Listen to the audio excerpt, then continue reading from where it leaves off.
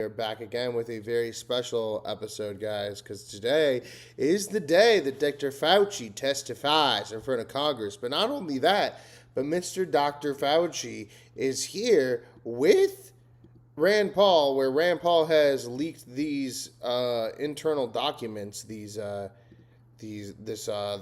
diary or journal of Mr. Dr. Fauci. So that's a little wild. Did I do these correctly? Done. All right, guys. Pulling up our poll of the day, as it is every day on the show. Who will be president in 2028? 832 days until election.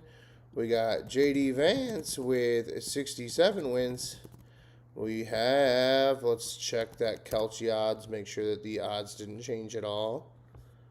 Got J.D. Vance, Marco Rubio, Gavin Newsom, and Jon Ossoff again. So we got J.D. Vance, Marco Rubio with 4 wins. We've got Gavin Newsom with 20 wins. And we've got Jon Ossoff, a.k.a. Israel, with 1 win. All right, guys, get your vote in now. The show starts now. And without further ado, let's pull up that chat so we can get this guy started. Get this puppy started. All right, cool. And here we go with the news from Mo News. What am I doing? There we go. What's going on? What? There we go. Okay. All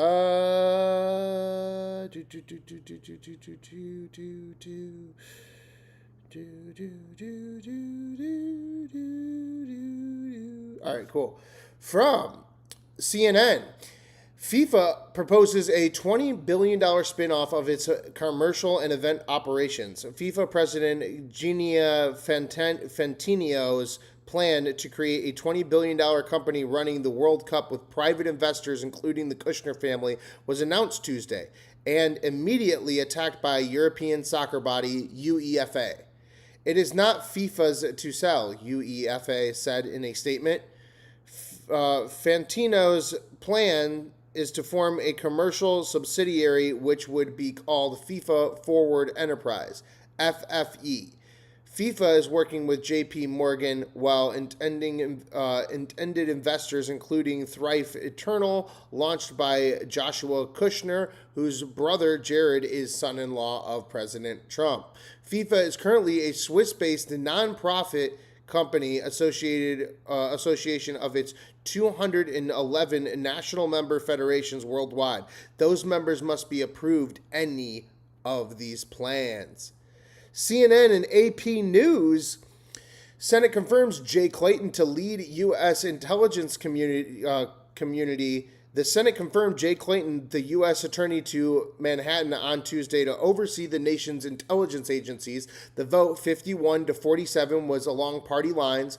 Though his nomination was initially met with some goodwill from Democrats, Clayton shed that bipartisan support during his confirmation hearing earlier this month after he refused to clearly state that Joe Biden had won the 2020 presidential election. Hold the line. Welcome, Hair Grease. Republicans had initially hoped to confirm Clayton in June, but Trump delayed his hearings in order to allow his temporary pick for the job, Bill Plunt, to take over for several weeks after former Director Tulsi Gabbard resigned. Senators from both parties have expressed concerns about Plutt, a former housing regulator who has no intelligence experience. U.S. Central Command says on Twitter at 5:45 p.m. Eastern Time today, Islamic Revolutionary Guard Corps forces launched multiple ballistic missiles from Iran in an attempted surprise attack on the U.S. forces based in the Middle East. All Iranian missiles were successfully intercepted. U.S. forces remain vigilant and at high readiness. Iran launches missiles at U.S. base for first time since Trump paused the strikes. but we did destroy every one of those missiles in counter missile attacks. From the Babylon Bee, Mitch McConnell honors his late friend Lindsey Graham with 47 days and counting of silence. Is he ever going to stop being silent? And the Israel and Ukrainian leaders had their first face-to-face in years as Ukraine struck an Iranian ship over the weekend. And they did that on the Lindsey Graham trial. Let's get into the news of the day with the news of the day. Where are my headphones at? Oh no, guys. Oh shit. I don't even have my headphones right now. Where are my headphones? Ah, shit. We're going to lose our whole thing. Damn it. Guys, I don't know where they are. Ah. Where are they? Ah. Headphones. Nope. Okay. Wow, guys. All right. Well, we got 15 minutes until the actual show starts, so let's get into it right here real quick. I'm going to give you guys this Ukrainian press conference. This guy, right? Because that's 15 minutes. That's 15 minutes. Okay, hold on. See if I can give this to you without the sound. Shit. I don't know where my fucking headphones went. Where are my headphones at, everybody? It's headphone time with Alex Wagner. Jesus fucking Christ, what is going on?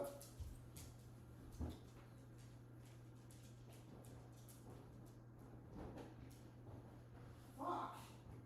Really? Are we serious right now?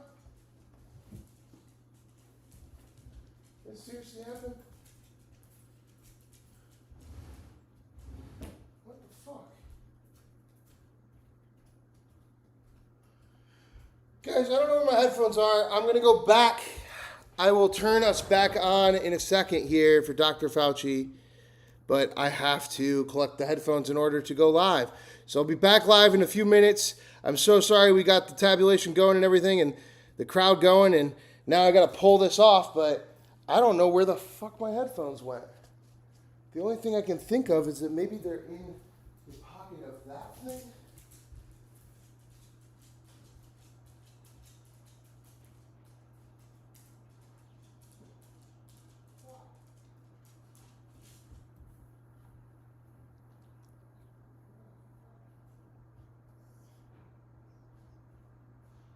Son of a bitch.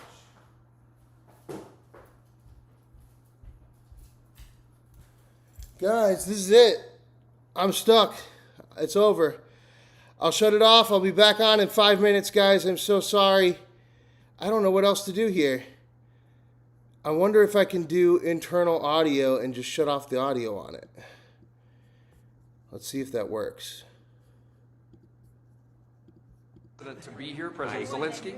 Oh yeah, you guys are still getting on this audio. day, in tribute to Senator Graham. I'll be back in 1 second. And I it's gotta very find my helpful headphones. for him to be here and talk There you to guys go. both Republican Enjoy. and Democratic senators about the importance of the legislation that we're in the process of passing. And because I've been intruded upon by others, I would say that we ought to thank those who are leading this effort to see this gets accomplished, and I do. There was no one here. We appreciate it. That was great. Thank you, dear. Thanks so much for the help. Well, thank you all for coming. The exercise we went through today was an important exercise. We're at an inflection point in the Ukrainian war.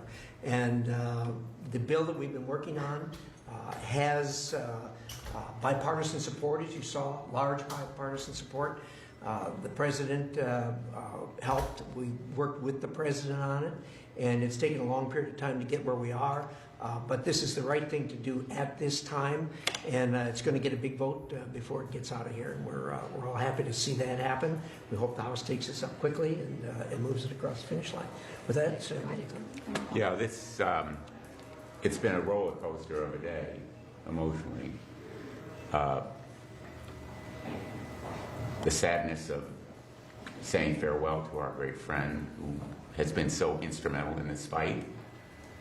the exhilaration now of a really solid step forward, partly in tribute to him, and the visit by President Zelenskyy showing us that Ukraine is turning the tide. Ukraine's fight is our fight. Nobody believed that more deeply and passionately than Lindsey Graham. He lived it. And this vote is a step forward. We still have a path we need to travel, but it is a profoundly solid vote for Ukraine, showing that the American people are on Ukraine's side and that we will stand with Ukraine, stopping the flow of blood money, fueling Russia's slaughter and its murderous invasion, and bringing Putin to the table for peace. That is why Senator Graham and I negotiated this bill painfully, as well as painstakingly, in great detail and complexity, with constraints on the tariff authority, but scorching sledgehammer sanctions on Russia to stop this war machine. And it will be a fitting tribute to Senator Graham when we pass it. Senator Britt. Or, Senator Britt is pushing me up here. This has been a momentous 2 weeks with the negotiation with the administration and our friends from across the sea to have this language tight and settled and ready for legislation, and then to see Lindsey pass away unexpectedly. But this vote tonight is more than a tribute to Lindsey Graham. This is an overwhelming vote. That's right. It's an overwhelming show of support from senators representing East and West and North and South across this great country, Democrat and Republican, to say that we need to take this additional, very, very important step of sanctions. We wish it had been done much earlier, but this is a great moment, a great step. The president of Ukraine, President Zelenskyy, realizes that we're not out of the woods yet. The momentum is in the Ukrainians' favor, but winter's coming on in just a few months, and there's much more to do. But we celebrate, and I commend the leadership of those standing behind me for a very important step. And again, I say, this may turn out to be Lindsey Graham's I'm back now, guys. greatest legislative achievement in a stellar 32-year career. We will go live to Dr. Well, Fauci as as all soon as my it happens. colleagues Right now, have this is said, the press this is conference a after critical step Zelenskyy. forward in helping Ukraine to end this unprovoked war. And it is a tribute to Lindsey Graham, to Dick Blumenthal for the year and a half of work that they negotiated, and to bring it across the finish line now with a very targeted piece of legislation that is designed to cut off the money that is fueling this war from Russia. And that's the goal of this bill. So it's not just sanctions, it's the tariffs to ensure that they can no longer benefit from selling their oil and gas through the shadow fleet to the rest of the world. And the number one purchaser is China. And as we look at what's happening in the Middle East, addressing Russia and China's support All right, I'm for this here now. war helps us as we're looking at what's happening in the Middle East. So it's all connected, and this is a major step forward. Now we need to make sure that we can work with the House to take it up. We had a number of bipartisan members of the House who were here listening to the President tonight, and we're hopeful that that's a good sign as we look at how to get this bill across the finish line. Ouchie Fauci, that is the signal of the day. Ouchie Fauci, crimes against humanity. Jason, I don't really know your politics. Remember, all of my mods, you can lose your mod privilege if you mess it up. Maybe Jax will be back. But Jason, we are modding you. I mod people in the chat every once in a while to keep the conversations going, keeping them alive, keeping things happening. Do not regulate. Keep free speech alive. You can unhide messages now. I let everything go. The only time that we ever get rid of anybody or time them out is if they are doing death threats or they're spamming or they're billboarding, which is just posting their opinions but not having a conversation with other people, interacting with them in the chat. The chat is for you guys to have conversations while we go. We are 12 minutes away from Dr. Fauci's hearings with Rand Paul. Rand Paul versus Dr. Fauci, live on pay-per-view. The heaviness of the day is not lost on any of us. 2 weeks ago, we stood here in a bipartisan fashion. You had people from all cross sections of their conference standing shoulder to shoulder to say, we want this bill to move forward. We want Putin's war machine to end. We want accountability for the Kremlin, and we want to drive Putin to the table and ultimately have peace. Well, in typical Lindsey fashion, he found a way for us to vote on this bill right after we came back from celebrating his life. I know that he told me, and he told a number of people standing up here, that despite all of the incredible things that he did throughout his tenure, and I hope that y'all will look at that, this man had his hand in everything. There was nothing that went on in this building or really around the world that he didn't have an idea that he wanted to advance for the betterment of the people that he served. But he said, with all the things that he had done, that this legislation, getting it across the finish line and to the president's desk, would be the most consequential piece of legislation that he had ever led. I want to thank these people up here because they stood shoulder to shoulder with Senator Graham, Senator Blumenthal, lockstep for a year and a half, trying to figure out what is the pathway forward. Your relationship with Senator Graham is what the Senate is supposed to be. This group took all of their different talents and skill sets and knowledge, whether it was Shadow Fleet, to armed services, to foreign relations. Guys, they did the work. They did the work because they want to see the killing end. They want to see a peaceful resolution, and they want America to continue to show strength around the globe. And that's what we just did tonight. We heard from President Zelenskyy in this room as the United States Senate and some members of Congress, and then we walked out there and did something. We showed the world that we stand for strength, we stand for peace, and we stand with Ukraine. And so I am hopeful that when we get this across the finish line, which is going to happen in a big way, that the House will come back immediately and pass this legislation. We want to see these tools be used to bring a resolution that is a long time coming. And I have to just reflect on one thing. Lindsey, when we left Normandy after the 80th anniversary of D-Day, he was reflecting on what that meant and the sacrifice of so many of our men and women. And he said to me, this reminded me how important the decisions we make as political leaders are. Because when we fail to do our jobs, young men and women are sent off to war. Tonight, we did not fail to do our job. We stood tall, and I am proud that the United States of America is leading. Thank you. We'll take a couple questions, but let me put a little finer point on this. In this room, as you heard, we had President Zelenskyy a little bit ago, and also the President of Finland was in this room with us also. And the question was put to them about the impact of this legislation, which really has nothing to do with the kinetic fight, but has everything to do with Putin being able to fund that fight.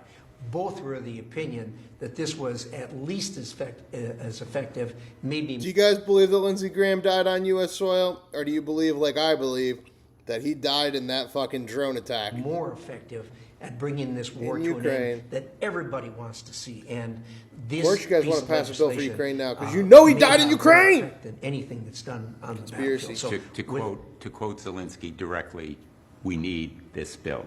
Clearly. Yes. So with that, jump ball. How long will it take? What message are you sending to Vladimir Putin tonight? What would we say to him, or what does this bill? This bill sends a message. This bill says to Vladimir Putin, your days of war are numbered. Right. And why are the Democrats doing warmongering stuff like this? Because maybe their friend Lindsey Graham got blown up by Vladimir Putin? I'm just saying. You are on the losing side. Better to come to the table now than sacrifice more lives, waste more money, About 8 minutes crater your away. economy, destroy your standing in the world. America stands with Ukraine. How are you planning to overcome Democratic opposition in the House? Well, I think that's why it was important to have both Democrat and Republican members of the House here tonight. I think we have time to continue to engage them, to let them know there's a lot of misunderstanding about what's in this narrowly constructed bill, because people are still looking at the bill that was first introduced. So I think we need to provide that background information. We need to talk to folks about what their concerns are, and we've got some time to do that because the House is not coming back for a while. And we have members from the House in the meeting, that we had, and that is not the usual thing for us to do. And very simply, the House produced a bill that maybe we like. This bill is the one that will pass. This bill is the one that the president will sign. We want a law, not just a bill. And I think what you can see from the overwhelming vote is that we'll have a lot of momentum going into the House. So the folks who are serious in the House about helping Ukraine, helping them right now, should vote for this bill. When this bill is passed, can the president not use tools in this bill to punish Russia? Does the bill give the president enough flexibility to just ignore this bill, so to say? The bill doesn't require tariffs. It authorizes tariffs. The bill doesn't require tariffs. It just authorizes tariffs. So you're using tariffs. The 5 largest purchasers of Russian oil and gas. It's carefully crafted to make sure we are not hitting our allies and that we are hitting China and India. Let's be really blunt. China. Just came across this regarding this topic. I never heard of you before. Is this a very interesting indeed. I didn't know the backstory was the ceremony, open, closed casket. And India are the main culprits here. Ceremony was closed casket the vast yesterday. Majority of oil and gas. They are I have a video on. Russia. If you go and look at my channel, there's a video. Did Russia secretly kill Lindsey Graham? I did a full breakdown of like the day that he died. Basically, he was touring a Ukrainian drone factory, and according to all reports, he flew home on his own, called an assistant of an assistant to say that he felt like he had a heart attack, and then they have some weird 911 phone call from like the back of a hospital, like back of an ambulance, and then they said that he died at Walter Reed. But the same drone factory that he was touring the day before in Ukraine also blew up the day that he died in D.C.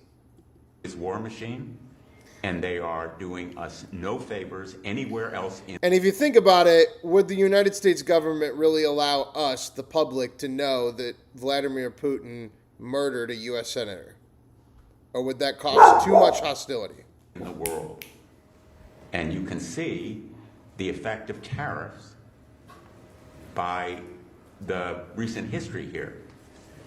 The president imposed tariffs of, I think it was about 25% on India, and they cut their purchases of Russian oil by 50%. Tariffs and sanctions have consequences, and the president is going to be under a lot of pressure to use them, and he is signing this bill with the expectation publicly that he will use them. Thank you. Thank you all. Final question. What estimated time are we talking about? It probably will be autumn, if I'm not mistaken, for the bill to have final passage. Yeah. Go ahead. So what we'll do is we'll go through the process. C-SPAN here. We'll is work with up. our The colleagues second on that they both go sides of live the to the aisle feed, work we will a time cut to agreement to try Fauci. to get this through as quickly as possible. Then it will be in the House's court, so to speak. And so we're hopeful that we can They can see this momentum that we've built here in a bipartisan way. Just as Senator Blumenthal said, I mean, this is narrowly targeted. This gives flexibility but economic firepower to drive Putin to the table and end this war. At the end of the day, there have been 2 million people that have lost their life as a result of this absolutely yeah, one of them was a senator called Lindsey Graham, but you guys want to say he died of a heart attack. Okay, go ahead. Aggression from Putin, and it's time to bring that to an end. So we need to stand shoulder to shoulder and show them that America is with them. Tonight, we heard from President Zelenskyy. We heard from President Stubbs. This is what they need, both from economic perspective, but also morale, and showing that we're ready to see this resolved. So we hope that our colleagues in the House will take this up quickly and then get it to the President's desk so that we can end this war. Thank you all for coming. Thank you. All right, guys, let's move over. Right now, we do have an updated video before we go live to Fauci, of the Fauci. Wait, are they live already? No, they're still just waiting it out. But we will go live soon as the feed on C-SPAN cuts into the internal cameras. Right now, though, we have an update from Fox News on the Fauci case. Here we go. Let's check it out. Dr. Anthony Fauci set to appear before the Senate Homeland Security Committee over his response to the COVID pandemic, with committee chair Kentucky Senator Rand Paul sounding off on what he needs to hear. I think that we need to try to make sure something like this doesn't happen again. You know, the CIA, the FBI, Department of Energy all believe that this virus came from a lab. A host of scientists believe this. A host of books have been written presenting the evidence of why this came from a lab. And yet we don't have yet any... Get them little logos. Daddy Trump's and the CIA's, the deep state. I built those little emojis for you guys. Make sure you log in for $4 a month. You too can become a member. You start off as a comrade for North Korea. You make your way up to a U.S. citizen and eventually an Israeli citizen after a year of being a member. Help support the channel. Help support us covering the news 7 days a week. If not, double tap. Hit that like button. Hit subscribe. If you can't give the money, if you can't join for $4 a month and get those exclusive YouTube shorts and all of the back catalog of the VOD and all these awesome emojis, you can at least subscribe and watch us 7 days a week as we continue to cover the news live. My name is Alex R. Wagner, and another way that you can help support me is just go search my name. Alex R. Wagner, not Alex Wagner, but Alex R. Wagner, the real Alex Wagner, and you go watch my movies. I got 15 of them, including a movie on COVID, the only Christmas movie on COVID, Christmas in Florida. Admission now available on Amazon Prime. Architect and the most prominent supporter of gain-of-function research, that it's wrong, that we should be very, very careful because it's so dangerous. His testimony comes after Senator Paul released more than 1,000 pages of Fauci's pandemic-era journal, including one diary entry appearing to contradict his public statements about the COVID-19 origin, writing, quote, "Now we know the market was not the source. It was the amplifier." Having said that, somewhere the virus jumped from animal to human. Joining us now, former DOJ Chief of Staff Chad Mizell. Chad, what questions would you ask Fauci under oath today? The very first thing we need to know is why he lied to the American people. And I have a strong suspicion it's because he caught the publicity bug, a disease far more dangerous than the one he locked down the country for. If I was a lawmaker, I would be pressing him on every aspect of this journal, every aspect of the diary, keeping in mind that if he lies to Congress, he's now facing additional criminal penalties. Yeah, we're going to get into that, but how can he possibly justify his actions when you have something in writing, his own admission, which is what a diary is, and then what he told us for the better part of 4 years? You know, Fauci showed that he was more interested in managing his personal brand than he was in actually managing a global pandemic. And every aspect of this diary shows that. Unfortunately, I don't think that this is an isolated event. I think that there are a number of bureaucrats in the deep bowels of Washington, D.C. who think they know better than... Okay, it looks like we are going to it right now, or at least they have him on the screen. So let's see what's going on here. I don't know if they're so... Yeah, we're covering live now. We're live now. Here we go. Totalitarian country in a lab that lacked acceptable safety standards. The decision to fund dangerous gain-of-function research in Wuhan, China, will likely go down in history as perhaps one of the worst public health decisions. Frankly, the American people deserve an apology. I hope today Dr. Fauci will come clean, admit it was a mistake to fund dangerous research in China, admit that the risk of this dangerous research exceeded any possible benefits, ask forgiveness, and pledge to help our government devise safeguards so a man-made epidemic never happens again. Instead of an apology, you have for years avoided responsibility. Regarding the lockdowns, you argue that you did not personally issue every lockdown order, close every school, or impose every mandate. But officials across the country invoked your authority to justify these decisions. And you presented your recommendations not as judgments open to debate, but as dictates of science itself. Your own words demonstrate that you understood the influence you exercised. On March 14th, 2020, you wrote that the task force recommendations were driven by me, yourself, Deb, and CDC. The next day you wrote that you had convinced Mayor Bill de Blasio to close the New York City schools, so you were involved. Convincing. That same night, Governor Gavin Newsom's chief of staff told you that the governor had decided to close California schools, bars, and restaurants after watching you on television. Presidents, governors, mayors, school boards, corporations, and Congress all bear responsibility for the decisions they made. The COVID lockdown, however, could never have been inflicted without you aiding and abetting the crime. Children lost years of education. Small businesses built over a lifetime disappeared. Patients delayed cancer screenings and other medical care. Families were separated from dying relatives. Workers were ordered to accept a medical procedure or lose their jobs. Worship assembly, employment, education, and travel were restricted in the name of science. While you did not impose every restriction, you used your public authority to justify them. While you concluded publicly that COVID occurred naturally, your private record tells a different story. In early 2020, your hand-picked virologist warned that the virus appeared to have been manipulated in the lab. In a conference call concerning the origin of the virus, all but two of the participants believed deliberate insertion was possible. Your concern was not merely theoretical. That same week, you led an urgent effort to determine whether your own agency had funded the research related to these experiments that were now under suspicion. Hours later, your assistant reported that the Wuhan experiments had indeed been reviewed and approved by the NIH. Those were not the actions of officials who believed that a research-related origin was an absurd conspiracy theory. They were the actions of officials urgently trying to determine whether their agency funding was connected to the research under discussion, connected to the pandemic. You could not hide that your agency had funded the Wuhan research or your long history of defending gain-of-function research. The only alternative left was to argue that COVID-19 did not originate in the Wuhan lab. You were not a detached observer. You had an institutional interest in the public believing that federally funded research had nothing to do with the pandemic. It was a conflict of interest from the very beginning. The authors of the proximal origin of SARS-CoV-2 privately had serious doubts about a natural origin.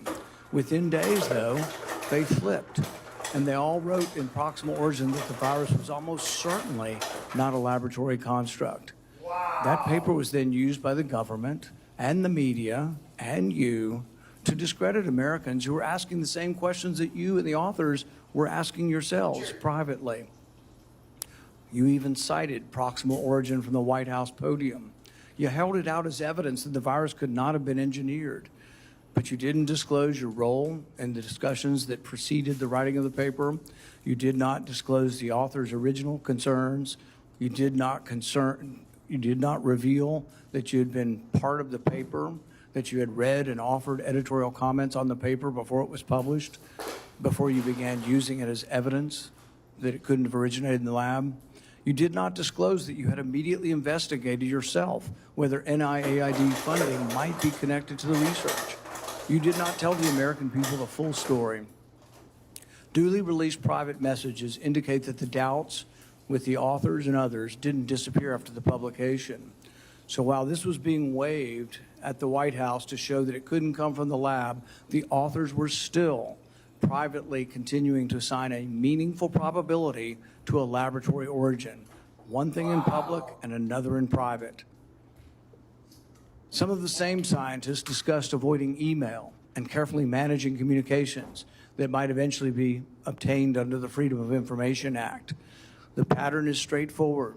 Privately, there was alarm, then an immediate inquiry to see if NIAID's possible exposure to funding, then a rapid public declaration of certainty, continued private doubt, and then years of resistance to disclosure. The question is why? The only logical answer is that your primary concern was avoiding culpability. Your primary concern was hiding the fact that you had approved the funding for this dangerous research. Your support of gain-of-function research is extensive and long-standing. In 2011, your agency funded Ron Fauci's laboratory when it mutated the avian flu until it could spread through the air between mammals. This was the tipping point. This is when others became worried. You funded this. You advocated for this.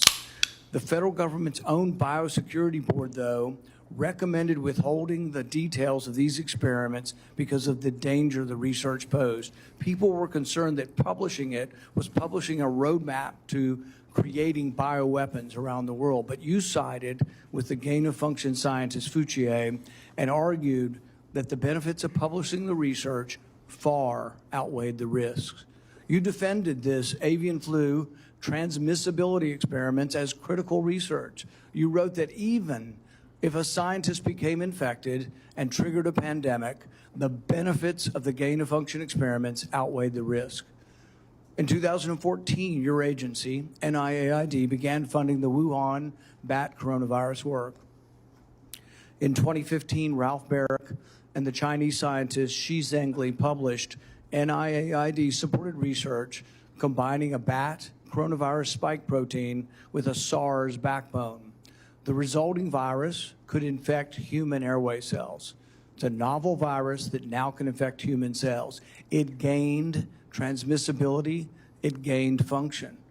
In 2018, the same group of scientists, EcoHealth, Barrick, Shi, and their collaborators submitted the diffuse proposal, which involved the insertion of a Furin cleavage site into the coronavirus. DARPA rejected it as too dangerous. When COVID was sequenced, though, early on in January of 2020, within days, scientists discovered that, lo and behold, it had a novel Furin cleavage site, just as had been proposed in the diffuse project. This was either an extraordinary coincidence or a smoking gun, evidence that the Chinese had created COVID-19. It made the laboratory origin question more legitimate, and it made your categorical public denials indefensible. On May 11th, 2021, you told the Senate, the NIH has never, ever, and does not now fund gain-of-function research in Wuhan, in the Wuhan Institute of Virology. When I gave you the opportunity to correct the record, to reconsider the statement, you responded that you had never before lied to Congress. We were then told that only the government's narrowest regulation of definition counted here, that you could define gain of function in one way in which this wasn't gain of function, in which all of the common sense of the world would be thrown out, all of the idea that the mice were dying and the virus was more transmissible didn't matter because you had a technical definition that allowed you to fund it. But the real question is, was it dangerous? Was it a wise decision to fund this? And you haven't deviated from that. No, I don't have a shock collar. Admitted that it could have been a mistake funding this research in China. The American people weren't asking for a semantics debate over what is gain of function. They were asking, does common sense say this research was dangerous in Wuhan? They wanted to know whether their money funded experiments in Wuhan that made bat coronaviruses better able to infect humans.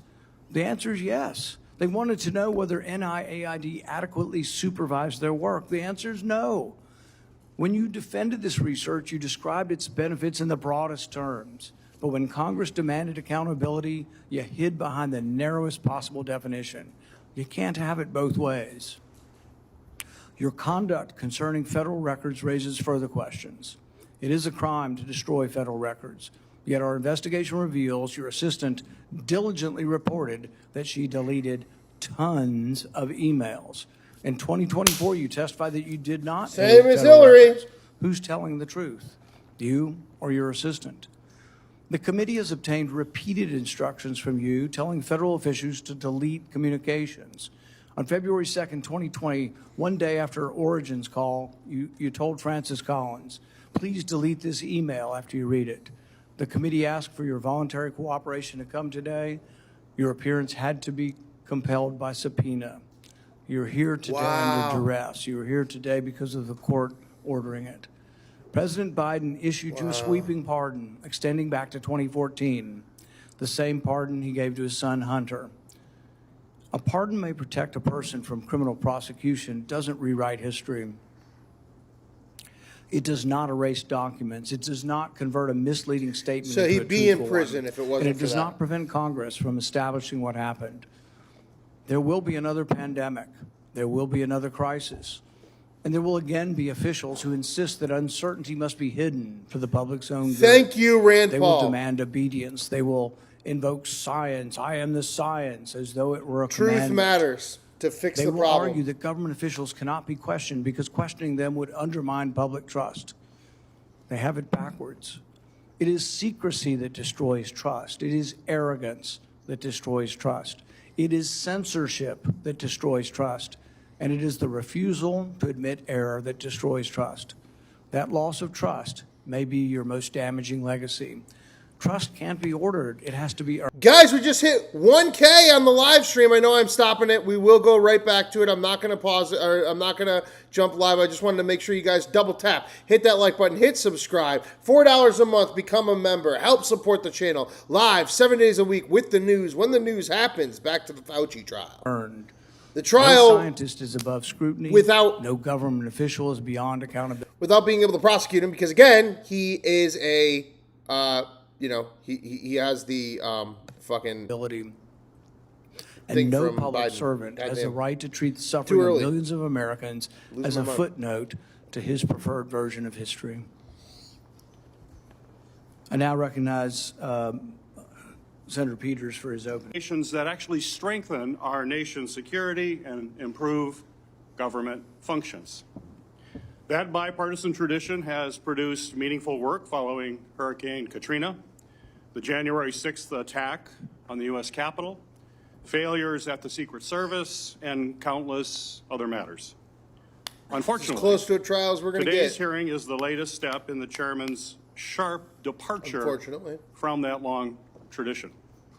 This hearing appears to be a culmination of months of biased and selected efforts by the majority under the guise of a committee investigation to basically legitimize a predetermined conclusion that was reached years ago.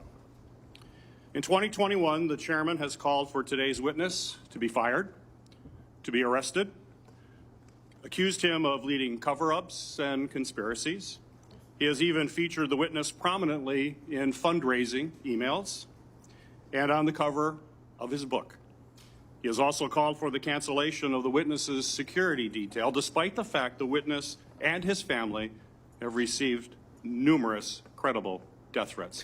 Well, he should be in prison When I his served whole as life, chairman, so... Senator Paul and I launched a bipartisan biosecurity investigation that included oversight of risky research and the origins of COVID-19, because we agreed that the committee's work would be stronger if we did it in a bipartisan manner and just followed the facts. That was and continues to be an area of legitimate and certainly needed oversight. As chairman, Senator Paul has taken the opposite approach. He has abandoned longstanding practice by blocking minority participation in committee oversight actions and has chosen to selectively release committee records that the minority has never had any access to in order to support his pre-drawn conclusions. The chairman has repeatedly excluded committee's minority and withheld If any of this is documents true, and then evidence why from the members pardon? that are entitled Why do you have to a receive pardon? disregarding longstanding Senate rules. If he's and not a committee criminal, precedent that have preserved the why does he have a credibility pardon? of our oversight in this committee for decades? If you've already I investigated, have then why raised does he these have a concerns directly pardon? with the chairman, because it's not just what we If he still needs a investigate security that detail, matters, what's but the how we pardon for? conduct that investigation. That also matters. One-sided investigations designed to validate predetermined conclusions do not serve the American people who sent us to actually uncover the truth and to solve problems. I wrote to the chairman requesting that he adhere to committee rules. But instead of addressing concerns that I raised, he removed part of the committee's website from the public view. Good. You don't want to play by the rules? We're not going to. This is about telling the story of what you already fucking serious did. Questions about the desire for transparency and Unreal. legitimate Hypocrisy. oversight of this matter. Rand Paul What isn't makes playing today's hearing fair? particularly Okay. disappointing is not simply the chairman's actions, but what we could be using this committee's true and time oversight responsibilities. True to and accomplish. time oversight. You don't even know This how to committee complete a has not sentence. held its Shut the annual fuck up. threats hearing Move at on. all of this Congress. Is 5 minutes been up We have yet? not held a This budget guy. hearing for the Fuck Department you. of Homeland Security. There are important hearings. You that don't care about we would protecting have the us. opportunity to You'd rather discuss do as it all to how over to again, strengthen apparently. our Homeland Security across the board. No hearings on those topics. Instead of focusing on the national security challenges that we are facing in our country right now, today's hearing looks backwards, revisiting questions this committee has already examined. Then why are we including through pardoning bipartisan work him? that Senator Paul and I Why does he conducted have a together pardon? when I served as chairman of this committee. But rather than building on that work to strengthen our preparedness against future disasters, we are instead relitigating the past. COVID-19 exposed serious deficiencies in our nation's public health infrastructure. And you don't We think know that we should talk about it anymore? More than 1 million Americans You think you did lost everything their lives, right? And this committee should absolutely continue examining how we can better prepare our nation against future biological threats. We shouldn't do that with Fauci? Those are the kinds The guy of that did it last time? forward-looking, life-saving questions that will help our nation be better prepared to protect the health How and you the look safety forward of if you don't know what Americans happened in the when past? the next emergency occurs. Unfortunately, at this precise moment, we should be strengthening our capabilities. The Trump administration seems to be doing everything in their power to actually weaken our capabilities. Trump, The Trump, Trump. administration See, has they hollowed can't keep out their the fucking public dicks out of their health mouths. workforce. They have fired, pushed out, and cut funding for public health personnel, shrinking the CDC workforce by a quarter. Anything to continue to Thousands gaslight of us, right? experienced scientists Like have they didn't left steal our government entire service, lives. and with them has gone critical institutional knowledge that cannot be easily replaced, certainly not quickly replaced. The administration, thanks to political operatives like Russell Vought, has slashed or illegally withheld funding for life-saving medicines and cutting-edge technologies that let us rapidly develop them during an emergency. Don't spam. Mr. Vought is now further politicizing the federal grant-making process, proposing to subject all federal grants, including those for disaster relief, housing development, and cancer research, to the whims of political appointees, not nonpartisan experts. All of this has left the American people more vulnerable to infectious disease threats, and we are already tragically seeing the consequences. Yeah, but about the Staffing pardon. and funding cuts have slowed the federal, state, and local response to ongoing outbreak of a foodborne But about that pardon. parasite, which has sickened thousands of Pardon in my my home pardon, state but of I'd like to know Michigan, about the pardon, as well please. as across the country. At the same time, the administration cuts to global health programs and international partnerships have greatly reduced our ability to contain dangerous diseases like Somalis Ebola we already forgot about. before they Now we're spread deporting them to our this week, shores. bro. We should be See you later. examining No whether more our cats and federal dogs for health you. agencies have the personnel and the resources they need to effectively prevent, detect, and respond to these threats.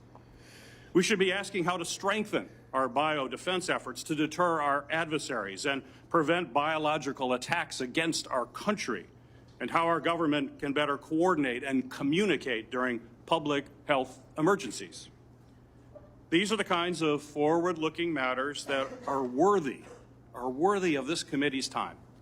Instead, we are here continuing the chairman's year-long focus on one individual. History tells us, unfortunately, another pandemic is all but inevitable. The question is whether Congress and this committee will work to better prepare our country for it, or continue looking backward while our public health infrastructure crumbles around us. Oh, nice speech. Now shut the fuck up. That is the hearing. that we We'd should like be having to hear today. the hearing, and you're just trying to Unfortunately, take I up fear the time. intent of this hearing is only meant to further a purely partisan agenda and will not make This guy wants to do the Americans pandemic all safe. over again. What a piece of shit. Thank you, Mr. Chairman. The accusation that the committee has denied access to the minority to records is categorically false. It's the most transparent investigation in the Thank history you. of Congress. We actually created a website, and we put all of the information on the website. It continues to operate. The reason it hasn't been accessed is no Democrat ever signed up for it. Not one Democrat. We told them the access. They never asked for the access code. They haven't been on the website because they have not cared about the investigation. It's a practice of this committee to swear in the witness. Dr. Fauci, please stand and raise your right hand. You fucking little bitch. Let's go. Do you swear that the testimony you will give before this committee will be the truth, the whole Put- truth, and we nothing can't but put the you in truth? prison, So help you but God. we're gonna fucking make you look like a fucking idiot. You scumbag. Dr. fucking Anthony Fauci, evil you're fuck. recognized for 5 minutes for your opening statement. Oh, the devil himself. Got anything to say, devil? Peters, members of the committee. Why don't you explain I your pardon by served at the Biden? NIH for over 54 years. If you're not a criminal. 38 of those as director of the National Institute of Allergy and Infectious Diseases. Over that period, I proved that I believe in and respect the value of legitimate congressional oversight. In fact, I testified before and/or briefed Senate and House Senate and House committees well over 200 Bro can't even read his times own fake over lie. those 38 years. During and after the COVID pandemic, I have appeared multiple times for hearings in the Senate and the House, usually under oath, and sat for several days-long transcribed sworn interviews, And that led to answering you being questions pardoned. about the very issues that are now the subject of this hearing. However, given Senator Paul's obvious obsession with calling for my prosecution, his repeated slanderous comments about me, and recently his publicly releasing my unredacted personal diary aimed at— You're the head of the medical in and America. intimidating me, the only conclusion I can reach no. is that the sole reason he is calling me before this committee— Remember, this guy fucked is us to over get with me to AIDS say first, something, then COVID. anything that So if could you're gay, you should vindicate want him in prison as his well. repeated public pledges Did it that fucking I end twice. up, in his words, quote, At least we can say it behind on the bars, internet now. unquote. Any reasonable person who has followed his unhinged obsession with me would readily come to the same conclusion. Yeah, he's a stalker, and you have a Therefore, pardon for no reason. Although it pains me to Nice do narrative. so, because of the respect I have for the legislative branch of government and my decades-long record of cooperating with Congress, under the advice of my attorneys, I will invoke my right under the Fifth Amendment of the Constitution to refrain from answering your questions. Thank you. So he's going to sit here all day and do We'll that. now, begin a round of questioning. Dr. Fauci, Wow. your testimony today is compelled by a lawful subpoena. As you know, it's a crime under 18 U.S.C. Section 1001 to knowingly make a material false statement to Congress, with a penalty up to 5 years of imprisonment. But he's been Understanding that you are under oath, the American people would like to understand your reasoning, your rationale for He's not going to say anything. why you chose to fund the research in Wuhan. There have been, Blame Joe intelligence Biden, guys. agencies, He's not gonna the say a damn CIA, thing. the FBI, the DOE, have all come to the conclusion that more likely than not, the virus came from the lab in Wuhan. And so we'd like to know, what was the rationale? What was the discussion? How, what went behind the decision to fund the research in Wuhan? How did you come to the conclusion that a totalitarian country would be capable of doing this in a BSL-2 lab, a lab that lacked the security? What was the reasoning? And are you sorry, basically, for making the decision? Would you given another chance, say, well, gosh, circumstances now, as I know it, maybe it wasn't a wise thing. Can you explain to the committee why you chose to fund this dangerous research in China? On the advice of counsel, I respectfully decline to answer. Wow. Based upon my rights under the Fifth Amendment of the Constitution. In the red folder on your table. You know what? Fucking make him come here every week. Waste all of our money. That actually is productive. Punish this man by making him wake up at 7:30 in the morning and say this out loud in public once a week until Trump is out of office. That's what I would like, Rand Paul. Because this man will never be arrested, and he's now not going to answer how the Chinese Wuhan lab fucking... Come on, you piece of shit. My rights under the Fifth You Amendment devil. of the Constitution. Let the record record that the witness has refused to answer whether there's a folder in front of him based on his Fifth Amendment right. What? It is true that you're appearing under direction not gonna of look our good. subpoena to provide testimony on matters under consideration by the committee, including the origins of COVID-19, risky life sciences research, and your tenure as a federal government employee. Additionally, you've been provided a full and unconditional pardon Fauci 2.0. dated January 19th, 2025, for any offenses against the United States which may have been committed or taken part from January 1st, 2014 through the date of the pardon for a 10-year period, arising from or in any manner related to your service as Director of the National Institute for Allergy and Infectious Diseases, as a member of the White House Coronavirus Task Force, or the White House COVID-19 Response Team, or as Chief Medical Advisor to the President. Have you refused this pardon, or do you have any reason to believe this full and unconditional pardon, this grant of immunity, would somehow require you to plead the Fifth Amendment? Right. On the advice of counsel, I respectfully decline You're already to answer pardoned, based upon my rights. But under you're the going to Fifth claim that Amendment you're of the here to help Constitution. us? Oh, he's Based here to on the help us, facts guys. presented, I'm going He's to going to direct do you Fifth to answer the Amendment, even though questions. he's pardoned. The committee has issued a valid subpoena. They've requested your presence here. The questions are very pertinent to your decision-making as head of NIAID, as well as a chief advisor to the president. Do you still refuse to answer the questions? On the advice of counsel, I respectfully decline to answer based upon my rights under the Fifth Amendment of the Constitution. Let's do Oh, yeah. What people are forgetting is that Rand Paul is the man that, in order to make sure that we didn't have drones in Iraq, sat on the Senate floor with Ted Cruz in 2012 for 15 straight hours. If any man knows theater and knows how to figure this out, it's this man. On the advice of counsel, I respectfully decline to answer based upon my rights under the Fifth Amendment of the Constitution. Dr. Fauci, did the CIA ever transfer funds to NIH under an interagency agreement? On the advice of counsel, I respectfully decline to answer Good. based Make upon him my say it rights over and under over and the over Fifth again. Make him Amendment do it. of the Constitution.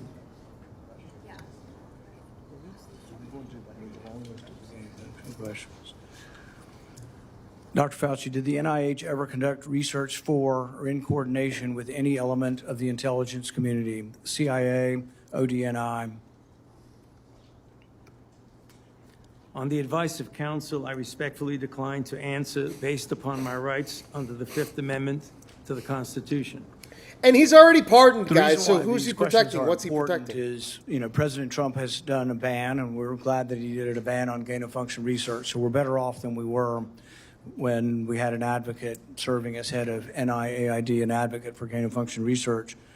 There is still, though, a question, though, whether or not the intelligence community is adhering to that order. There's a question of whether or not gain-of-function research is still ongoing. And these are important questions the American people deserve to know. Dr. Fauci, have you been read into any classified Department of Homeland Security program, any prospective special access program concerning gain-of-function research? On the advice of counsel, I respectfully decline to answer based upon my rights under the Fifth Amendment of the Constitution. When we look at the research in China, the gain-of-function research that you've denied was gain-of-function. One of the things that startled the scientists when they saw COVID in the first couple of weeks was when they looked at the sequence of it. He's going to start just explaining. They said, "Oh what my he God, did." there's a Furin cleavage site in it." And in this particular family of coronaviruses, the sarbecoviruses, they'd never seen this before. They were also startled to look at it and see how it was coded for, what the codons were, and to discover that the codons used out of 36 different possibilities turned out to be the one that was commonly used in gene manipulation by scientists. Dr. Fauci, were the scientists at the Wuhan Institute of Virology capable of inserting a Furin cleavage site into a coronavirus?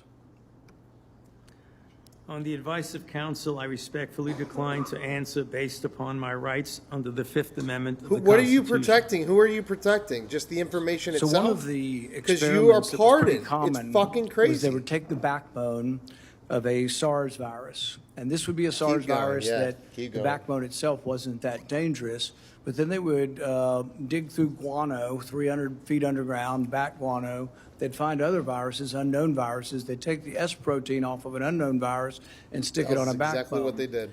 And then they would infect mice that have humanized cells. And if you was wrong, And you they would were say trying to something other discover than if I they plead the create fifth. a virus that infects humans. Now, many people would say, well, gosh, that doesn't sound like a really good idea to create viruses that don't exist in nature to see if they'll infect human cells. What if one escaped? What if you keep infecting this and do serial passage, you actually adapt the virus to be infectious to humans?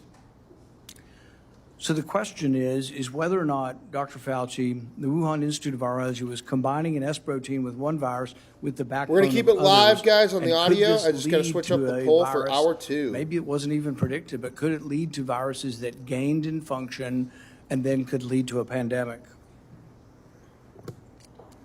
On the advice of counsel, I respectfully decline to answer based upon my rights under the Fifth Amendment of the Constitution. One of the arguments that you and others have made against this virus coming from the lab is it couldn't have come from the viruses that have been published. And nobody's really arguing that. I think from the very beginning, people acknowledged that the viruses that have been published are too far evolutionarily distant from a virus that could have become COVID-19. But what has never been acknowledged by the side who tries to call the other side a conspiracy theory, which is really something you don't usually see in a scientific debate. This is the first time I've ever seen an article printed in Lancet by your friends who called this a conspiracy theory. You know, these are the kind of things you see as a screed on a political, website. You don't really see this in science.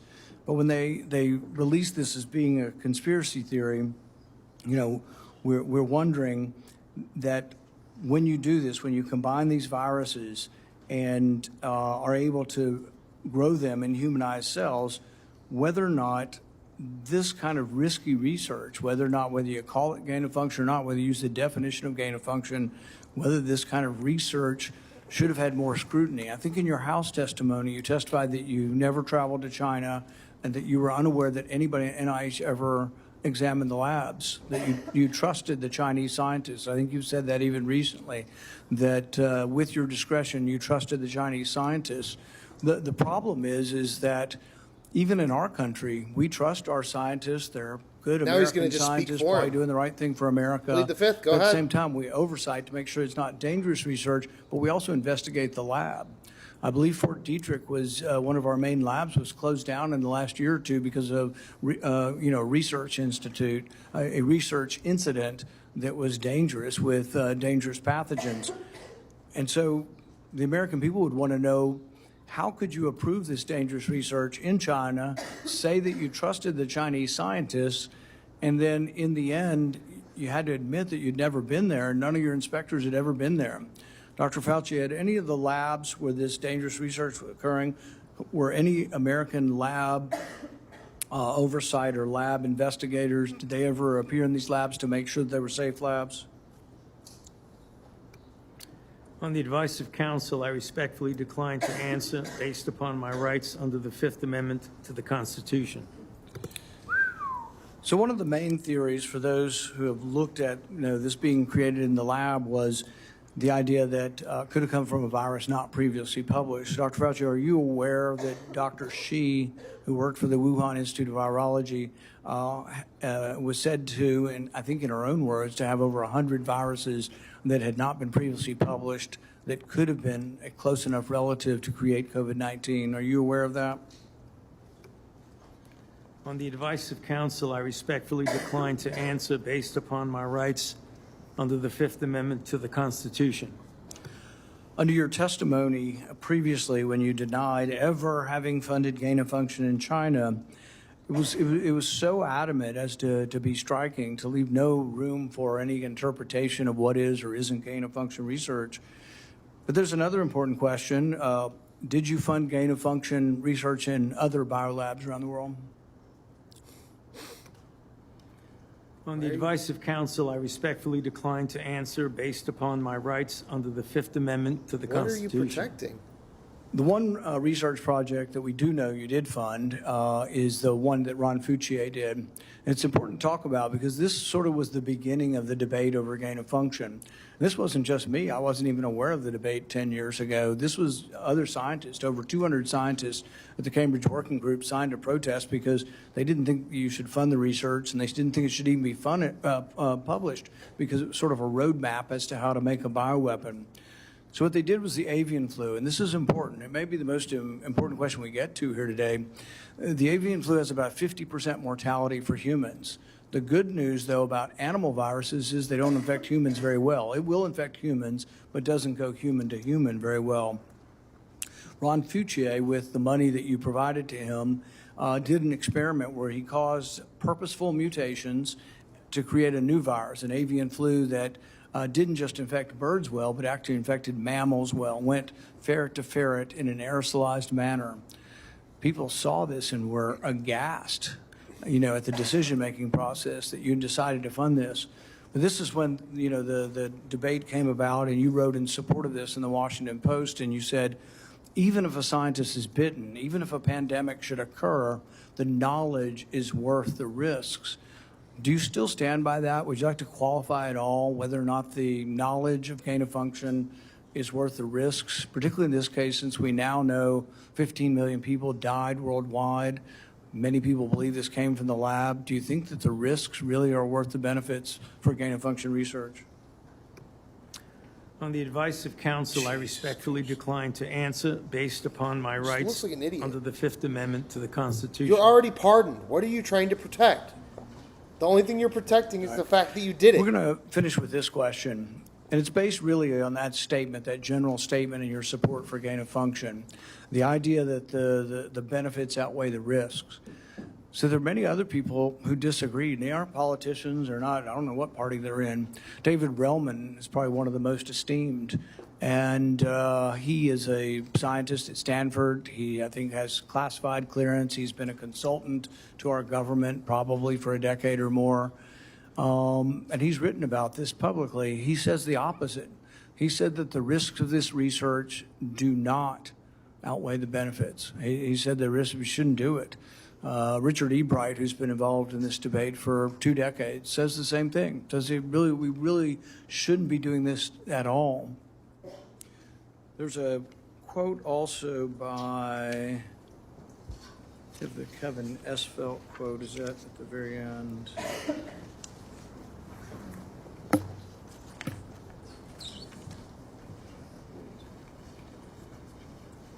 Kevin Esfelt, who's a CRISPR scientist at MIT, also wrote about this gain of function.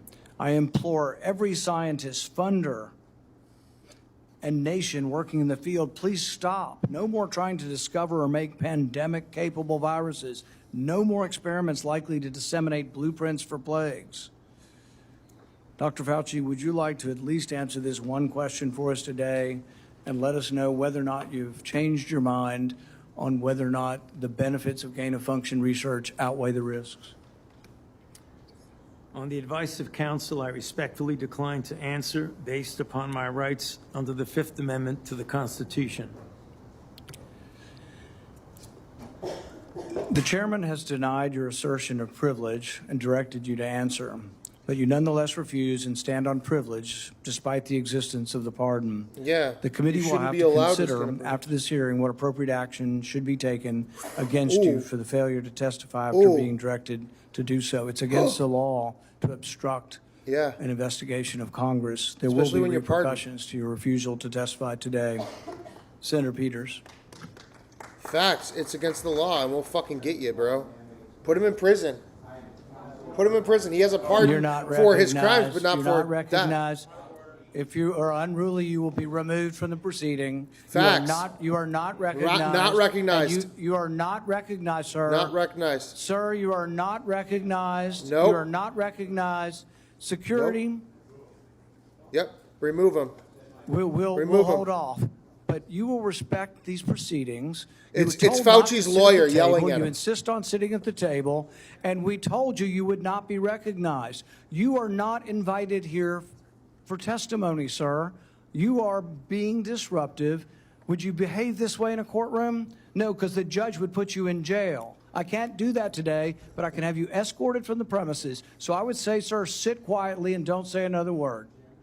I said, sit quietly. You are not recognized. Oh my God, get rid of him. Gone. God. He wants the spectacle. He wants the spectacle. So, Mr. Chairman, I'd like to hear Fucking what A. the attorney has to say. He is not recognized by the committee or the chair. No. If he speaks again, No. he will be removed from the room. No. This testimony It's is not about a from lawyer. Anthony Fauci. This is not a game with his lawyers. No. He can advise. His lawyers can give him advice. He's got a half dozen here. They're all allowed to talk to him. All right? But the I want to hear attorneys from the are lawyer. not No, you don't get no. In fact, the attorney was told not to sit at the table, and he's not. Right, obeying and he's that doing it recommendation. anyway. There's a row behind you, sir. That's where you were told to sit, and you're Sit not. the fuck down. And now you're disrupting the proceedings. And so, look, this is the way Anthony Fauci wants to be remembered. Yep. For a lawyer not listening to the rules. Yep. That's the way you want to be remembered, and that's Yep. what you're going to do. You are not recognized, sir. Right, and he's continually talking. If you're not security recognized, you police don't are moving talk. from Yes! Get rid of him! And the next one up is Fauci! Out in the front fucking lawn! These people ruined our lives. They destroyed the ability for us to live. And now they laugh in our faces. Do not listen to Congress. Do not obey the rules. Create some spectacle for MSNBC and CNN to latch onto. Oh, I'm sorry. I wanted to do this with you, but they wouldn't let me not shut up. Let the record state that Dr. Fauci Give me still a has fucking the advice break. of the other half a dozen attorneys that he brought along today. Yeah, why don't you sit another attorney there that won't fucking listen? Not recognized is not recognized, and we all fucking know it. Pandemic, You are not in charge. No more unanswered authority from these fucking health figures. In December 2022, Oh, here comes Grifter McGee now. Identified significant failures in our federal government's preparedness. Now here he comes with the defense. I'm going to defend Fauci for no other reason than I hate Donald Trump. Guarantee you he says Donald Trump's name. It's a very large report. Guarantee you he says Donald Trump's name It here. contains 17 key findings and corresponding recommendations, including the need to invest in sustainable domestic manufacturing capabilities for critical medical supplies, build the infrastructure needed to surge testing capacity for infectious diseases, and robustly fund public health emergency preparedness and responses across all If Fauci is levels guilty, then so is of your government. Absolutely. And Rand Paul is trying to do exactly what he did to multiple Obama, exactly what he did to administrations, George W. including the Bush, current Trump exactly what he's trying to do to have Trump failed right to now. fund Our or to government reform fucked us. Our health preparedness. This is something that I would hope the committee in the future would investigate. It needs to be taken a look at. It also feels like a new public health threat is hitting us every month. There's a foodborne parasite affecting thousands of people in Michigan and across Well, don't worry, he the can't country. answer any questions And our now. federal Only his agencies lawyer, still who haven't isn't supposed to be fully here. pinned down the source of that outbreak. Shut up, you can't hear? Measles Bro, I don't cases give a in this fuck country are about the hearing highest they've this been stupid in fucking 35 retard. years. Okay? More children We're are not getting grifting sick for and even Democrats anymore. hospitalized 5-minute from timeout. this Move somewhere preventable else if you want to fucking disease. watch it this way. Over 1,000 people have died from the Ebola virus in Africa, and we don't know how widespread this crisis actually is. We have a hantavirus scare on a cruise ship, and though it hasn't made headlines in the way that the screwworm threatening our food security has, I remain concerned about bird flu that is also spreading and could one day cause a pandemic. This is also something this committee should be investigating and holding hearings on.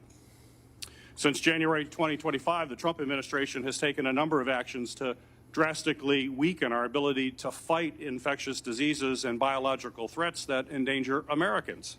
These actions are both incomprehensible and are also inexcusable. They include slashing funding for public health and infectious disease research, canceling contracts for cutting-edge vaccine technology, shutting agencies responsible for tackling infectious diseases around the world, firing thousands of federal employees with keeping our communities and our medicines and our food supply safe, and injecting political appointees in what should be non-political. Shut up! I can't hear what they're saying. Again, we don't need to listen to the grifting Democrat. I could go on. We need to listen to the Republicans explain what Fauci did. He doesn't want to answer himself, and all that the Democrats want to do with their time is what they do with every single healthcare thing: scare you into voting for them. We should get back to that. We're worried about the healthcare. We're worried about the war. We're worried about the this. Grift for Israel all fucking day long, Greg Peters. To examine what went right and what went wrong. Move somewhere else if you want to listen to Greg Peters spout his Israel bullshit. Certainly has done that.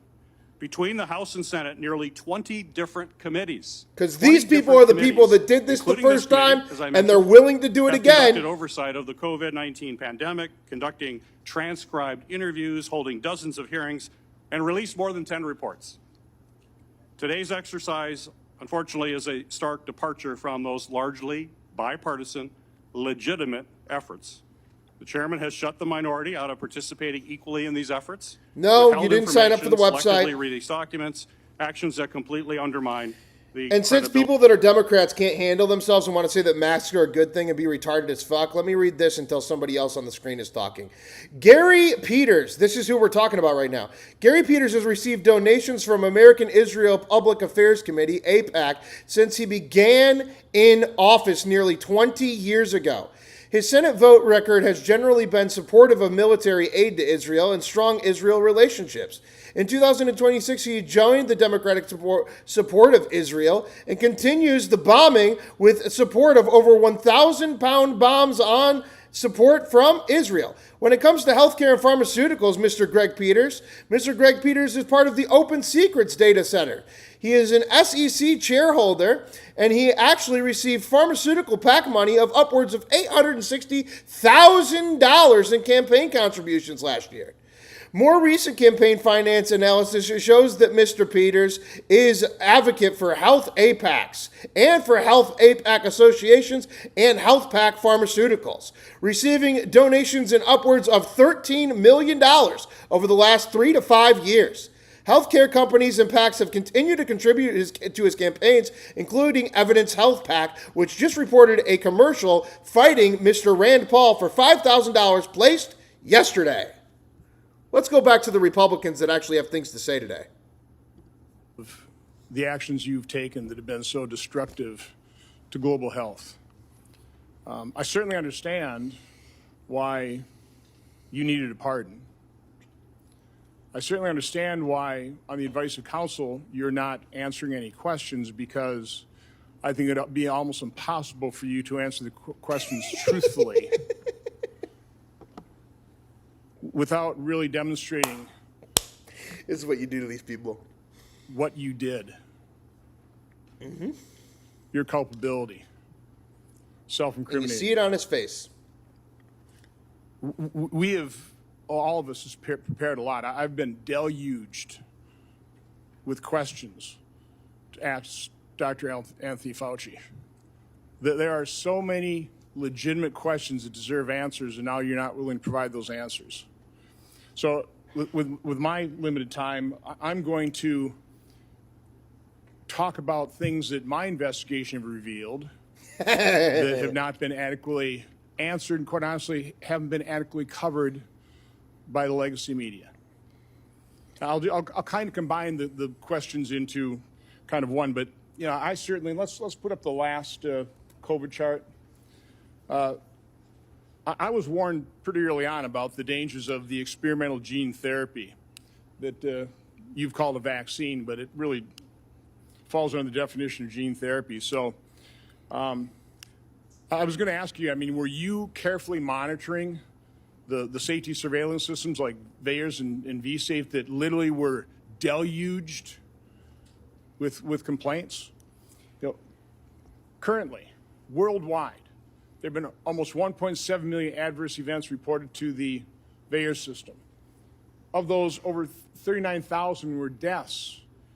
And of those deaths, 24% occur on the day of vaccination within 1 or 2 days. 24%. After this, we by need the way, to do just Andrew happens to be Cuomo on the same ventilators. percentage that a Rasmussen poll pointed out the American public believe 24% of the American public believe they know somebody who died of the experimental gene therapy. So again, I was certainly interested in asking you whether or not you were following this as carefully as I was. It's not my responsibility to follow safety surveillance systems, but I did. And by the way, when I published, this is actual government information. When I published it and people had me on their shows, they would be censored by Facebook. They would be deplatformed. Mm-hmm. And thank God.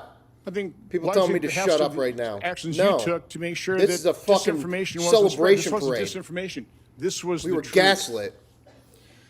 So I was going to ask you whether you knew Dr. Marks. I think you do know him. He's the head of CBER. He's the man who is in charge of approving vaccines and surveilling for the safety. My investigation shows that on March 1st of 2021, less than 3 months after the emergency use authorizations, he was warned by Dr. Anna Scharsman, data mining expert, that the algorithm they were using to analyze VEERS data was going to hide in mass safety signals. 26 days later and 3 months consecutively after that, they did data runs with a new algorithm that unmasked those safety signals. They showed dozens of safety signals, including sudden cardiac death. My grandma's at a occlusion, doctor's appointment today right now, stroke, and they're playing it in the waiting palsy, room. And pulmonary That's all. infarction. That's the victory, guys. Every hospital, every Your doctor's diaries office. now show that you actually suffered pulmonary infarction in, I think, probably June 2021. I was just wondering whether it ever went through your mind that maybe that injection, all those boosters you took, might have caused that. You know, and the question I was going to, and I'll ask this question: were you ever made aware of the fact that Peter Marks was warned that the algorithm was going to hide the safety signals? And were you told that senior FDA officials were given shown dozens of safety signals associated with the COVID injection? On the advice of counsel, I respectfully decline to answer based upon my rights under the Fifth Amendment to the Constitution. Next area I want to go through is in that same month of March 2021, an employee at NIH, Dr. Nath, led a team of researchers who were diagnosing and treating individuals who'd never had COVID or were severely injured by the genetic therapy injections. Dr. Nath told those individuals, stay quiet. You know, we want to make sure that we gather all the information and then release it to doctors so they can treat people like yourself. There was a concerted effort, and I'll enter this into the record. It appears inside NIH to quash Dr. Nath's publishing of that study. It finally was put on a preprint server with telling no one, and I think about May of 2022. I think what's noteworthy about this is Dr. Nath told the injured participants that early treatment, early intervention was crucial for them to be treated. And yet within the NIH, they were questioning what was Dr. Nath doing. They didn't want to publish that because, and I want to take time searching for it, because publishing it would create vaccine hesitancy. Jesus Christ. Which is what we continue to hear time and time again, is the reason they didn't promote they lied about the safety signals they were seeing. Throughout the pandemic, I always pushed early treatment.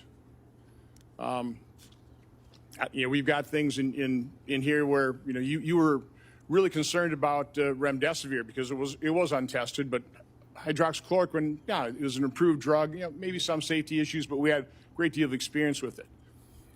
All of a sudden, you had the Surgisphere study that was retracted within 2 weeks because it was completely false, totally blew up the use of hydroxychloroquine. And then when it comes to ivermectin, which, by the way, because I was contacted by so many people, I referred them to doctors who actually had the courage and compassion to treat vaccine-injured individuals. It works. Hold on, guys. I got my ivermectin. But I was going to ask you whether you were involved in the FDA attack on ivermectin. You had a interview on CNN on August 29th Got my ivermectin. of 2021, where, again, I just don't want to take time to find the exact quote, but you said there's no evidence that ivermectin is helpful. On that exact same day, and I've got the studies right here. There was a website that was tracking the random controlled studies. Here they are, showing 60-70% efficacy of ivermectin. The same day you say there's no evidence, there was all kinds of evidence. Horse dewormer. Loved ones had to go to Look at his face. Sue hospitals. Just, would you try it? So I would want to know, to what extent were you involved in sabotaging hydroxychloroquine, ivermectin, and did you do that because you knew the only way you get an emergency use authorization for these drugs, these experimental gene therapy, was if there was no effective treatment. Facts. You couldn't get the emergency. Wouldn't get the funding otherwise. Use authorization. So is that why you helped sabotage these cheap generic drugs in favor of Remdesivir, which, by the way, nurses, are you aware of the fact that nurses called it "run, death is near"? On the advice of counsel, I respectfully decline to answer based upon my rights under the Fifth Amendment to the Constitution. But let me end on this note, because this just came to light. We've got 11 million pages of documents. We also have other people who were in the room. Evil man with that you smirk, actually lied to your own diary. On March 27, 2020, you wrote in your diary, "To my surprise yesterday, the POTUS sent a letter to governors outlining a plan to reopen county by county while monitoring the spread of virus in the low-risk counties. This was half-baked and never shown to Deb or I before it was sent out." Waving to people? So we have evidence that, in fact, you were fully aware of it and certainly approved it, if not authored it. So I was just simply asking, is that true? Did you literally lie to your own diary? Did you know of that letter sent out to governors about reopening county by county? Again, Mr. Chairman, I'd ask you to ask the witness to just answer that one simple question. On the advice of counsel, I respectfully decline to answer based upon my rights under the Fifth Amendment to the Constitution. They need to fucking put him in jail. Thank you, Mr. Chairman. He has a pardon already. He's disrupting an investigation now. Dr. Fauci, I want to start by thanking you for more than 50 years of service to this country at the National Institutes of Health. And it is unfortunate that you have been put in the position that you are in today. And it must be enormously frustrating to know that this hearing is designed to entrap you. It must be very frustrating for your attorneys to hear the chair's mischaracterization of the legal issues and posture that impact your decisions at the witness table today. Meanwhile, I was going to ask you a series of questions about things that are relevant right now to the people of the United States about the state of public health in this country. Since President Trump took office in 2025... Oh, no. But here's the thing.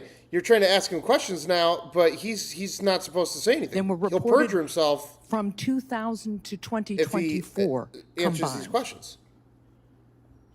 Children are dying because there has been increased vaccine hesitancy. Oh, my God. By Robert F. Kennedy Jr., who is this? Secretary of Health and Human Services, and frankly, his entire administration. Hassan, Senator Hassan, you ready for this one, guys? Thousands of people in the United States of America have been sickened by a foodborne parasite, and the outbreak is nowhere near under control, as staffing at the FDA and other critical public health entities has been slashed by Russell Vought and Elon Musk.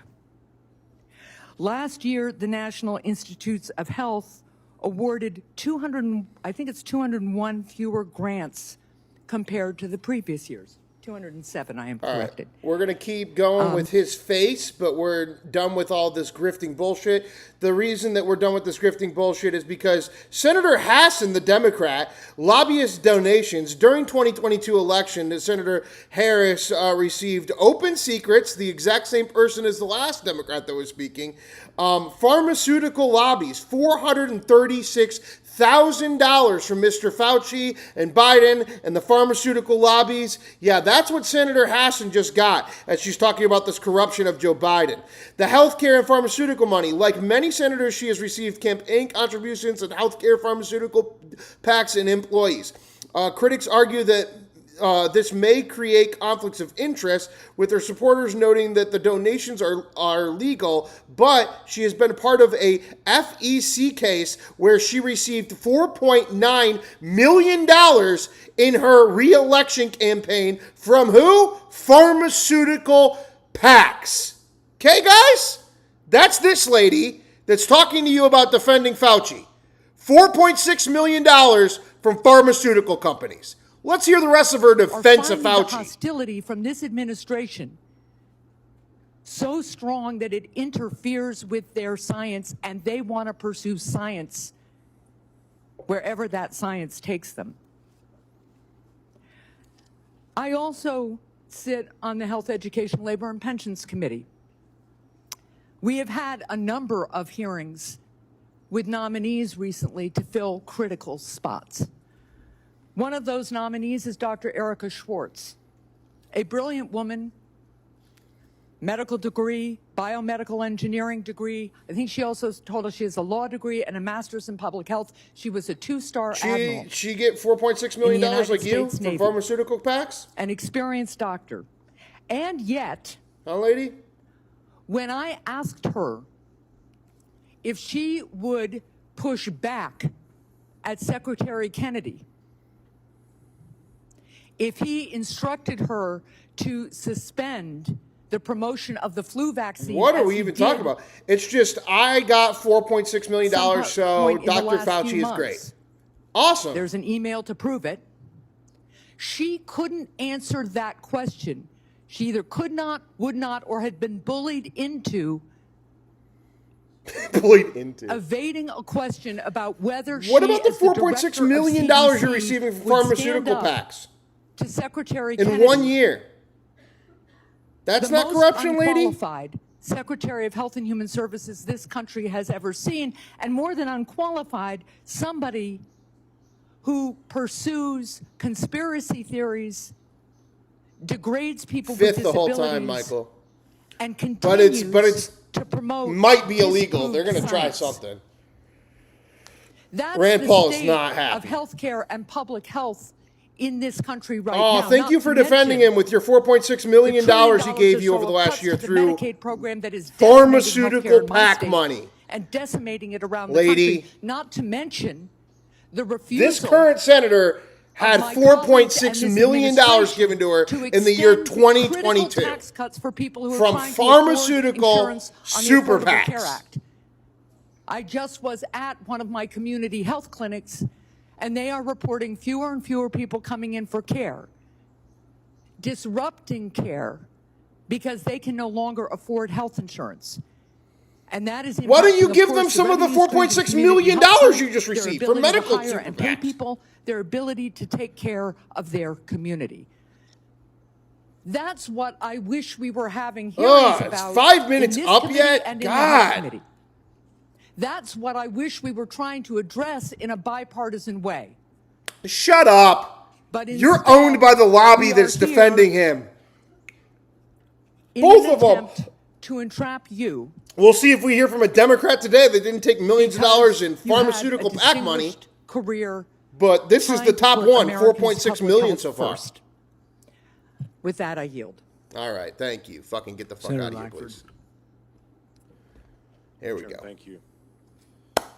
Dr. Fauci, thanks for coming today. I know you're invoking your Fifth Amendment right, which you have the right to be able to do constitutionally, but thanks for coming and be a part of this. There are a lot of issues and a lot of questions that have come up, and hopefully in some day in the future, we'll be able to get all this clarity to be able to pull together. There were over 1 million Americans that died from COVID. You know that well. You were tracking the numbers literally every single day, those affected and those that died from the earliest days. There are a lot of lessons that we've got to learn from this, that we should put into history to be able to determine what happens in the future. How do we respond in the future? How do we deal with something like this again? It was uncharted territory for everyone. But I would tell you, countless families, including my own, watched a loved one die behind glass or through a screen because we couldn't get access to them. Children couldn't get to school. People missed their prom or graduation ceremonies. There were lots of things that happened that dramatically changed the future of the country. The mental health issues that we have continued to deal with from the isolation have been profound. Even something as simple as children that wore masks or around adults wearing masks for all that time are slower in learning language now because they couldn't watch someone's lips moving, and so they're slower in that. Amazingly enough, churches and places of worship were forced to be closed down. There were even churches that met where the pastor preached in the parking lot and the congregants all met in their cars with windows up, and police came and scattered them and said, you can't be here. The simple act of social distancing became an issue as everyone guessed what's the right distance to be away from someone else. Literacy rates have declined. All these things are results, not to mention the loss of lives and the health experiences that have been out there for many Americans. So there are legitimate questions. I wanted to be able to raise some of those, to be able to walk through some of this, because it has been very, very challenging. As we've gone through some of your notes and your diary and other things that are out there, we're trying to be able to pull bits and pieces of things to be able to learn lessons. On May the 6th, 2020, you wrote at that time, I had a conversation with Robert Redfield, who, as you know well, was then the director of CDC, about the fact that greater than 1 million children worldwide have missed their measles vaccination because of the shutdown. You stated, this is terrible and needs to be addressed, since on that basis alone, there would be far more excess deaths from measles among children than coronavirus deaths among children. I need to bring this up to the TF, the task force. Did you ever have an opportunity to bring up the potential of measles deaths among children and an infection rate going around the world from measles based on the fact that so many children would not get their measles vaccine because of the shutdown? He has to do the thing now. I'm sorry, Senator, but on the advice of counsel, I respectfully decline to answer based upon my rights under the Fifth Amendment to the Constitution.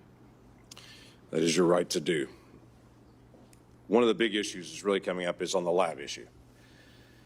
This was greatly discussed about whether this came from a lab or whether this came from nature. There are obvious issues and differences between the two. To be able to know this, you had a lot of conversation on this.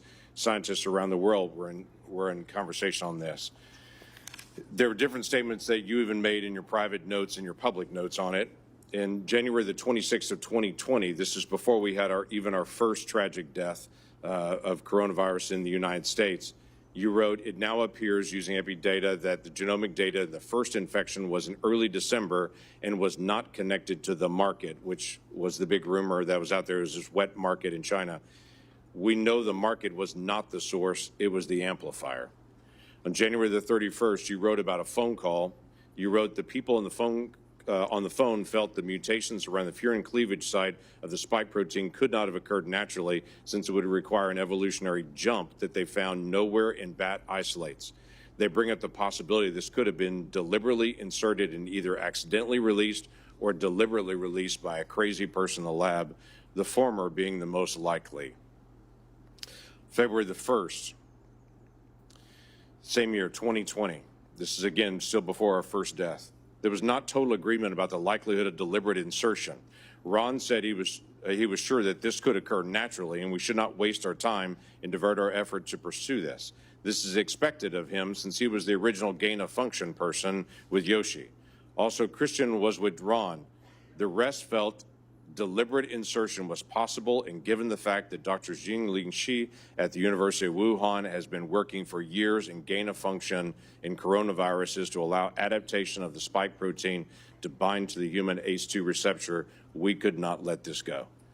That's a remarkable statement for February the 1st of 2020, when there hadn't even been the first death here, but we knew something was moving. You knew well that something was moving. You identified February the 1st before any of us had ever heard of the Wuhan lab. Not only the Wuhan lab in the conversation, but literally the scientist that you named in your own notes, the lead scientist that was there. It's interesting to me on that. And the questions I was going to ask you was just your background and knowledge about the Wuhan lab and Dr. Shi and all the details. I'm aware of where you have been on trying to be able to plead your Fifth Amendment right, which is your right to be able to do. But I also want to be able to find out some facts to be able to help us for the future on this. The Lawrence Livermore National Laboratory in May of 2020 put out a classified document that has only been recently unclassified on this, that had this statement: we assess all the necessary conditions for an accidental release of a laboratory-modified coronavirus, specifically a coronavirus adapted to recognize human cell receptors, were present at the Chinese Wuhan Institute of Virology in mid to late 2019. Now, the question that I had for you is, this is May the 27th of 2020. This is the report that most people will see, is this. I have clearance. I serve on the Intelligence Committee. I've actually read this complete document unredacted. My concern is, were you given the ability to see this document unredacted based on your position? Were you able to see this and to be able to get this information? I could see it, and I know what's here. Everybody else just has their conclusion at the beginning of it, not this. My question to you was going to be, did you have access? Because it's important for the future that people in your position do have access to this kind of information and insight. Is there any way you could answer that question? Were you able to give access to this data? Nope. On the advice of counsel, I respectfully decline to answer based upon my rights under the Fifth Amendment to the Constitution. He was holding up a huge redacted. You wrote on paper. January the 26th of 2020. We should be allowed to send our CDC epidemiologists to China to work with them so they could see the data firsthand. You also wrote in February 12th, 2020, that you had great concerns about the World Health Organization because it depends greatly on China and, as you stated, often bows to them. Now, this is a really important issue that we've got to resolve for the future. It's not just our cooperation with Chinese scientists, it's our acknowledgement that China covered up their data, wouldn't allow our scientists to be able to come in. They cleaned up the wet market. They cleaned up the other areas. They wouldn't allow you to get access to all the other scientists who are there, including their health records, what happened to them, or even all the sequencing that they had done in advance. For the future of our research and our cooperation with any scientists around the world, I think it's really important that we resolve, if we're going to fund research and cooperate with you, we've got to have certain things from you. If things go sideways, we've got to have access to all information in all places. You were noting not only that China was affecting the World Health Organization and that China was bending them to their will, and so the World Health Organization was putting out data that you saw, at least at that point, as being from a Chinese perspective, covering up what was going on, but you also noted we weren't able to get access to all this information. We've got to be able to figure this out for the future to be able to make sure that research that is done, we have access to all information if something goes sideways at some point, which clearly it did at the Wuhan Institute of Virology, and that being, as was noted by many people, the only lab in the world that was doing research like this that had a lower standard of actually their security standards there than many other labs around the world, yet they were doing this very dangerous research. What can we gain And what advice could you give us to say in a future setting, we've got to make sure that we actually get information from people and we can be guaranteed that we're going to get that insight? No spamming, guys. Don't Yes, spam sir. the chat. You're right. On the advice of counsel, I respectfully decline to answer based upon I'm my also rights looking under the up Fifth who Amendment else to has the done this on the left and the right, yield so we can back. get a full tally of who has pled the fifth on these congressional testimonies as well, because I see the debate happening in the Thank you, chat. Mr. Chairman. We'll get an answer to that in a second. I want to go back to the dark days of the coronavirus pandemic, one of the darkest days or times in our history. Hospitals were overflowing, Navy medical. All right, so this is Blumenthal. Let me read this out real quick because, again, this is Democrat grifting. I will tell you how much Blumenthal got paid in a second here. But Republicans affiliates of John Eastman in 2022 on J6th, Jeffrey Clark for January 6th committee, Michael Flynn for January 6th committee, Roger Stone for January 6th committee, John Polterducks for the Iran-Contra deal, and Kenneth Lay for the Senate committee. Democrats, Louis Lohner in 2014 was the first time that they've done this since this time. So you haven't seen a congressional testimony of a Democrat pleading the fifth since over 10 years ago. The Trump administration has But we've seen at least 7 of them set for of January smears 6th against testimony vaccines that help from pull us Republicans, out of that including public Michael health Flynn. crisis. Vaccines And that Roger are Stone. undoubtedly President Trump's greatest accomplishment. Happened on both sides. It has Neither one of them slashed were in funding charge of all the to health care, local though. public health departments that were on the front lines of the pandemic. And those healthcare workers are heroes. It has disparaged those heroes as woke or wasteful.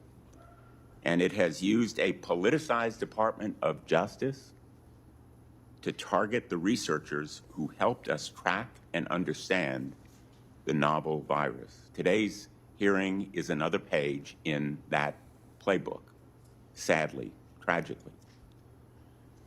Dr. Okay, Fauci again, spent- guys, just so you know, these people defending him. In 2023 and 2024 election cycle, Mr. Blumenthal accepted $721,000 from pharmaceutical PACs. From pharmaceutical PAC money. $721,000. And other epidemics with real life results. Just before he saving speaks, you know. human lives. Put aside all the flowery rhetoric that we hear in the United States Senate. Dr. Fauci has saved lives. Yeah, because As you have got paid public health $750,000, right? officials in the United States and throughout the Somebody world. needs to save And the life of today, his aide behind we him. are demeaning and What's going on degrading with that lady? their life-saving Is she service. she got long COVID? Republicans are eager to rebrand you as a villain in order to Rebrand distract you? from their He's been the own villain the whole failure time, to guys. protect Americans from soaring health care costs. They've been rising astronomically in the last couple of years. And 1 second, guys. from unsafe food, which has caused cyclospora to spread, and resurgent measles as a result of the anti-vaccine policy. This hearing is the culmination of a years-long crusade, which started more than 6 years ago when Dr. Fauci dared to contradict President Trump. The campaign to vilify you, Dr. Fauci, is just one part of this larger campaign against science and facts, a campaign that has made Americans less safe. It is shameful that in a country like ours, a dedicated public service like Dr. Fauci has experienced persistent threats to his life since the pandemic because of the lies that are told about him. His attorney has been gagged, thrown out of this hearing room. Oh, God. But Yeah, because you wouldn't shut the he has fuck written up. a letter to the chairman Uh, that is an explanation for the reasons why Dr. Fauci is, in fact, invoking his constitutional right. It is a right. And I would ask that this letter from David Schertler and Danny Onato be made a part of the record if there's Without no objection. Without objection, yeah. His attorney has also issued a statement within trying to silence you? the Okay. last half hour, I believe, that sets forth, again, the reasons that he is here to help protect his client's rights. And I would ask that that statement be made part of the record as well, Mr. Chairman. Without objection. Let's be very clear. The Fifth Amendment is a right of everyone appearing before an authority like this one. Except for when you're It should be pardoned. respected. And the reason that Dr. Fauci has invoked it, in the words of his attorney, quote, during and after the COVID-19 pandemic, Dr. Fauci appeared at least a dozen times for congressional hearings in the Senate alone in answer to questions about the very issues on which you purport to seek information. He has been thoroughly transparent and consistent in providing factual information to Congress, and he is deeply familiar with the processes and protocols of sharing information. Right, and they're reiterating that because here's the thing, here's the legal precedence real quick, is that the fact is that he is allowed to continue to plead the Fifth even though he took a pardon from Joe Biden on these crimes, as long as it can be proven that he was not willfully trying to evade an investigation. Every Democrat up here that is paid for by these pharmaceutical PACs is trying to make the claim that Fauci going before Congress 3 or 4 or 5 other times was him trying to not evade the conversation, and that now this is just a witch hunt so he can plead the Fifth because they're trying to create crimes. They're not trying to investigate anything. Ron Paul, on the other hand, would say, I'm trying to investigate the crime of whatever happened in COVID. So it's like, it's a back and forth, and that's why you're getting that narrative from the Democrats as well. Power of some of us must be used for good, like putting Fauci in jail. That's from December 23, 2025. See, they're trying to say it's a witch hunt, so he doesn't need to subpoena and say a what's jail up. cell. But the questions are still the questions. Also from December of 2025. The first was 2024. Those kinds of statements by the chairman of a committee in tweets certainly provide a well-founded fear that the proceeding underway is simply an effort to trap Dr. Fauci in some kind of criminal wrongdoing. That is not the purpose of a congressional hearing, not the valid purpose of a congressional hearing. During some of the dark days in this body, under Senator Joe McCarthy, it became standard operating procedure to seek that kind of prosecutorial objective. We should not be part of a rerun Legally can't go to military of that court. kind The of person that was saying that. effort. I'll look that up. This attempt to rebrand one of the most challenging times in our nation's So it becomes a history debate of whether he's invading the short-sighted act investigation of or whether desperation he's given full that testimony will leave us before. less Hello, Wagner. prepared Please make your alliances for the known. next Are you MAGA? pandemic. It is an Ron insult Paul, to 2012. the memory of more than Jill 1 Stein, million 2016. Joe who died Jorgensen, 2020. from COVID-19. Donald Trump because of RFK. If there are 2024. valid scientific questions about Do with the that what you will. origins of this pandemic, COVID-19, about the kinds of steps that were taken to counter it, about the need for more preparation, they should certainly be addressed, but not in a show trial, See, they're saying it's a show trial so not that as part of they a can't continuing prosecute vendetta him for against pleading the a Fifth. single individual. Rand Paul would say And you're unfortunately, I evading fear that is what we are the seeing information that we're today. trying to get. America deserves better. Blumenthal, who's Thank you, paid Mr. for Chairman. by pharmaceutical super PACs, In received no courtroom in $721,000 America from can you them. have your witness plead the Here we Fifth go. Amendment, then Yep. your attorney gets to testify. Yep. That's what that letter is. The Yep, attorney's thank you. complaining and testifying, saying, he Yeah. didn't do it, the prosecution's Thank you. unfair. You don't get to do that. That's one thing you give up when you take the Fifth Amendment. You say, I'm not going to testify. I'm not going to give you any information. You don't then get to put your lawyer forward to justify it. He can do it in the press, but you can't come and testify. He was not invited to testify, and he was out of order, and it was appropriate to have him ejected. Absolutely. Senator, Chairman Paul, thank you for doing this. I think I know in my state people have been asking questions about Dr. Fauci for years. So, Dr. Fauci, your entry has made clear that you love being a hero, a celebrity, and here having the eyes of the world upon you.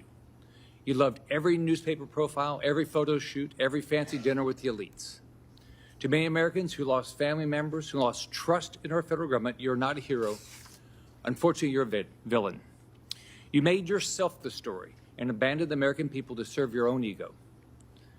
To begin, I'd like to talk about your relationship with David Morens. He was the senior advisor in the NIAID, Office of the Director, your office, for 16 years. He was your friend. He was a frequent guest at your house. You reportedly co-authored over 50 scientific articles with him. You turned to him first right after COVID-19 first occurred. Earlier this year, the Department of Justice charged him with conspiracy against the United States, in addition to other charges as part of a conspiracy to conceal information and falsify records to suppress alternative theories about the origins of COVID-19. Now, you've publicly kicked this man to the curb, saying, Dr. Morens was not an advisor to me on institute policy or other substantive issues. So let's start with the use of personal Gmail accounts and Dave Morens' relationship with Peter Daszak. Waste of time, maybe. Got me my biggest Dave ratings. Morens tells Peter Daszak, President of Equal Alliance, and you've got this in front of you. It's Exhibit 1. And it's already in the record as part of this. It says, quote, P.S. I forgot to say that there is no worry about FOIA. I can either send stuff to Tony on his private Gmail or hand it to him at work or as house. He is too smart to let colleagues send him stuff that could cause trouble. Dr. Fauci, did Dr. Morens' relationship with Peter Daszak concern you? Yes or no? On the advice of counsel, I respectfully decline to answer based upon my rights under the Fifth Amendment to the Constitution. Did Dave Morens ever bring documents to your house? On the advice of counsel, I respectfully decline to answer based upon my rights under the Fifth Amendment to the Constitution. Did you ever receive a text about your work at NIAID to your personal cell phone? On the advice of counsel, I respectfully decline to answer based upon my rights under the Fifth Amendment to the Constitution. That'll annoy him enough. Did any text about your work at NID that went to your personal cell phone ever become part of federal records? On the advice of counsel, I respectfully decline to answer based upon my rights under the Fifth Amendment to the Constitution. Did you maintain a personal email account while serving as director? On the advice of counsel, I respectfully decline to answer based upon my rights under the Fifth Amendment to the Constitution. Did you ever receive work-related communications on that Gmail account from David Morens? On the advice of counsel, I respectfully decline to answer based upon my rights under the Fifth Amendment to the Constitution.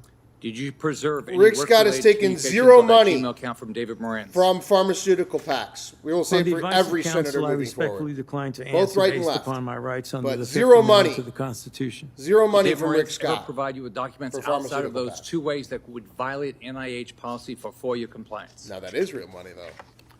On the advice of counsel, Rick Scott and I that is real respectfully money, though. decline to answer based upon my rights Scott and that is under real the money, Fifth though. Amendment to the Constitution. Now let's look at two other communications. You emailed Dave Morens on January 26, 2020, quote, "It is important that I speak with you tonight. Please call me at home."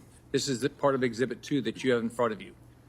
This email is sent the same day, the exact same day you write in an internal document, quote, "Now we know the market was not the source, it was the amplifier," unquote.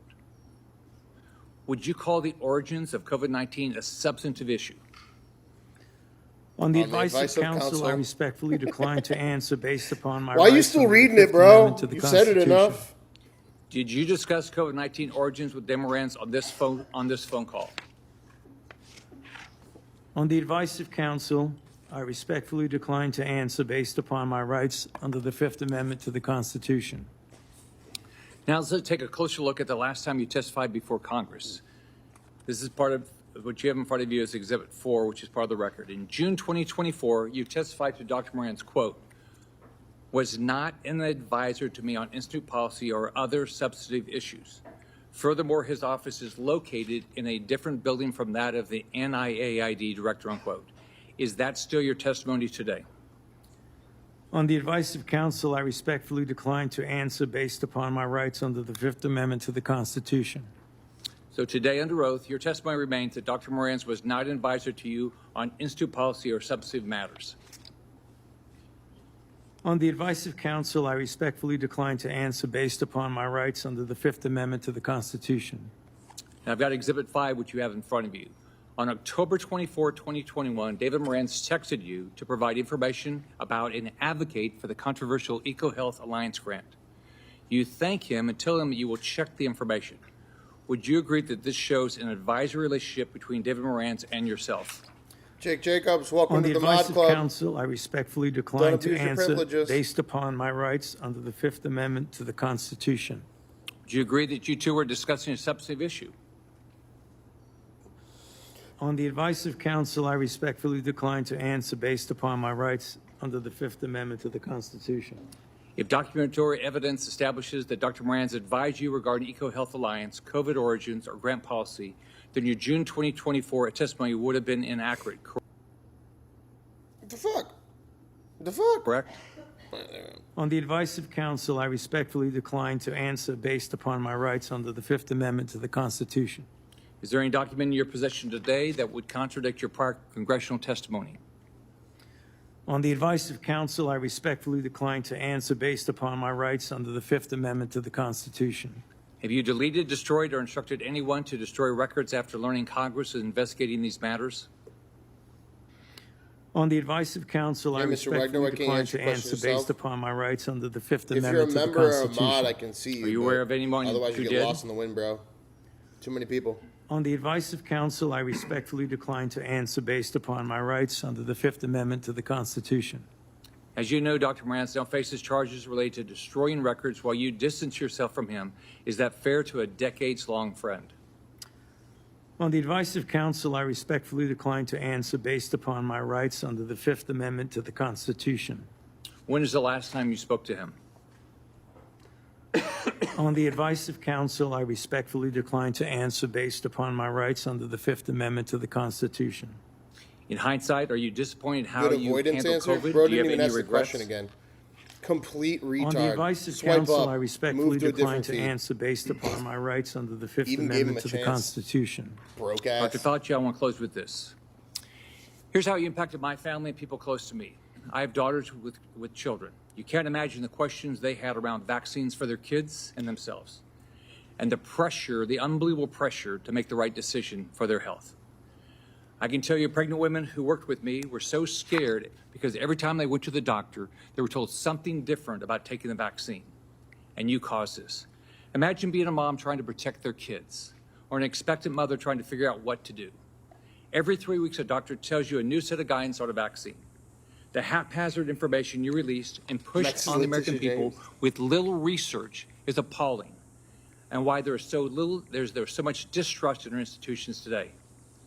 That trust is crucial to public health, and you, more than any person or event in my lifetime, have destroyed that trust for millions of Americans. You lied to hundreds of millions of people amid the worst public health crisis in a century. You failed to follow your own guidance. You forced people to watch their loved ones die alone over the phone. It's disgusting. You destroyed the federal government's credibility when it comes to public health. We have entire generations of Americans who, rightfully so, do not trust our institution to keep people safe because of you. Can we get an AI render? This has destroyed decades of progress and lifetimes of work because you wanted to fuel your own ego and be the center of attention. What would you do differently knowing what you know today, Dr. Fauci? He's pardoned and On pleading the the advice Fifth. of counsel, I don't know why he's respectfully pleading the decline Fifth, to because he's answer based pardoned. upon my rights under the Fifth Amendment to the Constitution. All the evidence is right here, and you still can't bring yourself to tell the truth or apologize because you received an auto-pin pardon from a staffer in the Biden White House. If we have another pandemic tomorrow, millions could die because of what you did to make Americans lose trust in their government when it comes to medicine and health care. How many families have you apologized to had to watch their loved ones die alone? You breached public trust, and now you're hiding behind a fraudulent pardon. Your legacy will not be as a man that saved America from COVID, but as a man who destroyed the public trust in America's public health institutions in exchange for 5 minutes of fame. This is how history will remember you. I yield back. Senator Kim.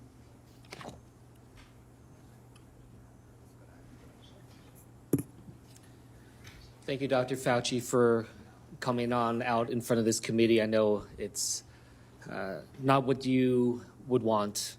It's not what you deserve. I just want to say and start by just saying thank you to you for your service to this nation. I didn't know much about you prior to the pandemic. Senator Kim has only received $64,000 from Pharmaceutical to talk to you. Only $64,000. A member of the Select Committee on the Coronavirus Crisis over the House of Representatives. When Democrat I from learned New about Jersey. your background, 38 years as the director of the National Institute of Allergy and Infectious Disease, appointed by President Reagan, served under 7 presidents, 4 Republicans and 3 Democrats. I admire that greatly. I myself had a chance to serve in the executive branch, serve in government under both a Republican president and a Democratic president. And I believe that we need more of that type of work, a place where we can understand our jobs not as coming from a place of partisanship and politics, but that of just public service. And right now, I feel the hyperpartisanship growing in this country in dangerous ways. I feel it much more present here on the Hill than I did back when I served as a nonpartisan career public servant at the State Department. And I worry about it. I worry about what kind of trajectory we're on as a country and what this causes when it comes next for public service and those willing to step up for our nation.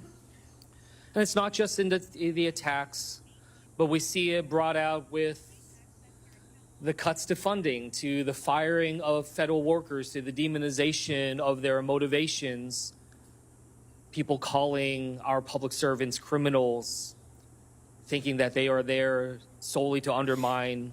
We're going to leave the audio. We'll be back in a second. I'm just going to put the poll up for hour 3 of our show. I look at it right now. You know, it's not just that the people are being attacked, our public servants being attacked, but that it's undermining the very nature of the work of governance. You know, these cuts to HHS funding, to NIH funding, to the grants, cuts to the researchers doing the critical work to find cures and medicines. These firing, these cuts, they're creating a chilling effect, honestly, a chilling effect for the next generation of people who might consider stepping up to serve our nation, to be the next generation of researchers who now are wondering whether or not this is the right thing for them to do at a time when they see some of their colleagues or those that they looked up to being attacked, their funding being cut. Researchers that I talk to who are now either leaving the country or considering leaving the country to do their work because of the sheer unpredictability of America.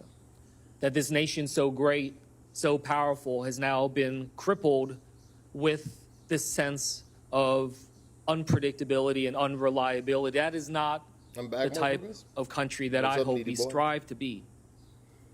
I raise this because these attacks upon Dr. Fauci, it's not just about him. It's sending signals to others who are thinking about serving our country, our scientists, our doctors, our healthcare professionals, our researchers, trying to show to them that if you don't get in line with the politics, that you will also potentially be subject to attacks. And from the work that he has done, from HIV/AIDS to Ebola to COVID, you know, we've seen him try to engage in these crises. They're not easy, especially when it's a novel disease, when you don't know what comes next, a lot of unknowns, having to make decisions without the full breadth of knowledge we always wish we had in hindsight. But there is nothing perfect, no perfect clarity when it comes to pandemics, when it comes to crises. I worked in national security and wars and crises. I made judgment calls, gave my best advice to generals, to ambassadors, even to a president. Did I get it all right? No. Did I do my best? I did everything I thought I could with the information that I had. The public servants, they do this work because they love this country and that they strive to improve it. It's not an easy job. but it is because there is so much at stake in our country. But these public servants do it because they are in the arena. I just want to end by just reading a portion of this because I think it's important as we're thinking about how to be able to treat public servants through this country, to think through this. And in the words of Teddy Roosevelt saying, it's not the critic who counts, not the man who points out how the strong man stumbles or where the doer of deeds could have done them better. The credit belongs to the man who is actually in the arena, whose face is marred by dust and sweat and blood, who strive valiantly, who errs but comes short again and again, who spends himself in a worthy cause, who at the best knows in the end the triumphs of high achievement, and who at the worst, if he fails, at least he fails while daring greatly, so that his place shall never be with those cold and timid souls who neither know victory Yikers, welcome nor to the Mod defeat. Club. Thank Don't you for your abuse it. service, Dr. Fauci. Oops. I yield back. Senator Hawley. Thank you, Mr. Chairman. Well, nothing says honesty like taking the fifth, huh, Doc? Oh, here we go. Let's try something. Josh Hawley. What day of the week is it today? Oh, thank you. Here we On the go. advice of counsel, I respectfully decline to answer based upon my rights under the Fifth Amendment to the Constitution. What color tie are you wearing? On the advice of counsel, I respectfully decline to answer based are you upon my protecting? rights What are under you the Fifth protecting? Amendment Good to the job, Constitution. What color's the carpet in front of you? On the advice of counsel, I respectfully decline to answer based upon my rights under the Fifth Amendment to the Constitution. Let's just get one thing straight. You don't have any rights under the Fifth Amendment because you've been pardoned, as you very well know. As the Supreme Court has been clear for a century and more, Brown versus Walker, 1896, when he has been pardoned, he may not stand upon his privilege. You know that. Your lawyers sitting behind you now shifting nervously in their chairs, they know it. This isn't about the Constitution. This isn't about the law. This is about contempt. Contempt for this body and contempt for the American people. But I think I know why you're doing it. It's because you don't want to answer questions. It's because you did all kinds of terrible things. It's because during the pandemic you got rich, didn't you? You got rich while people were dying, hundreds of thousands of Americans, over 1 million in the end, and you were getting rich. And not only were you doing that, you were using federal employees with taxpayer money to apply for and solicit cash prizes for you personally. Cash prizes totaling over $1 million. You did all of that during the pandemic, didn't you? That's a question. On the advice of counsel, I respectfully decline to answer based upon my rights under the Fifth Amendment to the Constitution. You remember Greg Folkers? Who was that? On the advice of counsel, I respectfully decline to answer based upon my rights under the Fifth Amendment to the Constitution. Your chief of staff is the answer. Do you remember Patricia Conrad? Who was that? On the advice of counsel, I respectfully decline to answer based upon my rights under the Fifth Amendment to the Constitution. She was your personal assistant. And what were these individuals doing in the depth of the pandemic in November of 2020 when millions of Americans were suffering from COVID? What were they doing? I tell you what they're doing.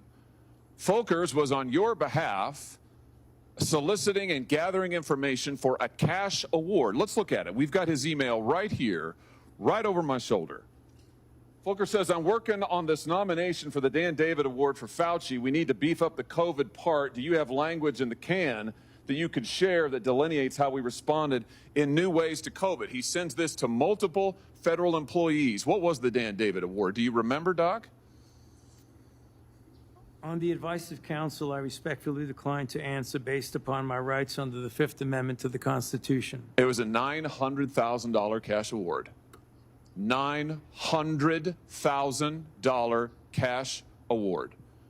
And he got it because he used federal employees to get it. And this wasn't the only award, was it, Dr. Fauci? In fact, you applied for and received at least 8 other federal cash prizes on federal time using federal employees and federal resources. Here they are over my shoulder. Besides the Dan David Award, you've got the Partnership for Public Service, you've got the Adelson Prize, you've got the Smithsonian Award, you've got the National Academy of Medicine's Award, you've got the CDC Foundation. In fact, you turned your staff into a full-time application machine. You actually wrote to people and said, do you think maybe I'd qualify? And you got cash for all of this. And it wasn't just 1 or 2 employees, was it? In fact, you used 8 separate federal employees on federal time using federal resources to solicit cash awards. Isn't that true? On the advice of counsel, I respectfully decline to answer based upon my rights under the Fifth Amendment to the Constitution. Here they are right over my shoulder. Here's all of them. The people that you use, federal employees, so that you could go and get cash money. And the most hilarious part is that you weren't content to even dragoon them into applying for all of these cash awards. You then had them go out to the ethics agencies and ethics watchdogs and demand that you be able to get the money. That's right. We've got it in your emails. Your staff and employees on federal time, using federal resources, being paid with federal dollars, are soliciting cash for you. And then they're turning around and saying to the agency, we don't want just an answer. We want to get to yes, because Fauci wants the money. He wants it. We want to get to yes, and yes takes time. This is your chief of staff again, using federal email to pressure the agency's own ethics people so that you could get money, so that you could get rich. And it violated the law, didn't it, Dr. Fauci? Didn't it? It violated the law, didn't it? It is a question. You can answer. Go ahead. On the advice of counsel, I respectfully decline to answer based upon my rights under the Fifth Amendment to the Constitution. Federal law, as you very well know, prohibits the solicitation of cash awards or other personal benefits for federal employees. And it certainly prohibits using your own employees to do this. 5 CFR section 2635-205B. It says it right there in black and white. You cannot use federal resources, federal dollars, federal employees, federal offices, federal email, federal time to solicit cash awards. And you did all of it. And the worst part is thousands of people were dying while you were doing it. You were supposed to be the nation's doctor, and you were playing one on TV. But this is what you were doing with your time. Isn't that true? On the advice of counsel, I respectfully decline to answer based upon my rights under the Fifth Amendment to the Constitution.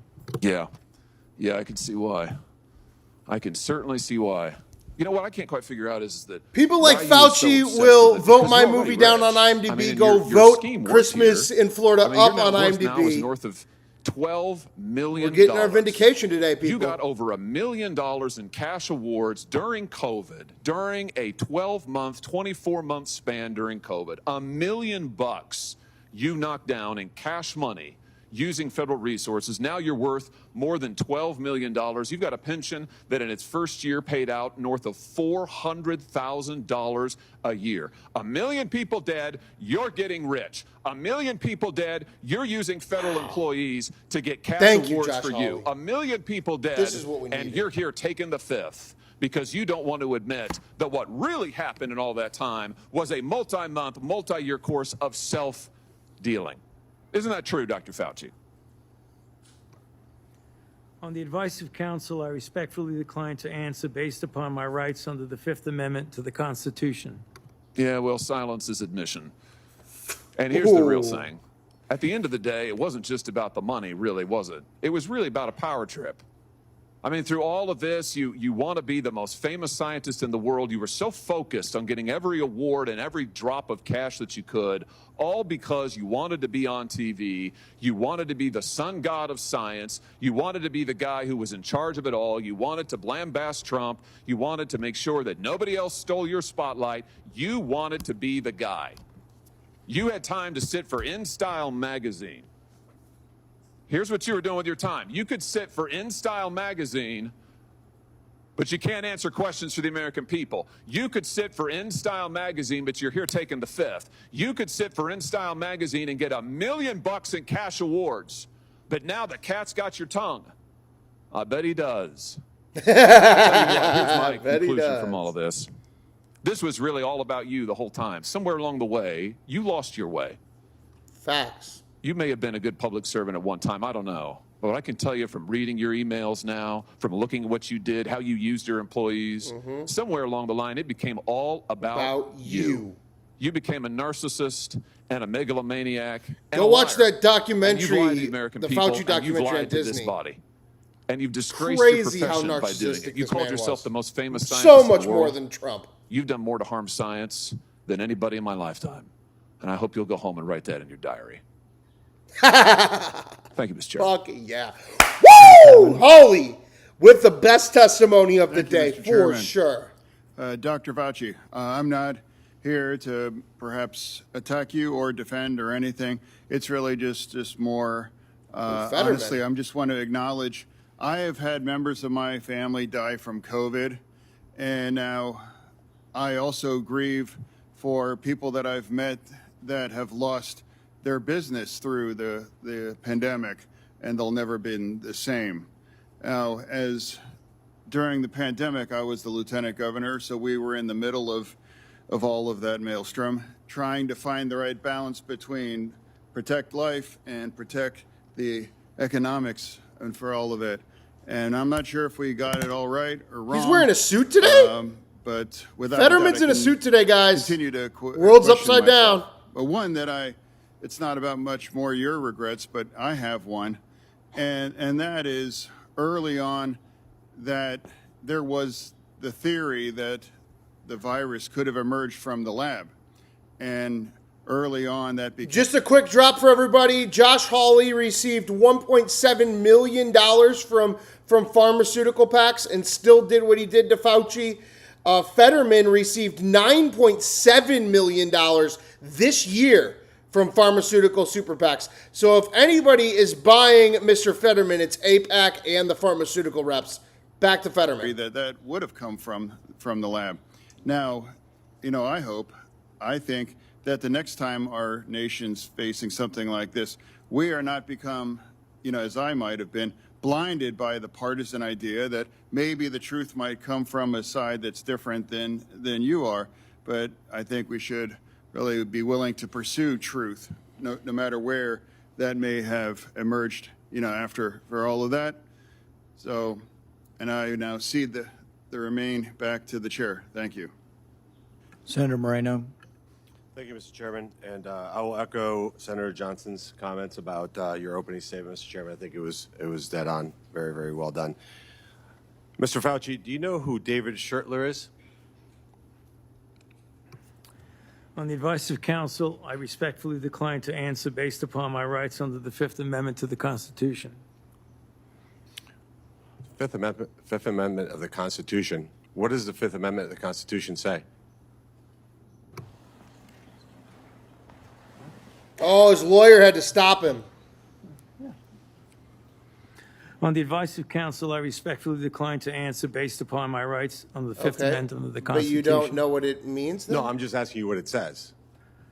On the advice of counsel, I respectfully decline to answer based upon my rights under the Fifth Amendment to the Constitution. I'm going to give the Constitution to my aide. He'll bring it over to you so you can have it for future reference. I think it's something that every American should know what the Constitution says. Do you know who wrote the Fifth Amendment?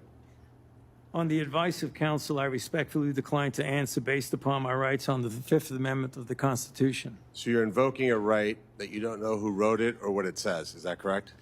On the advice of counsel, I still trying to respectfully get him. decline to answer based upon my rights Too smart. under the Fifth Amendment to the Constitution. Wow. Well, let me tell you who David Schertler is for the audience because he was ejected by the chairman. He's a high-profile criminal attorney. He's represented some really great people, like Senator Bob Menendez. Maybe that's somebody who my Democrat colleagues may remember took gold bars as bribes from the Egyptians. Look at that. Look at that. And there's an article here in the Washington Free Press. Look at him looking around now. Why you would hire a guy like David Schertler. And the comment is, if you're in deep shit, that's who you call. Do you feel like you're in deep shit? Were you in deep shit? On the advice of counsel, I respectfully decline to answer based upon my rights under the Fifth Amendment to the Constitution. Clearly, what you think today is that somehow you're above reproach. Somehow you feel like you don't need to be treated like a normal American. can you do me a favor in the audience and stand up if during the time of the COVID pandemic, you were called a racist for calling the virus a Wuhan virus or the China virus? If you thought the 6-foot rule was total crap, if you thought the vaccine wasn't something that you should take, if you thought it was outrageous the way the mask policy was rolled out, if you were fired from your job for not taking that vaccine, including members of the military, if you thought closing schools was catastrophically stupid, and that you thought that during these times saying these things made you somehow a lesser human being. Dr. Fauci, can you just turn around and look at the people behind you? Laura Ingraham, are you going to stand up? What the fuck? You guys see Laura Ingraham and that bullshit? This two-faced fucking weirdo? To your lawyer, it's not a hard question. Were you affected by the pandemic? Fucking Laura Ingraham. All you have to do is look up from your lawyers. Should I stand? Should I stand? That's what we really got onto that one. We're absolutely Laura Ingram's a shamed grifter just like Fauci. for saying what we know now to be the truth. You can't even look at them? That's a question. Are you able to look at them? You can sit down in the audience. He didn't even turn the mic on that time. There was a mom in Ohio during the depth of the coronavirus pandemic, decided to go to her high school football game for her son. They hadn't been out much. The kids had been learning at school, and then the school got shut down. They hadn't really gotten much out of that education. As any parent knew, that remote learning was no learning at all. But it was a Friday night. Her son wanted to go watch a buddy go play football. So they went to the stadium. They sat alone, far from everybody else, just a mom, a dad, a few kids. They didn't feel they needed to wear masks because it was stupid, because they were outside. Yeah. They all live together. Yeah. They're not near anybody. Yeah.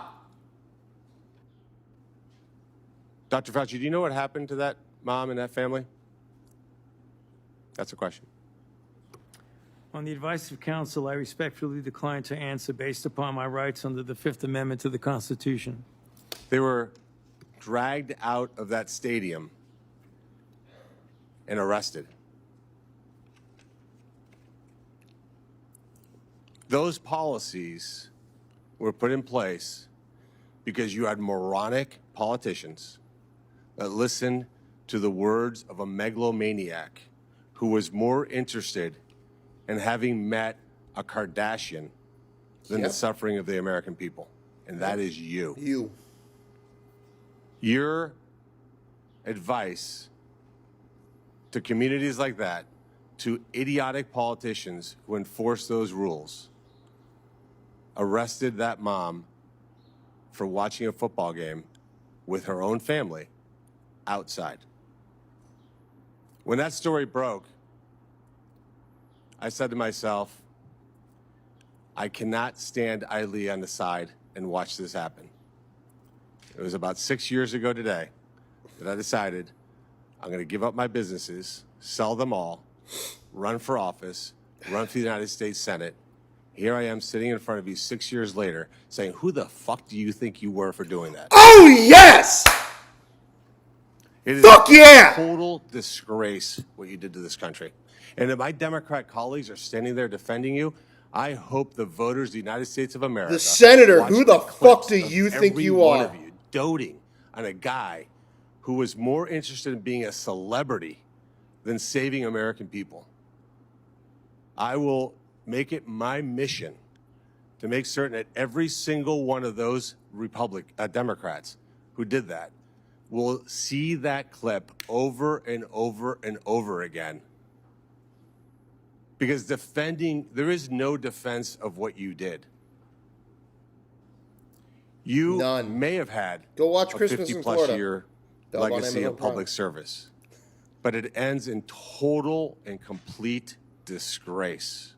The only time So I I'm ever asking you protested in my life was during an COVID opportunity curfew. to Me answer too. one question. Will you In New York City, calling the mayor. apologize? Just apologize to the people who you harmed through your actions? Will you say, do you have the dignity Just fucking say you're to sorry. just say you're Even sorry? Even that would be enough, my guy. On the advice of counsel, I respectfully decline to answer based upon my rights under the Fifth Amendment to the Constitution. So you won't apologize to the military members who Joe Biden summarily dismissed from the military for not taking the vaccine? On the advice of counsel, I respectfully decline to answer based upon my rights under the Fifth Amendment to the Constitution. Will you apologize to the business owners that lost their business, shattered their lives, and they'll never recover?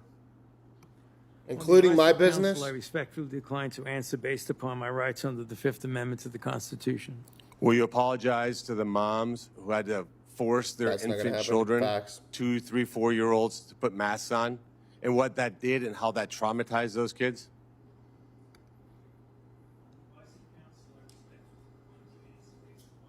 Under You the didn't even Fifth push the Amendment to button that time. Constitution. Will you apologize to the family members of the people who died because they took your advice and not only got the first vaccine, but the 5, 6 other boosters that they did not need? Facts. Did not need To answer based feeding upon my rights medications under you the did Fifth not Amendment need to the while Constitution. demanding that ivermectin. Will you is apologize a- to that mom from Ohio for being arrested for watching a football game with her family?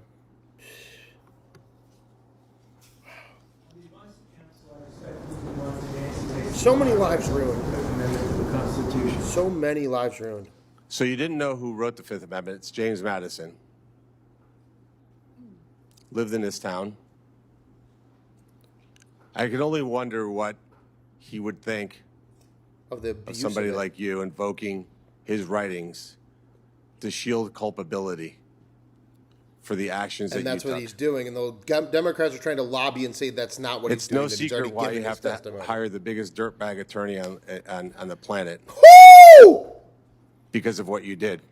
I Fuck hope you're yeah. paying him well. I love this guy. And I hope You should pay him more. that one way or the other, somewhere, sometime, you answer for your crimes. Senator Ernst. Thank you, Mr. Chairman, for holding this important That was hearing the best today. one. I thought Charlie was going to be the best. Dr. Fauci, Americans haven't forgotten the tragic stories of people who That lost man took loved ones 0 during pharmaceutical COVID, pack money, and just so you guys those know. that The were last one. denied a chance to say goodbye This is Joni to their Ernst. family members that were in hospitals or residing in nursing homes because of the COVID-19 protocols.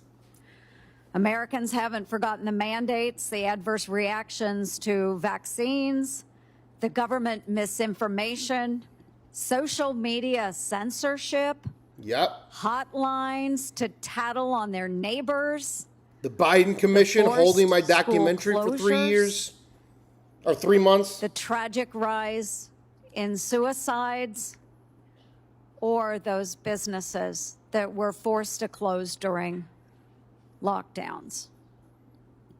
Americans haven't forgotten the hundreds of billions of dollars spent by taxpayers for COVID relief, stolen by fraudsters who bought Rolls Royces and yachts. These were taxpayer dollars. Americans have lost trust in science and government after the COVID response. Trust which will be incredibly difficult for us to gain back. Dr. Fauci, you said that the science was evolving and that your recommendations evolved with it. This senator has taken Americans $200,000, remember including you $10,000 as the in public 2020 face from of Pfizer. the coronavirus response. And she's still willing to say As this. one of the nation's most trusted voices, you urged policies you said were absolutely necessary, even when those policies came at an enormous human and economic cost. And Americans deserve answers about reports that you may have worked with others to pressure the president into adopting the slow the spread Remember when he said, "I am science"? Yeah, that's in my movie. Go watch Christmas and why in you Florida. later sought an unconditional pardon for crimes you may have committed dating back to 2014. Dr. Fauci, in 2022, you had a taxpayer-funded salary of $480,000 a year.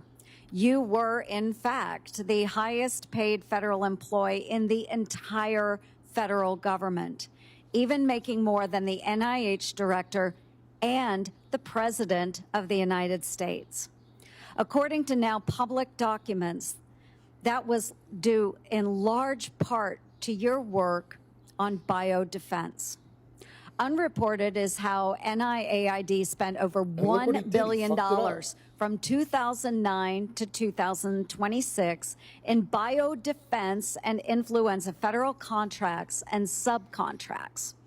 My office uncovered records on usaspending.gov that show from 2015 to 2020, NIAID paid out $515,418 in subcontracts to Harbin Veterinary Institute in Harbin, China, including $100,000 a few days after it opened a BSL-4 biolab in 2018.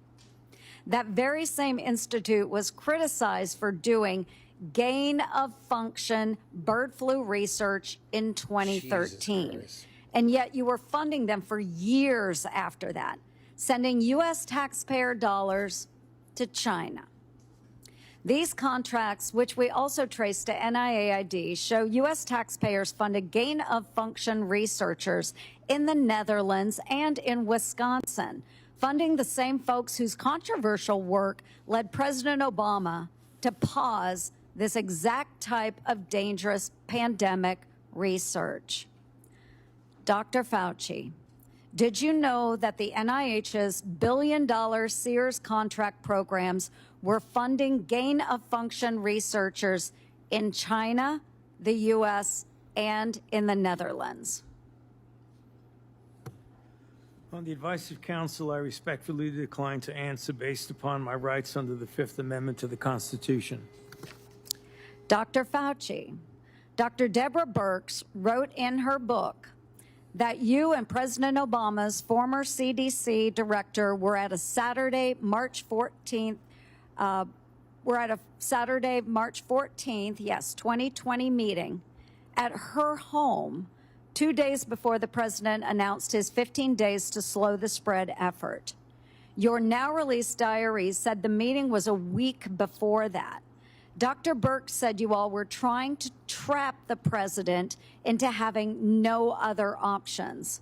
She wrote, your plan was to, quote, block any of the president's escape routes. So, quote, he'd have no choice but to agree to our flatten the curve measures. Yes or no, Dr. Fauci, did you try to block or trap President Trump into the slow the spread, flatten the curve measures in March 2020? On the advice of counsel, I respectfully decline to answer based upon my rights under the Fifth Amendment to the Constitution.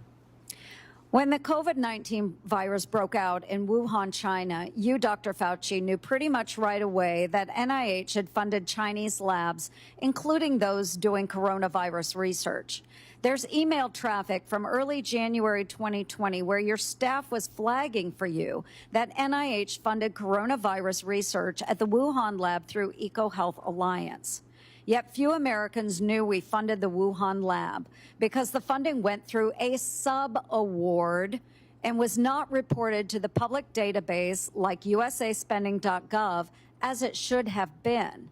Also, EcoHealth violated federal law by failing to report in its research papers how much taxpayer funding it spent on that research. At my request, the Government Accountability Office helped track down that $1.4 million of U.S. taxpayer money that was sent to the Wuhan Institute of Virology, both by you, Dr. Fauci, and through USAID. But first it passed through EcoHealth Alliance, which I helped to get defunded through the NDAA. Dr. Fauci, did you intentionally use subaward funding to obscure NIH funding of Chinese biolabs and coronavirus research? On the advice of counsel, I respectfully decline to answer based upon my rights under the Fifth Amendment to the Constitution. NIAID awarded multi-million-dollar grants to a number of scientists shortly after they wrote publicly in the Proximal Origins paper. Officially our that the biggest COVID stream ever, virus guys. likely Most came likes, from most nature. views, The most of you documents live in Chairman here. Double Paul tap. released Hit that last like week button. show Hit in subscribe. private, 7 days a those week with the same news. scientists were much more open Later to today, the we got virus Daddy Trump being live at 2 from p.m. a lab. In 2023, Representative Jordan insinuated that you basically gave a $9 million bribe in the form of an NIH grant to NIH-funded virologists to say the virus likely was from nature. Dr. Fauci, yes or no, did you reward the Proximal Origin authors by giving them NIAID grants or Magic contracts? Man, welcome to the Mod Club, my guy. I've seen you all around for a while. Don't abuse it. I decline to answer based upon my rights under the Fifth Amendment to the Constitution. Dr. Fauci, we have learned that U.S. coronavirus researchers at UNC shipped, quote, humanized or transgenic mice to China by around 2017 for use in their dangerous coronavirus work. Under your NIAID coronavirus, researchers also used aborted baby body parts in Jesus mice Christ. research, What? and taxpayers paid for them to do that. NIH-funded coronavirus researcher Dr. Ralph Barrick and his colleagues at UNC put parts of livers, thymuses, and chunks of human fetal lung that they got from aborted, almost 5-month-old human babies. They put those parts in their research mice. They disgustingly named them BLTL mice and wrote Oh they my had God. created a, quote, sandwich of aborted body parts in the mice. Get it, folks? BLT. BLT. A BLT sandwich. Your RML lab employees in Montana also ordered and used aborted baby body parts in their taxpayer-funded research. really need some answers And to this emails point. show how they plan to use those mice for post-COVID work. NIH funded putting aborted babies' fingers and scalps off the heads of aborted babies and putting them into the backs of research mice. The scalps later grew fine baby hair in the mice. They even included those disgusting photos in their research paper that you funded.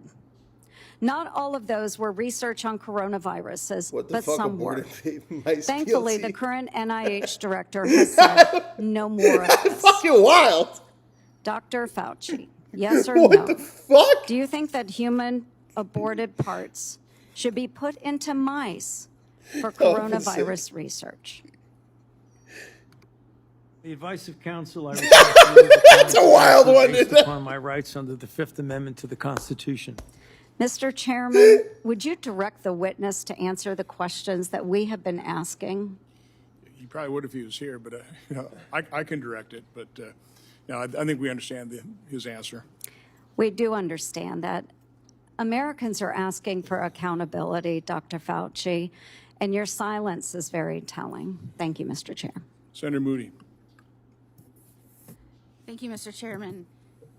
You know, I'm the most junior member of the Senate here, showing from where I sit. I just got here last year.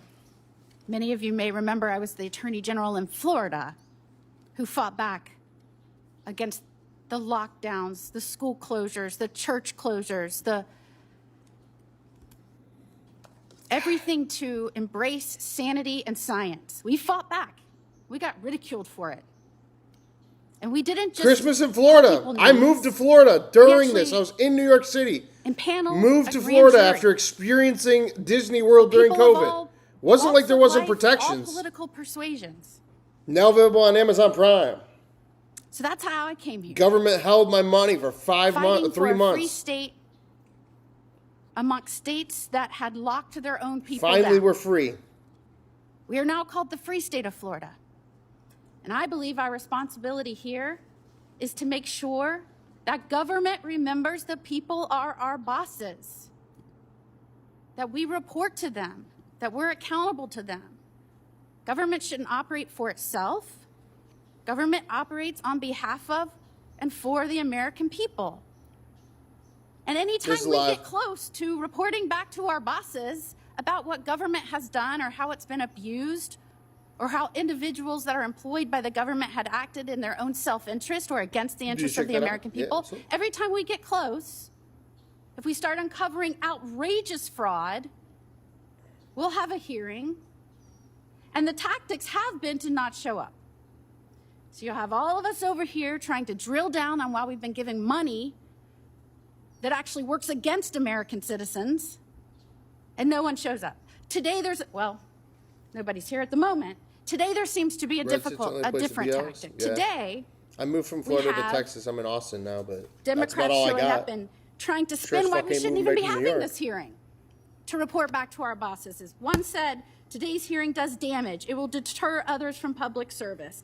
Another said, this hearing is designed to entrap you. Another said, what the fuck? Oh, one fell all over himself, flattering you, thanking you for your service multiple times, quoting man in the arena. Another said that we are demeaning first responders, and today is a sad play in a repeated playbook, or we're going after one man. I mean, all of their time was used on why we should not be having the hearing to report back to our bosses and give the people accountability. So I would like to talk about that because I believe that the trust the American people place in our public health institutions and what happened to that trust during COVID is important. Because in a public health emergency, they are asked to make extraordinary sacrifices based on advice given to them by the government that is supposed to be working for them. And for that system to work, the public has to be able to trust the people giving them instructions. That trust depends on candor. Would you agree with that, Dr. Fauci? On the advice of counsel, I respectfully decline to answer based upon my rights under the Fifth Amendment to the Constitution.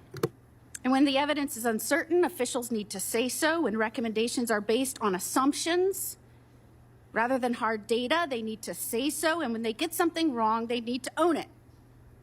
And when the trust is lost and the consequences extend far beyond any single pandemic, the next time public health officials genuinely need Americans to listen, millions of people may simply ignore them or not believe them.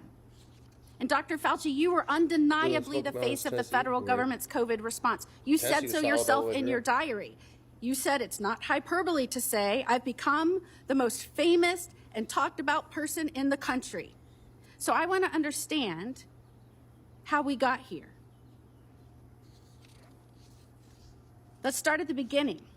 On March 8th, 2020, you appeared on 60 Minutes to discuss the spread of COVID-19. You were specifically asked to clear up the confusion and misinformation surrounding masks. You told the American people, right now in the United States, people should not be walking around with a mask. The interviewer immediately stopped you and said, are you sure of it? Because people are listening really closely to this. And instead of walking back or qualifying your statement in any way, you doubled down. There's no reason to be walking around with a mask. When you're in the middle of an outbreak, wearing a mask might make people feel a little better. It might even block a droplet, but it's not providing the perfect protection that people think it is. And often there are unintended consequences. People keep fiddling with their masks. They keep touching their face. Just a few weeks later, the CDC released its guidance recommending that Americans wear masks in public. You were asked to explain your original recommendation. You emphasized a very different consideration. You said, well, back then, the critical issue was to save the masks for the people who really needed them because it was felt there was a shortage of masks. Which law didn't he break?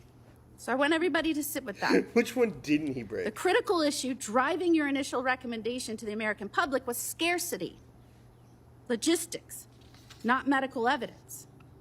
So when you told the American people there was no reason to wear a mask, what was your principal objective? Giving them an honest assessment of the medical evidence or discouraging them from consuming a scarce supply of masks?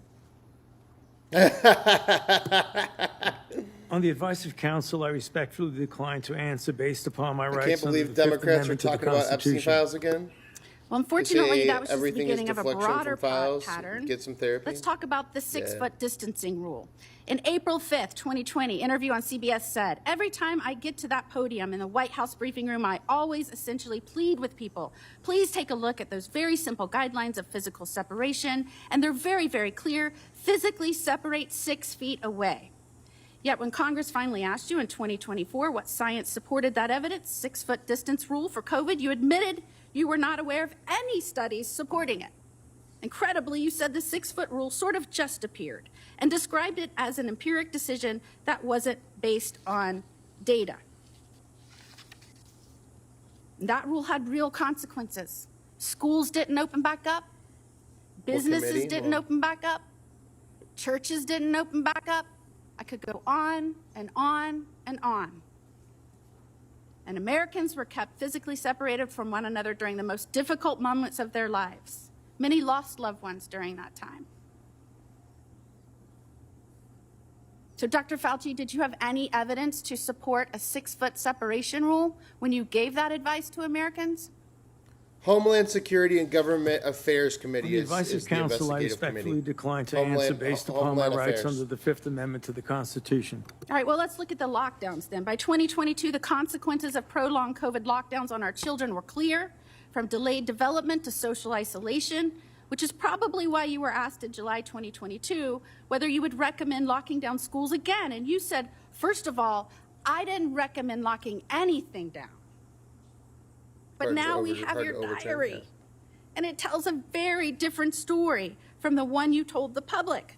And I will quote, I spoke with Bill de Blasio, the mayor of NYC, and convinced him based on what I was saying publicly in my conversation tonight Christmas to close in Florida, the NYC Bill de schools. Blasio, He had eating already that Shake decided Shack. based on what I was saying on TV. Go watch it now. I went on to tell him Amazon he should Prime. close the bars and restaurants in NYC, and he said he would do this based on my recommendation. You even said that you told the president we should shut the whole country down. So, Dr. Fauci, how do you square telling the American people publicly that you didn't recommend locking anything down with your own diary entry kept on federal government equipment, saying that your recommendation is what convinced the mayor and the president to lock things down? On the advice of counsel, I respectfully decline to answer based upon my rights under the Fifth Amendment to the Constitution.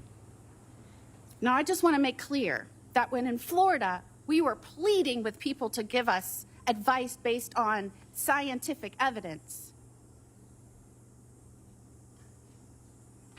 that we were getting these conflicting statements by you that didn't match scientific data. And in fact, when we impaneled a grand jury, the grand jury's conclusion, not surprising to anyone. After and by the way, we're testimony, still we the will only see the state press to conference have outside with the impaneled a lawyer. grand jury. So I we was will the hear from only the lawyer attorney after general to do we'll watch this. that press conference. We did this in after we're done here. 2023.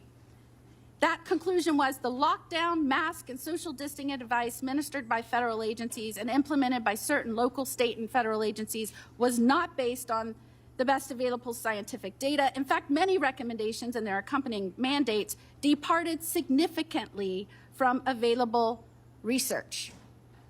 Again, people from all walks of life, all political persuasions, that is what they found.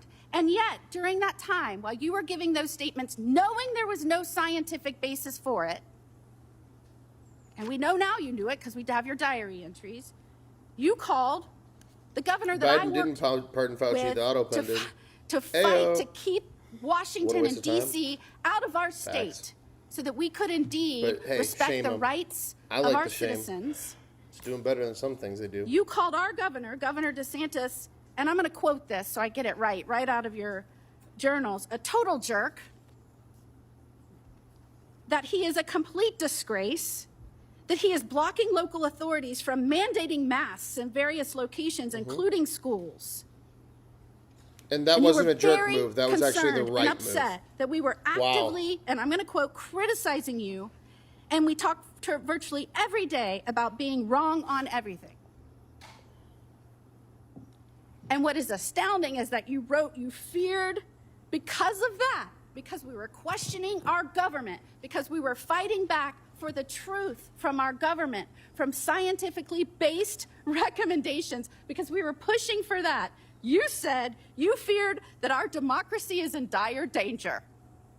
It was. We had to leave New York City and move to Florida. Goodness Christmas we in Florida, have now available on people up Amazon here Prime. that It I was, work but with not the way that understand he our said it. role, which is to report to our bosses, the people, because they are in charge. Calling for our government to be honest with us and transparent with us and accountable to us. No street justice, need anarchy. That is a democracy. What you did is the opposite. And I cannot believe I have to explain this to someone who represented our government and some of the most important issues for so long. And before I conclude, if I can just put up our pardon. This is the pardon you have heard so much about. And Dr. Fauci, the only other person that got a pardon like this, I believe, had a last name of Biden. This pardon goes back to, and if you'll see, January the 1st of 2014. Did you talk to President Biden and ask for this pardon? On the advice of counsel, I respectfully decline to answer based upon my rights under the Fifth Amendment to the Constitution. Who did you talk to in the White House about this pardon? On the advice of counsel, I respectfully decline to answer based upon my rights under the Fifth Amendment to the Constitution. Did you specifically ask that it be dated back to the beginning of 2014? On the advice of counsel, I respectfully decline to answer based upon my rights under the Fifth Amendment to the Constitution. Did you do that so that you would be given immunity going back to the beginning of 2014? On the advice of counsel, I respectfully decline to answer based upon my rights under the Fifth Amendment to the Constitution. I'm just very interested why it was this date. Did it have anything to do with the fact that 2014 Jordan, was we see your also the comment. year Don't spam my guy. that the NIAID, 60 seconds. NIH began funding EcoHealth Alliance's Understanding the Risk of Bat Coronavirus Emergence Grant?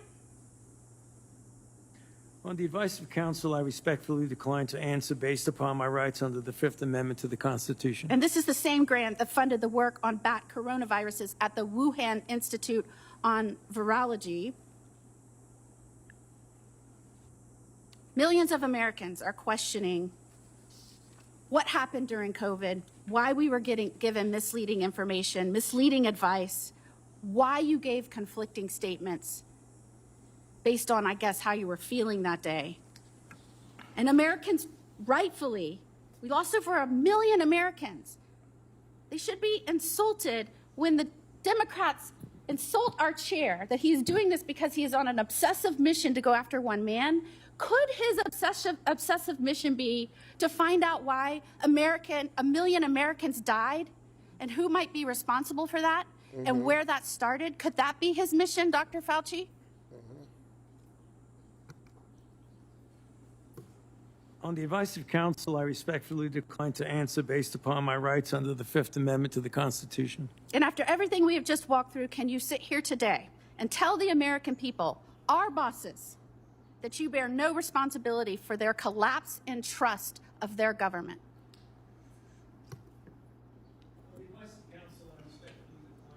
Based upon my rights under the Fifth Amendment to the Constitution. Time has expired. We're going to do another quick round for those who remain, about 5 minutes. Any questions that haven't come up that are pressing? Let's try not to go over territory that's already been done. I'll begin by asking unanimous consent to insert into the record documents show that the CIA transferred funds to NIAID through interagency agreement. Hearing no objection, so ordered. We had hoped to hear testimony from Anthony Fauci today. We haven't. But I think it's important that we do hear from him. So we will have a video we'll play in a moment. Oh, my God. For years, that's what he left for. Been the public face of saying this in all to get a video of him. He kept saying, it's the marketplace, it's the marketplace, it's the marketplace. He's been saying that on television up until recently.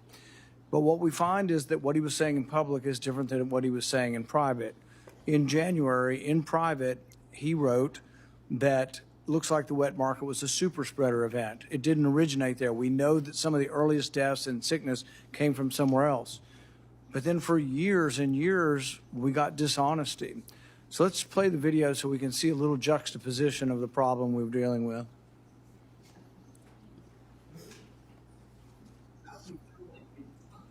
Dr. Fauci knew from the very beginning of the pandemic that COVID did not come from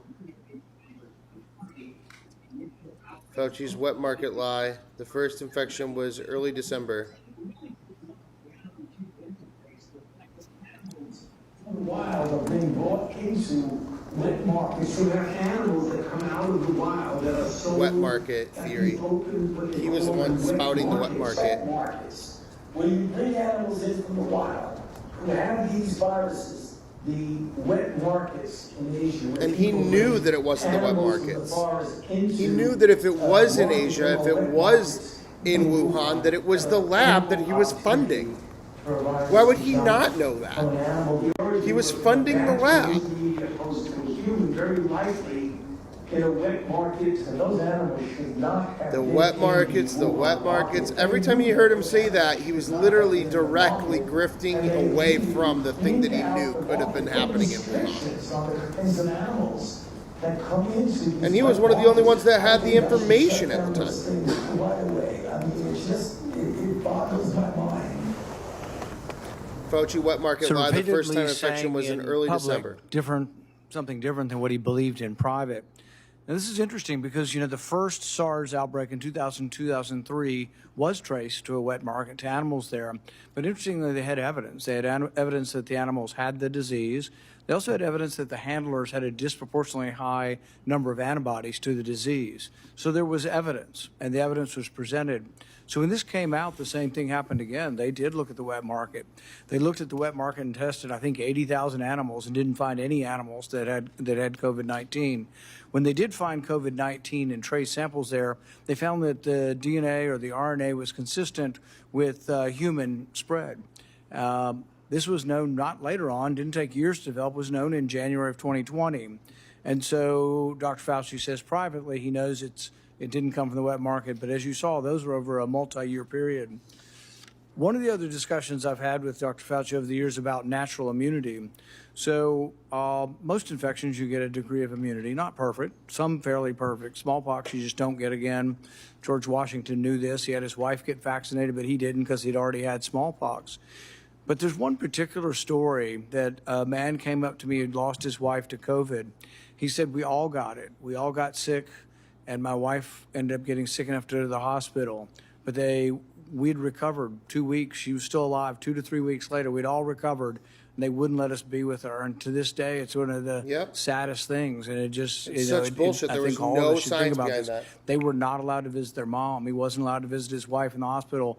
But based on this misunderstanding of natural immunity, that for some reason, 2 weeks later, they were a problem.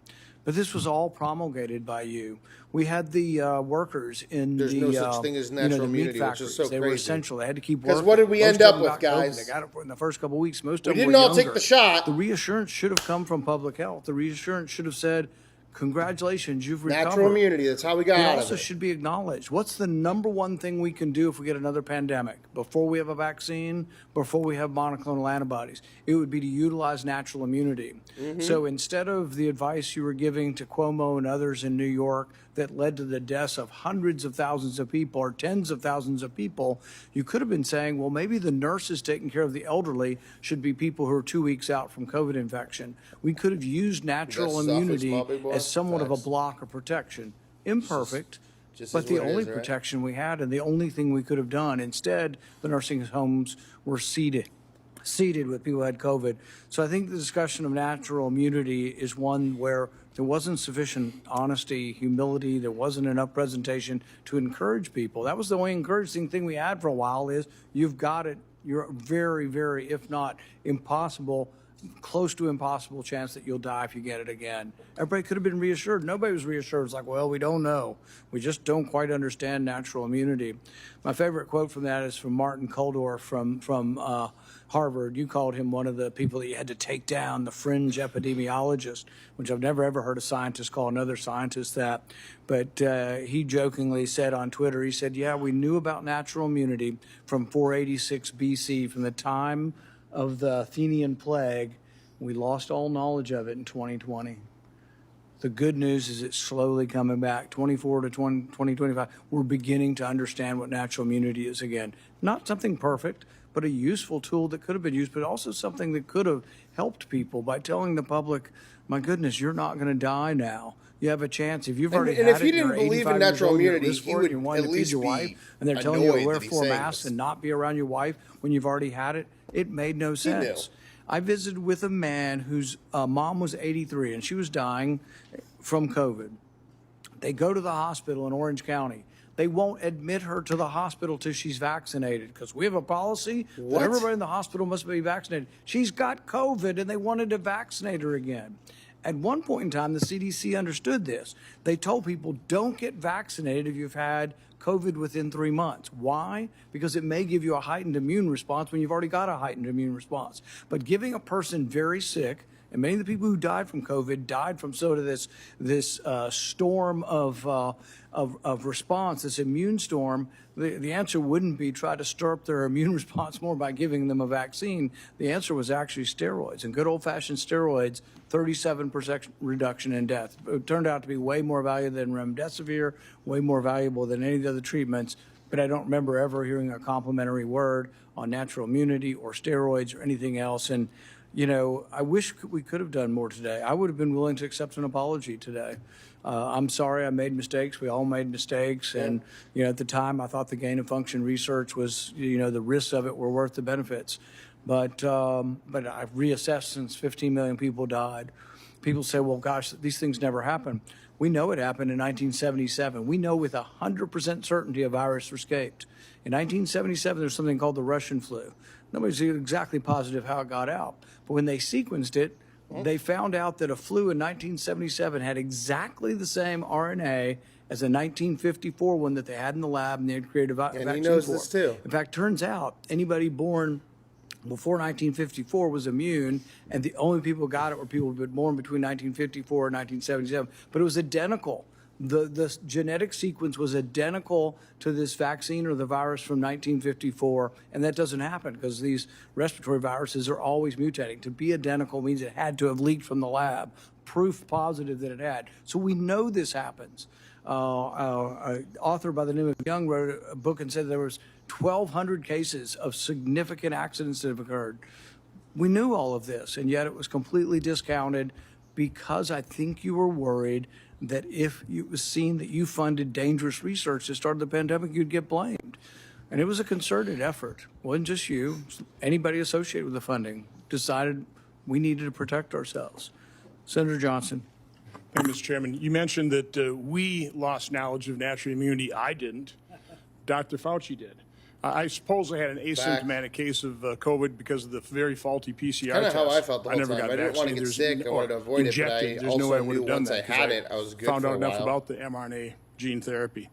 But you also brought up the issue of hospital protocols. I'm going to be holding a public event on hospital protocols. We've already received Okay, we're going to the next hour of our testimonies. poll. We They are staying live with this, though. Just give me heart-wrenching. 1 second, guys. They are heart-wrenching. Here's an excerpt from the testimony of a staff surgeon, very experienced, doctor for decades, at Providence Regional Medical Center, Everett, Washington. Quote, after our hospital was given Remdesivir by the CDC, we were provided misleading/inaccurate information about the drug biomedical leadership. When I had a young trauma patient who was a perfect candidate for Remdesivir, the infectious disease doctor on call told me to not give it to her because, quote, she seemed like a nice girl. He concludes it was known early that Remdesivir kills. As I said, nurses referred to it as run, death is near. So again, I've always been, it never made sense to me that we put all of our eggs in the experimental gene therapy. If you knew anything about it, you would have avoided it like a plague. And we didn't. We sabotaged early treatment. But the only treatment we really approved, monoclonal antibodies, which I think basically worked pretty well, but those weren't particularly available. They were denied an awful lot of patients. It was all Remdesivir. Based on a study that the NIH changed the endpoint from mortality, because it had no impact on mortality, to days of recovery. A drug that the WHO recommended against its use in COVID in November of 2020, but a drug that cost over $3,000 for a course of treatment, versus things like ivermectin, hydroxychloroquine, who even Dr. Fauci, I should have got that one out because I want to take this time to enter things in the record, said that, we need to have a very tight protocol on remdesivir because it's unknown, but hydroxychloroquine, I mean, that's approved, some side effects, but we have a long history of it. Let's put up my latest chart.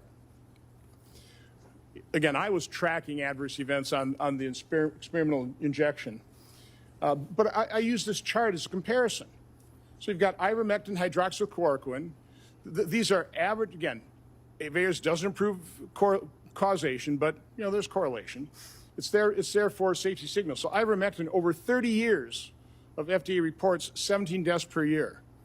Hydroxychloroquine, over 38 years of reporting, 142 deaths per year. Remdesivir, over 5.5 years, 546 deaths per year. The COVID injection, almost 7,000 deaths per year. Which is safest? What did the FDA freak us out about ivermectin, hydroxychloroquine, when they turned a complete blind eye toward the injections injury? So I want to enter the. They did quote a from the million surgeon. vaccines versus By the way, only here's the 200,000 answer. of those antibody. Cheryl Atkinson in an interview said that when it comes to Percentage is money, we about the check same. financial That ties was among bad experts on the argument. government panel devising coronavirus treatment guidelines, which had the effect of dialing back hydroxychloroquine use and giving an edge to remdesivir. We found the 11 members reporting links to a drug company. 9 of them named relationships to remdesivir's maker, Gilead. 7 more, including 2 of the committee leaders, have ties to Gilead beyond the 11 months they had to disclose. 2 were on Gilead's advisory board. Others were paid consultants who received research support and honoraria. By the way, within the study, I think one of the study participants was an employee of Gilead. A bunch also had conflicts with Gilead. So, gee, I wonder why. There are conflicts of interest. Gilead made billions of dollars off of remdesivir and people died. In terms of ignoring safety signals, you can probably put that down now. This has come to light. This is Dr. Drew Weissman, who got the Nobel Prize for the mRNA platform. He wrote to Dr. Fauci on February 8th of 2020. Tony, I wanted to alert you to some new data we generated with our mRNA LNP vaccine. A lot more. Now, it was a higher fold dose, but why are the most evil mRNA and LNP infamous people always go to Democrats? The placenta and fetus, Well, measured by they're always. translation of the mRNA and Remember, the cause last of the 7 immune people response to to do the this, plead amniotic the 5th fluid. thing, were all Republicans for January 6th. So that same day, Dr. Fauci responds, it'd be interesting to see including Roger Stone, what human dose levels given intermuscular do. So about a month later, Dr. Weissman replies, he said, we still have some concerns over the data after they tested at IM. Now, again, there's more documentation in terms of the FDA blew it off.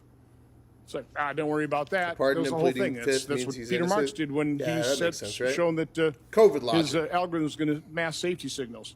The last thing I want to enter in the record here is, and I want to make the point, why is this important? That they buried the treatment of severely injection injured. The fact that we haven't acknowledged these injection injuries, these people can't get treatment. They're being gaslit by their doctors. So it's all in your head. The rate of the injection injured of suicides is increasing because they've given up hope, because our medical establishment and federal health agencies completely failed them, failing to acknowledge it. So again, Dr. Nath was diagnosing and treating injection injured in March of 2021. This concerned people. So you had Dr. Walter Koroshets, writes Dr. Fauci. One of the points he made, there's been a steady, slow stream of reports to me of post-vaccination neurological conditions. Dr. Nath has been collecting a bunch. He has reports sent out to publish. Well, that alarmed everybody. Boy, you can't let the public know what's actually happening. You can't actually let the public know what the science is showing. So on April 29th, a email from Francis Collins, head of NIH, to Dr. Koroshets, says, I find this approach troubling and will have the main consequence of feeding vaccine hesitancy and social media overreaction. Then Dr. Lawrence Tabak writes to Francis Collins, I don't understand why Walter does not shut this thing down. Why don't you shut down Dr. Nath, who's actually treating injection injured? Why? Because of vaccine hesitancy. And because we haven't acknowledged that, and the reason I've been advocating for this is because I know the injection injured. I know people who lost loved ones within days of the injection. Yep. And we've turned our backs on them. Yep. They deserve acknowledgement. They deserve to be heard, seen, and believed so they can get treatment. I also know the doctors whose careers were destroyed because you denigrated things like ivermectin and denied ivermectin to people in hospitals who got their kidneys knocked out by the Remdesivir but got put on ventilators, never got to hug their loved ones goodbye. Major news channels. Terry, welcome to the Mod Club. Don't abuse it. That's what your science did to people. So, Dr. Fauci, my only question is, based on your lack of testimony here today, based quite honestly on our investigation into the cover-up of safety signals and injection injuries, we have issued letters to a number of former FDA officials to come in for transcribed interviews. You will be getting a letter today asking for a volunteer transcribed interview. So I'd be asking, will you comply or will I have to subpoena you? On the advice of counsel, I respectfully decline to answer based upon my rights. Take that as the answer. To the Constitution. Expect the subpoena. Thank you. Yep. Look forward to the subpoena. Senator Scott.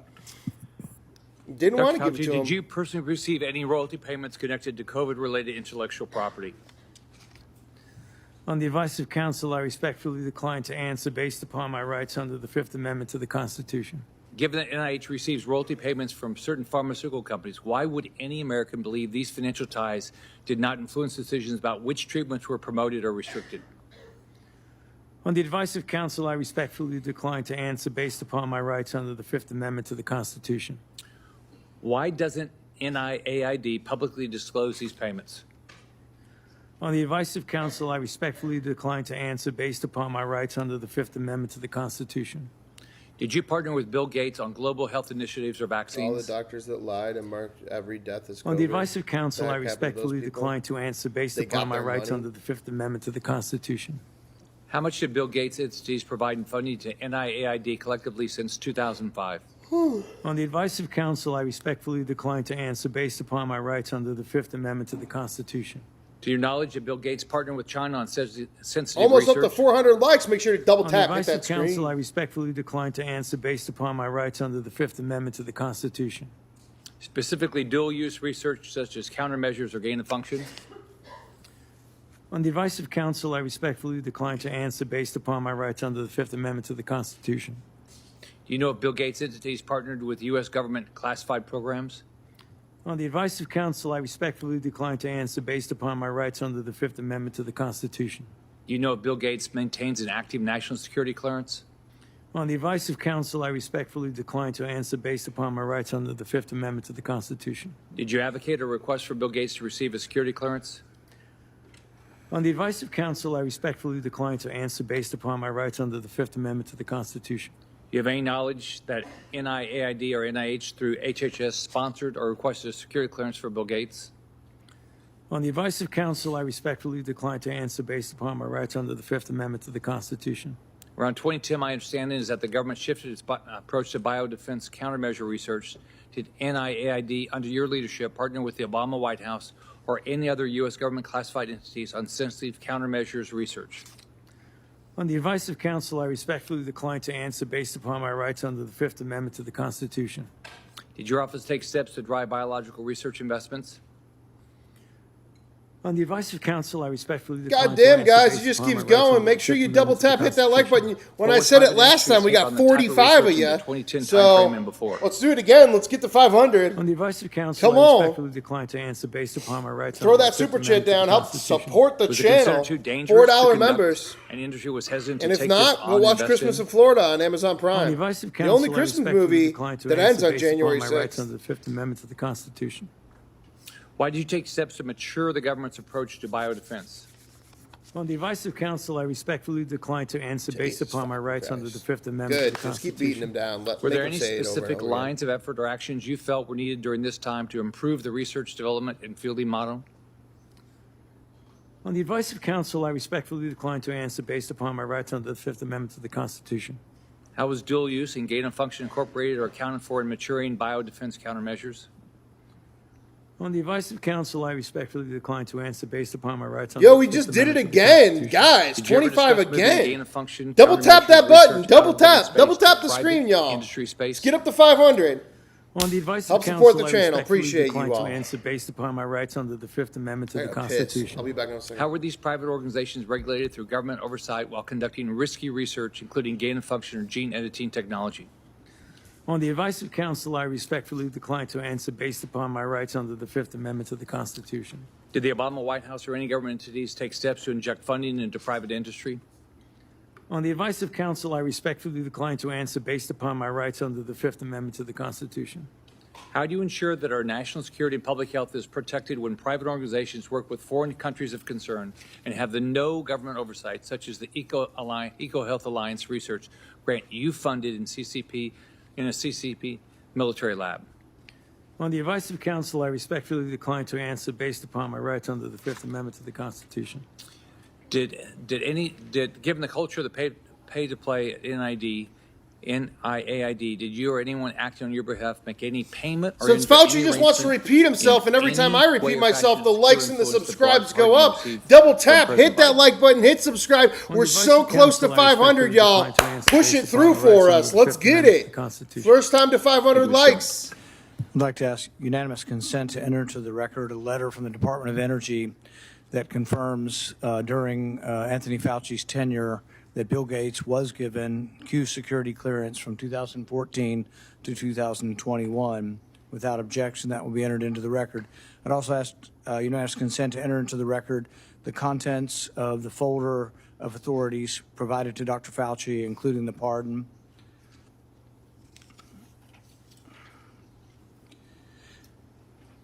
Let's be clear today, what we've seen.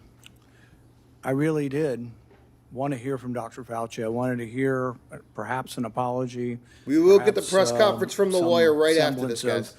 Being sorry for what happened or that judgment errors were made. We didn't hear any of that.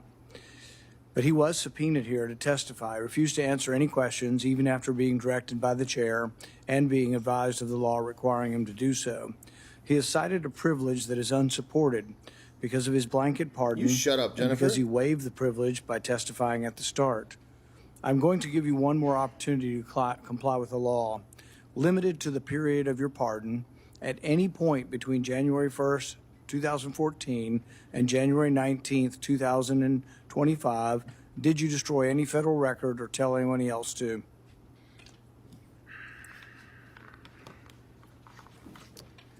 He has to Under pull the it back advice of out to read counsel, I it. respectfully decline to answer based upon my rights under the Fifth Amendment to the Constitution. You can't remember it Given after that saying you it that many have times, bro? a unlimited presidential pardon, what is your specific objection that you are making?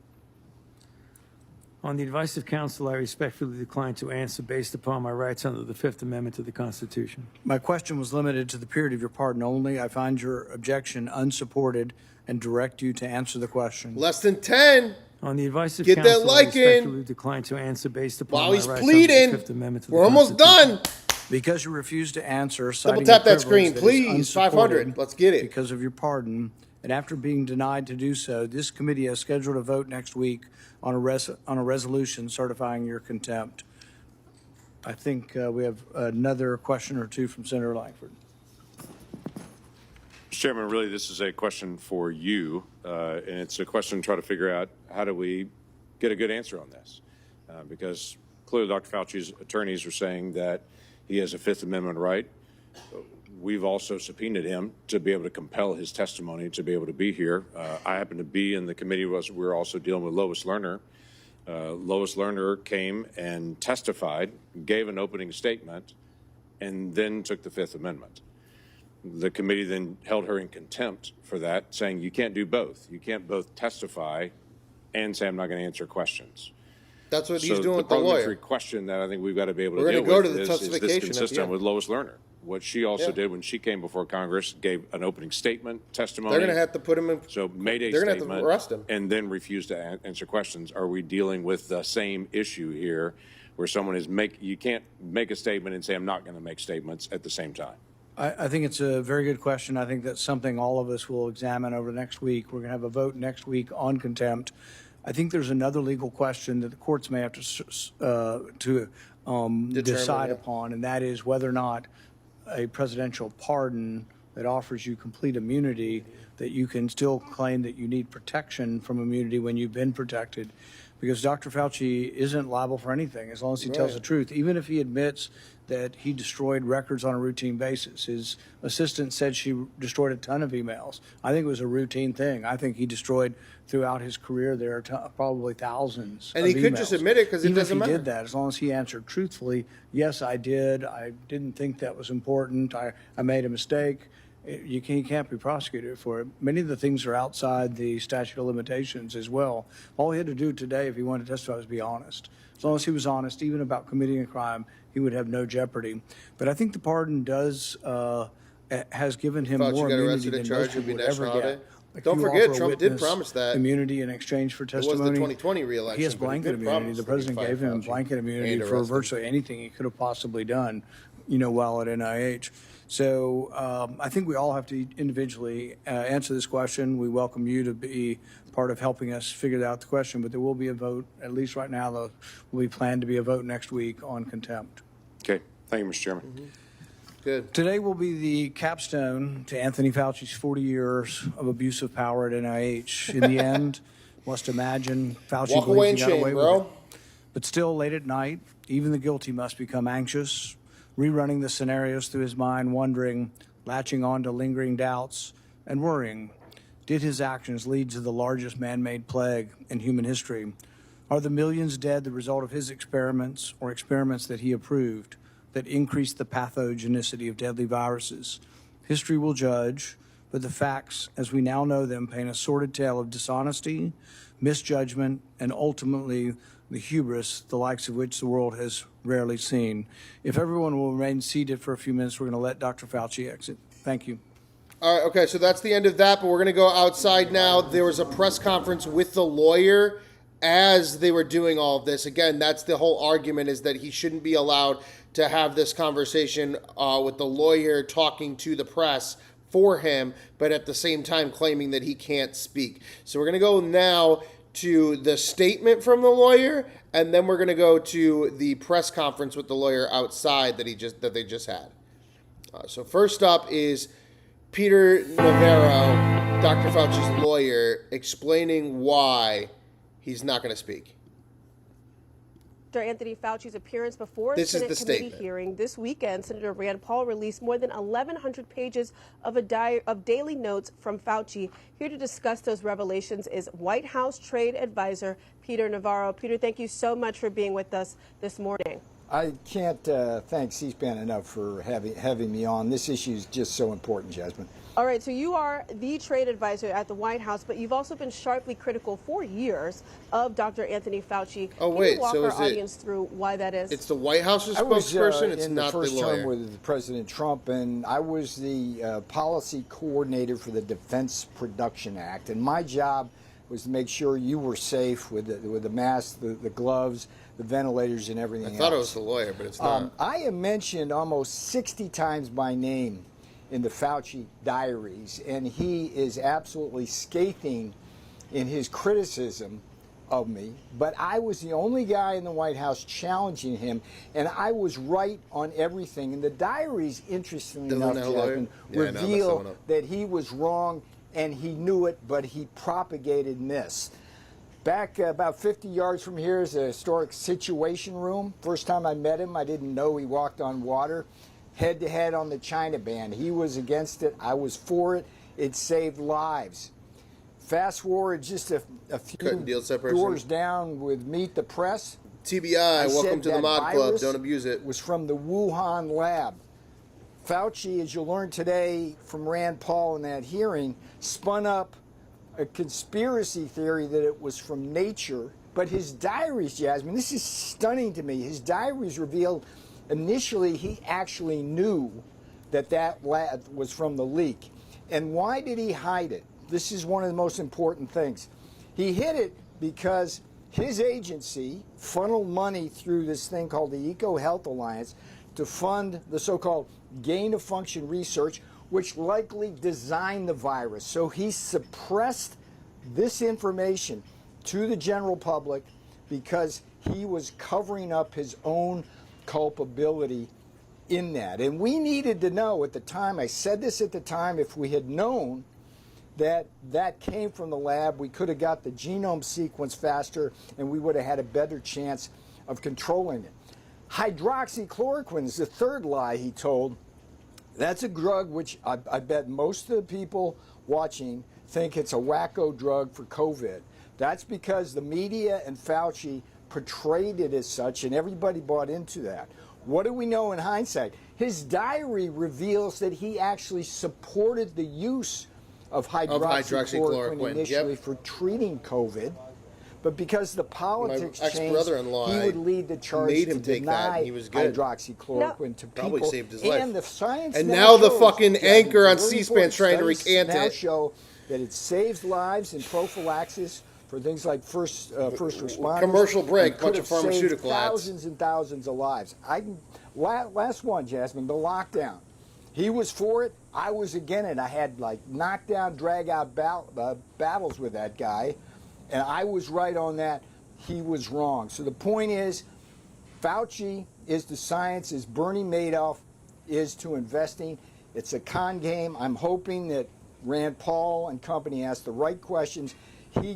He goes from famous to infamous because he cost you, the American people, tremendous discomfort. And in a lot of ways, if that virus came from the lab and he funded it, he's responsible and has blood on his hands. Now, Peter, let me jump in here because you said that in these diaries, he made clear that he believed that it was from the lab. So the diaries actually show that he was less certain in private in these daily notes than he was publicly about the source of COVID, but he doesn't say, he says, and here's a quote from it actually, "Now we know the market was not the source," talking about the market in China, "it was the amplifier. Having said that, somewhere the virus jumped from animals to humans." So in these documents, he still does. But he already knows that that's not true. It was, or it He already could be see from that, a like, natural again, source. go cut to commercial break, bunch of pharmaceutical ads. There's a prior entry which makes it clear when he's being briefed by that group of scientists,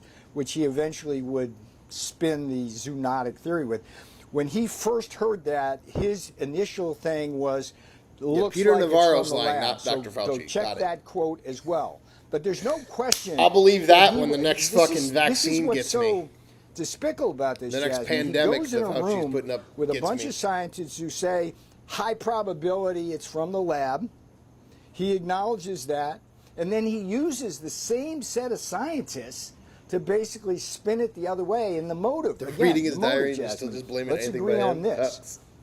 Fauci used It's team politics of these taxpayer people. That's the money problem. to fund Why do you think that the gain-of-function poll research today through is the so EcoHealth Republican Alliance. skewed?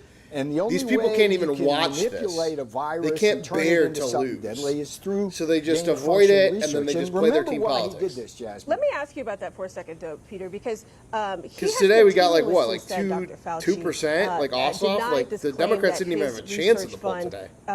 It's almost all funded Republicans this in kind of the chat gain-of-function today. research. And for folks listening, it basically involves And it just tweaking the shows virus's you, like, genetic kinda how people makeup react to for COVID on the Democratic scientists to side. understand how they They're function. just still I eating wonder up in the your fucking position at the White pharmaceutical House, in addition to these daily notes, Yeah, have you seen 24 minutes in, evidence Ossoff's got countering 16%. that claim that I know he's got denied Israel that attached his, to him, but research funded Newsom some of only these got efforts? 20% on the poll Interesting last question, hour. Jasmine, because with over if you look 2,000 carefully votes. of how he denied that, That's it was never a 200 to flat-out 1,800 denial. people in the He feed. didn't do like a Bill Clinton thing and pound on the table and say, "I never funded gain of research." He twisted and did his nuanced thing. There's no question. There's no question that that money funded gain of research science because the guy who ran EcoHealth Alliance admitted that. That's your key there. Now, here's why this was hubris. The whole theory of Fauci was that these viruses in bats might It's jump almost to like your humans. poll doesn't mean anything. Therefore, First, you need to spell if we poll figure right. out a way that could happen, And two, then we could create a vaccine. It means more than to most stop polls. It. So he Only goes one into Gmail this account per vote. basically wanting to play God. And Got what voter he did protection not on my poll. acknowledge was the possibility of a lab leak. They thought they could contain Versus people saying that whole AOC thing. got And 22%. look, here's the thing. It's like, I'm Oh, in the yeah, middle new of this. poll out I'm from the only CBS, guy in the White House 22% challenging AOC. him. And The the end. president and I No are one's voting. faced We're with this just gonna say tsunami it. of favorable media coverage. They turn this guy into God and a political figure, and the whole world moves on what he says. And he was wrong about everything. Peter, I want to read masks. some of your Washington Times article here for folks, and Sure. they can revert back to this once you're off. The headline here is Fauci Diary tells the story of institutional cover-up in the Washington Times, out this morning, written by you. And it says that in the diaries, Dr. Fauci called me, I'm speaking as you right now, in his diaries, weird, crazy, arrogant, delusional, along with one colorful anatomical epithet not fit to print. But you say it proves that you were right and he was wrong. I wonder, in these 1,100 pages that were released by Senator Rand Paul ahead of this hearing, do you believe that there is a smoking gun here? Absolutely a smoking gun. I think it was unfortunate that Rand Paul's media people chose to release the quotes that highlighted Fauci's obsession with being a media star and all the infatuation people had. What they should have done was focused on the 5 things I was involved in, which was the China travel ban, which was the lab leak, which was the failure of the lockdowns, which the hydroxychloroquine. With the pattern, here's the smoking gun. A lot of public statements that Fauci would make to you, assuring you about something. He made prior entries in his diary which was exactly the opposite. Like, for example, hydroxychloroquine. In March of 2020, he says, very safe drug, we should get it out there and we should put Remdesivir in a trial, but it's okay to do. We think this is a good idea. Politics changed. As soon as Donald Trump said, do hydroxy, the media went against him, and Fauci turned on a dime. And there's a famous scene, I put it in my own memoirs, in the book called In Trump Time, where I confront him in the Situation Room in front of Mike Pence, and I slap down studies that are like this high showing that, and he kept telling the American people that still taking the COVID vaccine? ivermectin, hydroxy, all this stuff. I got my 17th shot today. Jasmine, I want to emphasize, tells us now works. He was saying didn't work. I had 1 million doses of hydroxychloroquine in warehouses as the defense policy coordinator for the EPA that I was trying to distribute to hospitals, and he got the FDA to stop me from doing that. Thousands of people would be here in this country right now alive if I had been able to distribute that. Take that to the bank. That's what the science says. Okay, I'm sure we'll be hearing a lot about that and some of the conflicting public statements versus diary entries from Dr. Fauci. But my last question here for you is that Mr. Fauci received a preemptive pardon from former President Joe Biden, covering his time in the lead on some of these COVID-19 issues. Do you and the White House believe that charges could still be brought against Dr. Fauci going forward? I love the question, and here's why it's important today. Fauci, if he lies to Congress today, then the pardon has no bearing, because this is a crime he's committed since the pardon. So he's got a really hard choice. I believe when push comes to shove, he is going to do either one of 2 things. He is going to cite the 5th Amendment and blame people trying to lynch him on the Hill. It's like, no. He's either going to cite the 5th Amendment or he's going to have a really bad dose of I can't recall. But the problem with I can't recall is all we have to do is read his diaries and see what he had to say to prove that he is a liar. So it's going to be a really interesting thing. But for the American people, please understand, this man, I fought him. I was the only guy fighting him.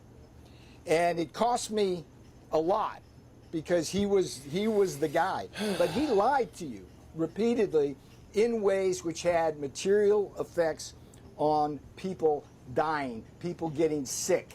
And don't even get me started on the vaccine issue, because there's all sorts of things we could talk about there. And the problem with the vaccine ultimately was that Fauci and Pfizer didn't give us the data, which was beginning to show that we should have more concern about whether people were taking that vaccine.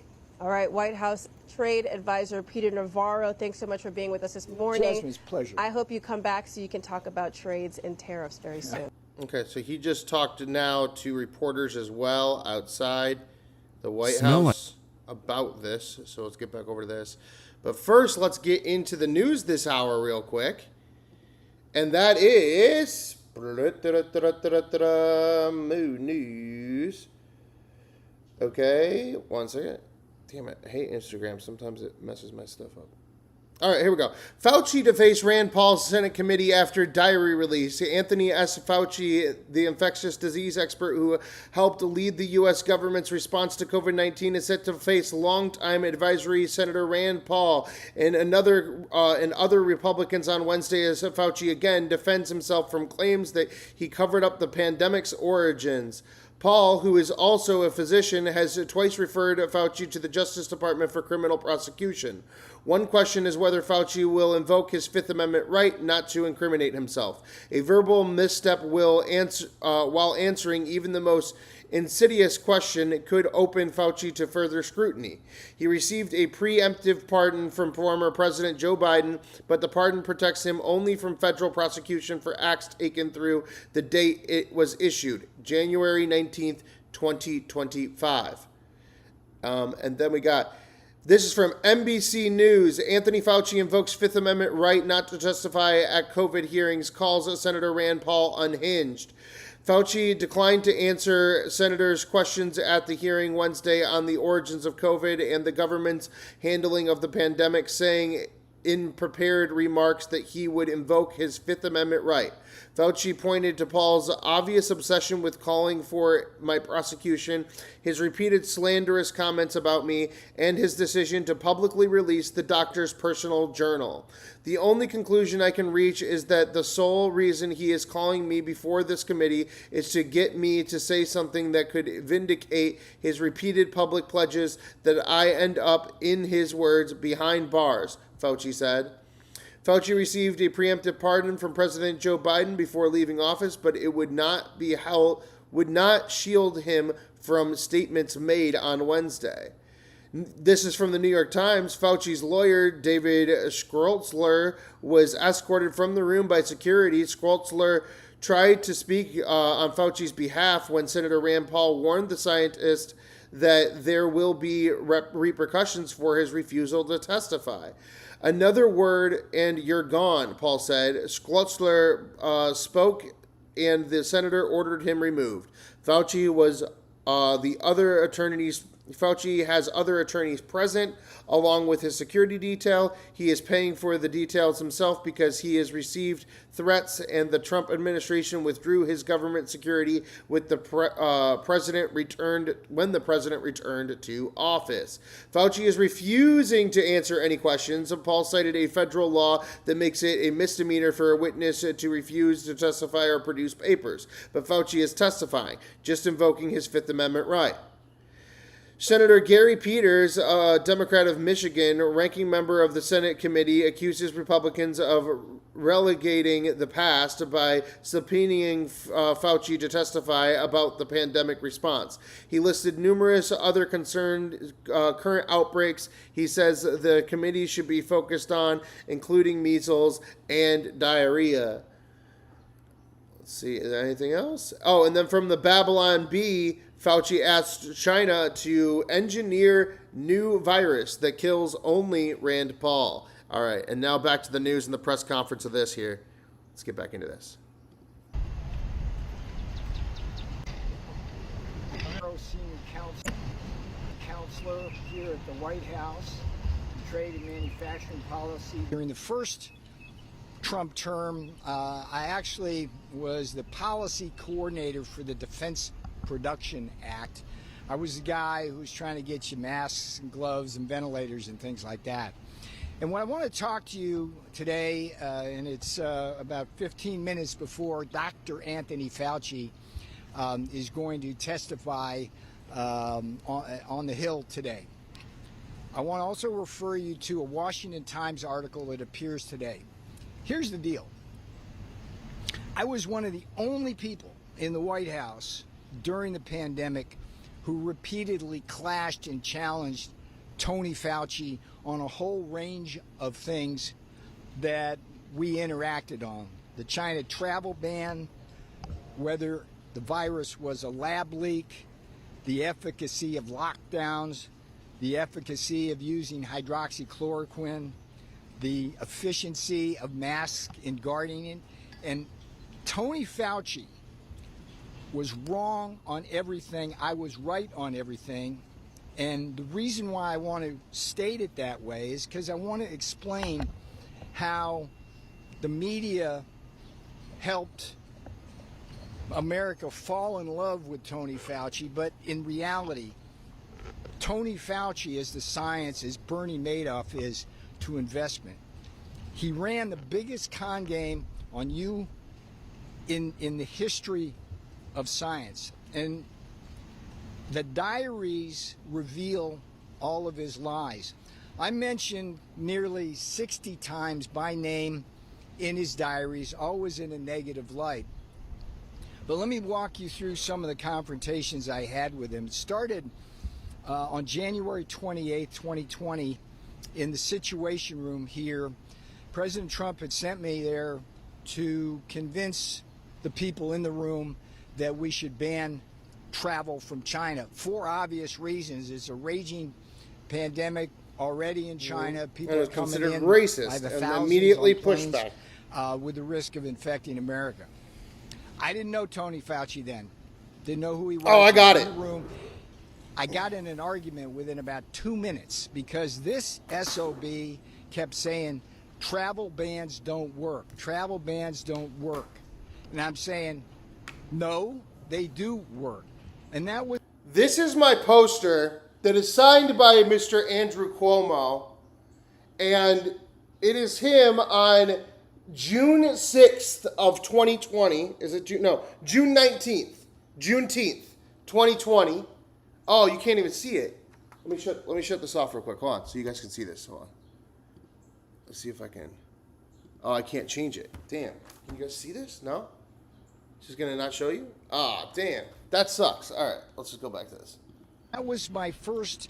But there's a thing where it shows interaction with him, airplanes. and I came away thinking, this guy thinks he knows more than he does. And what annoyed me going forward was he would, every time I said he was against the travel ban, he would say, no, no, no, I was always for the travel ban. The diary shows him to be a liar. The 2 days before going into the situation, Right there, yeah. he had numerous conversations. This was them combating the with Bob Redfield, racism CDC, and of White trying House to shut officials China saying down. He didn't support the ban. Andrew That was a Cuomo in lie. New York claiming it Fast came forward from now, Europe Look back here. This on is a where plane. Signed we by often Andrew talk, Cuomo, on TV ending the shows, pandemic June and, 19th on of both, 2020.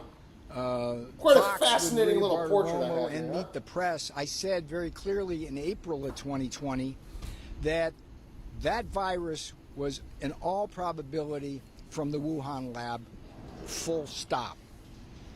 Fauci publicly always denied that and pushed the from nature theory. But here's what the diaries reveal. They prove him again to be a liar because in January, in his diary, he records several meetings with top scientists who tell him this thing's likely from the lab, and he acknowledged that fully. Now, what's so interesting about this is that he flips because he knows if people believe it's from the lab, that his reputation would go right into the toilet. Why is that? It turns out that he, through his agency, funded so-called gain of function research through this cutout called Eco Health Alliance. And that money then went to the Wuhan lab. The head of Eco Health Alliance has acknowledged it was for gain of function research. And gain of function research is how you change a bat virus into one that can jump to humans. And Fauci's plan, like Dr. Frankenstein, was the basically BLT. to create aborted BLT or a whatever. virus that could Abortion BLT. possibly remotely jump to humans and then figure out a way to get a vaccine to stop it. That was his grand Frankenstein plan. What he didn't count on was the virus could escape. And when that virus escaped, it would wind up killing Miss Rupp's crying about tan millions suits. and millions Facts, and millions right? of people. That was his day. Fauci knew as soon as he figured out that connection in his own mind that he would be in deep, deep trouble if that were revealed. And so what did he do? This conspiracy, he got together with these scientists and they went out and wrote these scientific articles claiming, no, this is from Nature. And you can see a lot of clips. But again, what's important about the diaries is that in January, he acknowledged it was probably from the lab or could well have been from the lab. Third lie Fauci told, hydroxychloroquine. If you're like most Americans right now and I say hydroxychloroquine, you're going to roll your eyes and say, that's quack medicine. The reality is the science now confirms two things. One, it's a very, very safe drug. It's a lot safer than a lot of stuff you see advertised on TV right now for various medical conditions. It's a safe drug, and guess what? It can help save lives, particularly in prophylaxis for people like first responders, things like that. So I had 1 million doses of hydroxychloroquine at the time in my role as the DPA policy guy. And Fauci, here's what's so interesting. In March of 2020, Fauci praises hydroxychloroquine as a very safe drug and urges its use. Think about that. And then 3 weeks later, he flips after the politics had changed. As soon as President Trump had embraced hydroxy as a possible medicine to be used for COVID, the left media got all over him. It became a political football. Fauci flipped, and he was saying, no, that stuff's dangerous. That kind of lie to you, the American public, it reveals a deeply flawed character and a deeply flawed man in Tony Fauci. Masks. He was like, wear your masks everywhere. Wear your masks everywhere. But privately in the diaries, he's like not a big fan of masks at times and expresses considerable doubt about their use. Why didn't he be honest with you? And then finally, the lockdowns. I wrote about this, and I got on television about this, and said flat out that the lockdowns were going to kill more people than letting people go out into society. And the reason is people died during the lockdowns from things like they couldn't get the medical tests they needed, and therefore their conditions got worse. There was depression, alcoholism, drug abuse, all sorts of ways that people died because of those lockdowns. And if you, my mother, I couldn't go see my mother. She was in her 90s and would pass soon after that because of that. And Tony Fauci was the guy who did that. So what I'm asking you, the American public, to do is look at those diaries a lot more carefully than the media is doing right now. It's curious to me that CNN and MS Now, for example, are not covering the story. They're just hiding it. And even some of the right-leaning media are focusing more on the celebrity aspect of Fauci rather than on the tough questions about things like the lab origin for whatever reason, I'm not sure. But the bottom line is today, when Tony Fauci swears trade advisor, the whole truth and nothing but he's the the truth, guy that was he's got a supplying the really tough masks choice during COVID. because- and here's what I think might happen. The diaries are so damning, he's either going to have to plead the Fifth Amendment, or he's going to have to have an epic dose of I can't recall. But the problem with I can't recall is that the diaries allow those recollections, and Rand Paul and others will be able to confront him with that.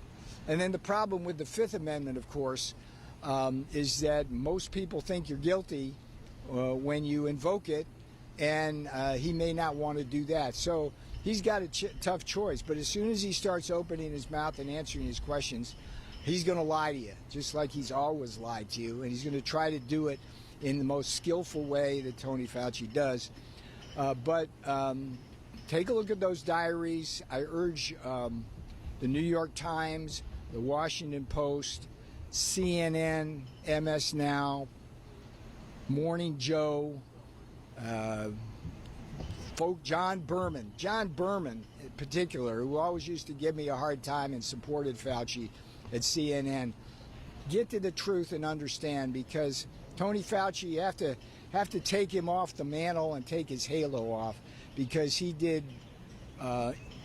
despicable things and made a lot of money doing it. I thank you. Do you have any questions? Yes, ma'am. What do you have to say to Americans who are growing more frustrated with the economy as gas prices remain high, and it appears that the situation in the Middle East is starting to de-escalate with the latest strike?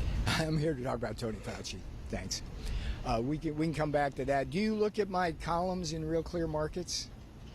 Not really. Okay, so if you want to get more about my experiences with Fauci, read my book In Trump Time. It's a memoir that describes all my various interactions with Tony Fauci, number one. Number two, if you want to get answers to the question that was just asked of me about the economy, I do fairly regular articles in Real Clear Markets online, which talk about which way the economy's going. What we're seeing with the economy is strong investment fueled by the big beautiful bill bringing investment in, 100% of expenses deducted, and the tariffs, which are encouraging onshore. We're seeing a trend down in inflation when you X out the oil, and so that's the trend that the Federal Reserve likes to look at, the core versus the non-core. And we're building, like we did in the first term, an economy based on Trumpnomics, which is a lower regulatory burden, lower taxes, strategic energy dominance, and of course, fair trade. Thank you for listening, and in 1 minute, Fauci's on. Watch him on the griddle. Thank you. 1 minute, Fauci's on. See you later. All right, guys, let's look at what else we got today that's going on. Wait, what is that just happened? Federal Reserve Chair is going to hold a news conference here in an hour and a half with Donald Trump, I believe. I think Donald Trump is going to come live at 1 p.m., so I don't know if we'll stay live for that or if we will end up going live again. But make sure you hit subscribe, double tap, hit that like button. Let's continue with the day, though. Let's see if there's anything else for today that we haven't gotten to yet. Not necessarily, no. Just, yeah, that's nothing there. Let's see if there was anything last night that we just happened to miss. And if not, then this will be the end of the episode right now. We covered Lindsey Graham's funeral. You can go check that out. Oh, here we go. Talarico last night doing a little campaign in Lockhart, Texas. If you guys Hey, want to check this out real Lockhart. quick. It's good to see y'all. Thank you, thank you, thank you. Are you ready to take back Texas? Are you ready to beat Ken Paxton? Lockhart, it is so good to see you. Thank you, Chairwoman, for those kind words. Thank you for your service and your leadership in this community. Thank you to the volunteers in the vests who made this event possible. And thank you to all of you for showing up here on short notice. It is good to see you in Lockhart, Texas. We are building a movement to take back our state and to take back our country. We are uniting Texans onto one team to take on this broken, corrupt political system. We have traveled to every corner of this state, from Beaumont to El Paso, from Amarillo to Brownsville, and everywhere in between, big cities, small towns, red areas and blue areas alike, we've had thousands of Texans showing up to rally with us. And I can't tell you the number of people who come up to me at the end of these events and whisper some version of, "I'm not a Democrat," like they're in the witness protection program.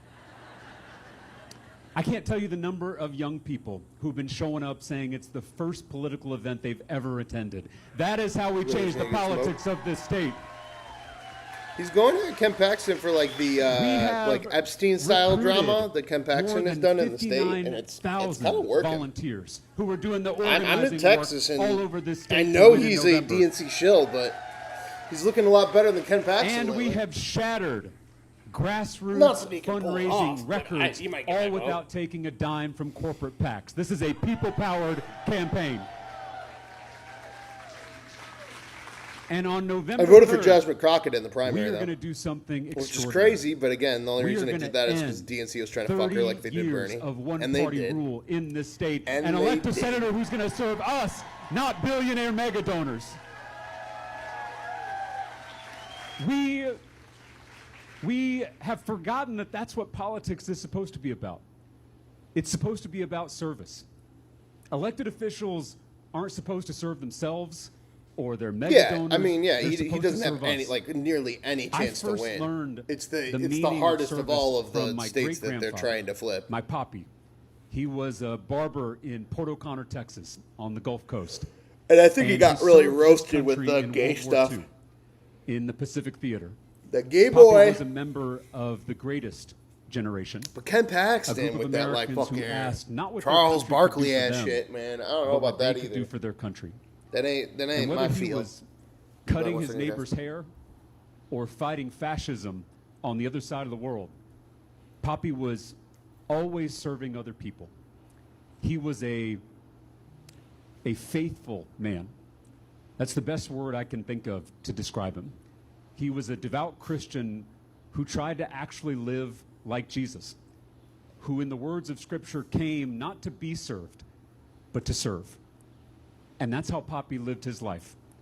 His favorite Bible story was in the book of Matthew when Jesus' disciples are all jockeying for position. They're trying to figure out who's top dog. They're trying to figure out the pecking order. And Jesus stops them and says, "The rulers of this world lord their power over the people. But among you it will be different. The greatest among you will be a servant." The greatest among you will be a servant. That's a countercultural idea. In a world that's obsessed with power and wealth, Jesus is saying that real greatness is serving others. Jesus on a campaign speech. My papi inspired Papi! me to serve. And so when I graduated from the Take a University drink of every time he Texas, says, I moved "Papi!" all my stuff. Hook 'em horns. You can say hook 'em horns. I moved all Not my with you in the my room. dad's an Aggie, Ew. to all the Aggies in the room. His greatest disappointment Also was that hook 'em he horns. raised a Longhorn. So when I graduated from UT Austin, I moved all my stuff down to the west side of San Antonio to teach middle school in one of the poorest zip codes in our state. And in my first year of teaching, I noticed something Because you think really it's going to strange. connect with Texas? Very much All so, of but my it's really weird. students were eating the exact same Feels very snack. off. Off-brand strawberry Pop-Tarts. And I couldn't figure out if there was some kind of Pop-Tart craze sweeping the nation, but I kept finding these wrappers in the trash can in my classroom. So after class one day, I asked one of the kids, "Where'd you get the Pop-Tart?" And he said, "Miss Rivas gave it to me." I said, "Miss Rivas, the custodian?" He said, "Yeah, she carries them in her purse." So after school, I found Miss Rivas, and I asked her about it. She said she bought them in bulk every weekend and then brought them to school every morning. When I asked her why on earth she would spend her hard-earned money. Bro's trying to make some like weird ass analogy for socialism, communism with the janitor at his school when he was in elementary school. On off-brand strawberry Pop-Tarts. Shaniqua, She the looked at me fucking confused and janitor, said, was giving "They me don't get Pop-Tarts. breakfast at home." That was all she said. They don't get breakfast at home. Yeah. Someone was in need. And that's she was all the Ms. socialist Rivas needed to revolution know. we needed.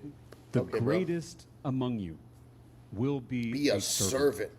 And Jesus Over said, 4 terms Poppy said, in the state house, Poppy. I've tried Poppy. to live and lead Yeah, you got a like Ms. t-shirt that Rivas, says Poppy. like my Poppy. Just like him fucking I have naked. tried to serve my constituents. Poppy. I've tried to serve the people of Texas. Oh, no, I've brought Poppy. Democrats and Republicans together to take on this broken, corrupt system. I've passed 60 bipartisan bills through the Texas legislature. Bills that cut property taxes, bills that raise teacher pay, bills that lower the cost of housing, the cost of child care, the cost of prescription drugs, including insulin. I ran for office not to be served, but to serve. And then there's Ken Paxton. I have a legislative record. Ken Paxton has a criminal record. That is the difference in this campaign. Puppy, as Puppy Ken used to say to Paxton me. is the most corrupt politician in America, and he should be nowhere Jesus said to near be nice, that the means we United need States communism. My janitor told me so with her fake Pop-Tarts when I was 5. 3 years ago, 3 years ago, Ken Paxton was impeached by his own party, by his fellow Republicans, for using his public office, Terrible his storytelling. position of public trust, to enrich himself and his donors at the expense of the people of Texas. Buttigieg vibes. Ken Paxton is everything that's But he's wrong got with a this puppy. broken, corrupt system. He doesn't serve us. He serves himself. Buttigieg's got a daddy. Since taking office, Ken Paxton has become a multi-millionaire Talarico's got some on a puppy. government salary. His net worth has increased 7,000%, all while the pay of most Texans has remained stagnant for years, for decades. You may have seen the recent report that Ken Paxton now owns 15 homes, while most Texans can't afford one. He's taken bribes from wealthy donors, all while he blocks overtime pay for Texas workers and guts our health care. This is the rot at the core of this broken system. It's why we can't afford anything. It's why we can't get ahead no matter how hard we work. For 50 years, billionaire mega donors have been buying politicians like Ken Paxton. And then those politicians turn around and rig the rules of the economy in favor of those billionaires at our expense. They have been stealing from the American people with Stealing from my bribes, puppy. with bailouts, with billionaire tax You've been breaks. stealing off-brand Pop-Tarts from my puppy. They have been selling us a lie. That the best way to motivate the people at the top is to give them more of our money. Trickle-down economics is not a theory. It is theft. They have been stealing the wealth that we all created. It's why everything sucks right now. It's why people are so angry. Okay, so how are you going to Because fix the that? American people aren't asking for a lot. Pop-Tarts for everyone! A job we don't hate. A house big enough to raise a Healthcare. family That's how in, we're going to fix it. and a little left We're over going to all have to go on healthcare. vacation every Yeah, once in we're a not going to help you with your rent, but that is harder healthcare, than socialism. it should be. Harder than it should be in America. We're not going to help you get a We job. have an Just affordability healthcare. crisis because we have a corruption crisis. We don't have a government of, by, and for the people. Things would be different if we did. We have a government of, by, and for the billionaires. The system is working exactly as it was intended to work. Everywhere I go across the state, people are drowning. Can't afford the basics. Groceries, gas, utilities, prescription drugs, the things that we need Can't even to get the survive. terminology right. They literally are saying I mean, socialism because it's too scary to say people communism. tell me it's the no same matter grifting bullshit how hard promise. They're not saying what work, they're no going to matter do. How much they save, those ends We're never gonna seem to be meet. equal. There How are you is gonna do that? something broken Healthcare in this country. What? I was reading a Bro, story what? Thought it was revolution about and an shit. Amazon worker who No, died it in one of starts with Amazon's healthcare. warehouses. Not in Texas, facts. And as he lay dying, management told the other workers, Okay, well, turn fuck around. off. Socialism Don't look, also, get it's back trash. to work. It's always been trash. Failed get system. back Facts. to work. That was a human being. That was a child of God. That was our sibling, sacrificed on the altar of corporate greed. What the There fuck? is something broken in He's America. like trying to like This is make not just a political battle. Like he's like, this is a spiritual battle between Bro, what? selfishness and service. what? Between greed and greatness, real greatness. I think after decades of this corruption, we are on the cusp of returning to those old. Okay, somebody in the chat says, read a book, dude. Socialism is not communism. No. Communism is when you just lie and you say that you're going to fix everything. Socialism is when you lie and then you give people universal health care like every other country. Old-fashioned values, the values Am of I my wrong? great-grandfather, the values of the am I wrong? greatest generation, service, Don't spam, Elsie. sacrifice, doing what's right 60 even seconds. when no one is watching. 10 seconds, actually. Ken Just Paxton don't spam, man. has been selling us out for years, for decades, and he's gotten away with it. They've all gotten away with it. But that ends this year, in this state, in this race. He's going to win If Texas, we, guys. If we, the people, if we can come together, not as Democrats or Republicans, but as Texans, to defeat the most corrupt politician in To America, give Pop-Tarts then to we can everyone. come together to defeat this entire Universal Pop-Tart corrupt theory. system. I've already Off-brand, said of course. Off-brand. that the Because we first government. bill I'm going to file as your U.S. Senator is a comprehensive anti-corruption agenda. Getting big money out of our politics by overturning Citizens United. JD just whomped everybody today. Banning Heavy Republican crowd banning today, guys, corporate on the PACs Fauci trial. and super PACs, so billionaires aren't making Newsom wasn't even number two. donations to political campaigns in this Marco country. Rubio is number 2 today. Banning members of Congress in both parties from trading stocks and enriching themselves while they're There in you public go. office. All right. Just say that and nothing else. You can win. We also have to go after the kinds of corruption Seems that like don't he just involve added money. that in there. Seems We like he doesn't must really believe in it. finally pass term limits so people aren't making a career Whoa, hey, out of public term service. limits. Chill out. Chill out. You're making me a little hard here, Talarico. We must finally overhaul the Supreme Court because we've seen corruption in the highest and court I'm in flaccid our land. again. And we must finally Pack the court! pass Oh, a damn it. national ban to end You go so good with the once whole, and for like, all in every state in term the union, limit red thing. states and blue states alike. Once we transform this broken, corrupt system, we can start unrigging this economy. We can start raising our pay. We can start cutting our taxes. We can start lowering our costs. We can finally start to get ahead. We are getting screwed. Whether you're a little more conservative or a little more progressive, we're all getting screwed. None of us can afford groceries. We're getting None of us screwed can by afford Poppy. gas. None of us can afford health care.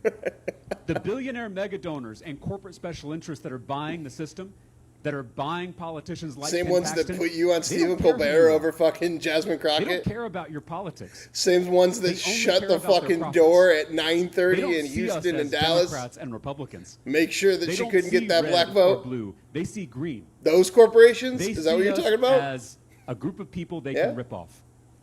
Oh, They okay. see us as one. You're not opposing ripping me off, team. though. You're right. So we might as well start acting like one. It's time.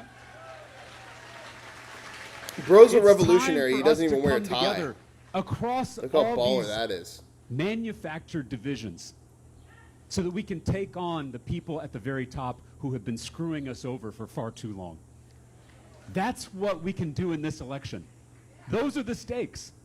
I am so honored to be in this fight with each and every one of you.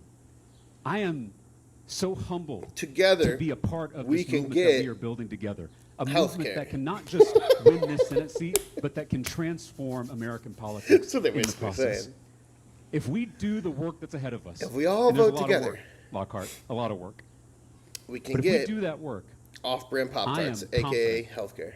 I feel it in my bones that we are going to win this election. You guys excited for that potential government health care again? You know, that Obama side was doing real well. And we're going to elect revolution, a senator who will serve and not be served. And on November 3rd, I mean, he's still getting points on me. Ken Paxton's got a while to go on. Thank you for being here. God bless you, Lockhart. Let's go. Honestly, I definitely think I'm voting for Talarico right now, and that's what sucks, is because I can see the grifting in it as well. Last thing on the day, we had one last little bit yesterday. Mr. Zelenskyy spoke to Congress right after he got out of, or spoke to the press right after he got out of the funeral of Lindsey Graham, and they caught him. So I just wanted to check that out really quick, and then that's the end of our show. But guys, remember, we will be back at 2 p.m. Central Time, 3 p.m. Eastern Time for Donald Trump as he makes an announcement with the Transportation Secretary. So he's going to be talking about the guy climbing trees again, you know, the man for survivor. Thank you, Maurice. Thank you, Maurice. Thank you, Lansing. Thank you to the Flash. They'll probably also be talking about how Fauci sucks. My name's William Lawrence. I was raised in East Lansing. I live downtown, what I wanted. about a mile. That's not what I asked for. What did I ask for? Where is it? There it is. Zelenskyy. Clicked on the wrong one, guys. Sorry. Last video. Coming up next, Ukrainian President Volodymyr Zelenskyy speaking to reporters after a closed-door meeting with Senate lawmakers and members of the Foreign Relations Committee on supporting legislation sanctioning Russia and Iran. Members of the committee, including the chair, Jim Risch, also spoke to reporters following the meeting with the Ukrainian president. Mr. President, what are... Wrong deal signed and done. Full cameras here. What do you ask this year? First of all, when we're thankful to senators and when we're thankful for this discussion. The discussion was with details how to help Ukraine, and we are thankful that this bill is very important. Sanctions pressure on Russia is very important, and really gives.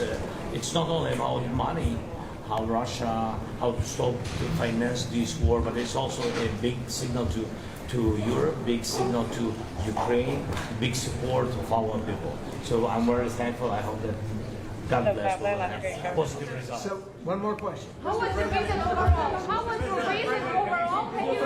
Have you achieved the goal? Will Ukraine receive more missiles? What was the conversation? We speak about Patriot missiles. Really, it's true. Now we spoke with senators about it. So that Ukraine really can produce everything, which can destroy everything from Iranian Shahis to Russian drones and etc. We have drones in the centers, modern systems of electronic warfare. Real problem is anti-ballistic systems and anti-ballistic missiles. And of course I shared what we need, our needs. I shared it with the president today. I'm very thankful to him for this meeting, and now I shared with senators. So we will try to manage it. This is a big challenge. What is the vote is already at 61, so we are moving to this bill. It's going to pass. Yeah. The president really would like to go and see this. So thank you all for coming. We're talking about the bipartisan war bill that just passed for Lindsey Graham. 61. Back up. All right, guys, that's the show for the day. Thank you all for stopping by once again. This was the biggest show we've ever done by double digits.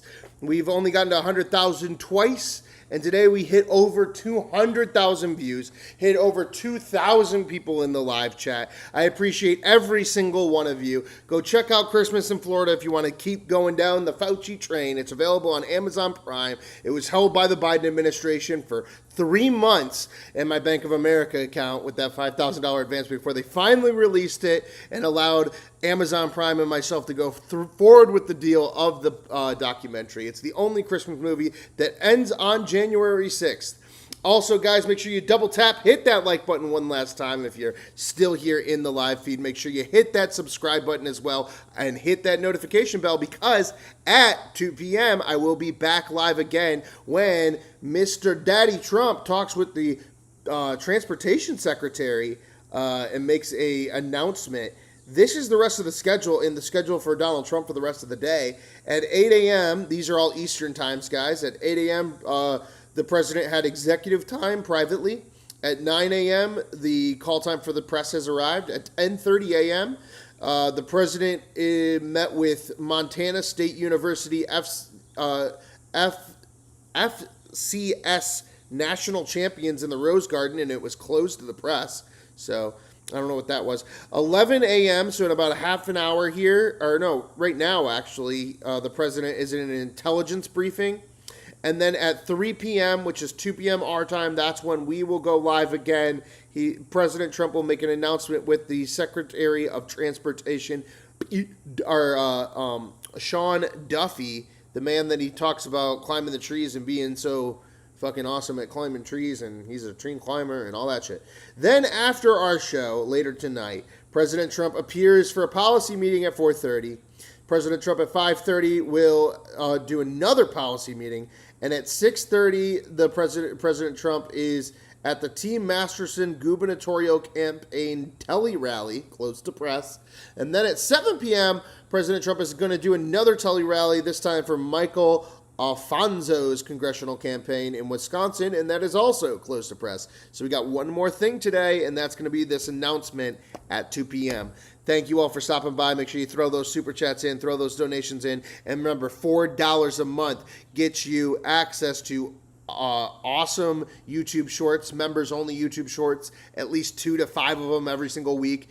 You get all the VODs of every single live. You get these cool little emojis that I built out of like Donald Trump's orange lips, Sleepy Joe Biden, Donald Trump, a CIA agent, etc. You get all those emojis in the chat. You get a little logo next to your name that shows that you are a supporter of the channel, and I read all of your chats out loud. You start off as a North Korean, you become a Venezuelan, then a Cuban, and then after those 3 months you hold off, and after 6 months of membership you become a U.S. citizen, but then after a year you become an Israeli, because we all know. Anyway, guys, thank you all again so much for stopping by. I can't believe it. We have gone so far. We've been doing our live poll for the presidential poll since the first day of the Iran war. My perspective as somebody that was an ex-Daily Show assistant and worked for Dana Bash is to bring this poll to the media in the last year and show them exactly what we've been doing over here on this little old channel of ours on YouTube. I'm just going to read out for you guys after, how many days is this? 70, 80, after 83 days of our poll, 83 sessions in our poll, we have 1 win for John Ossoff, a.k.a. Israel. We have 4 wins for Marco Rubio. We have 20 wins for Gavin Newsom. And we have 67, now 68 wins for J.D. Vance. I will see you all at 2 p.m. Central Time, 3 p.m. Eastern Time for more Daddy Trump. Until then, peace! Thank you all so much. What a fucking awesome show. 250,000 views, y'all. Love you.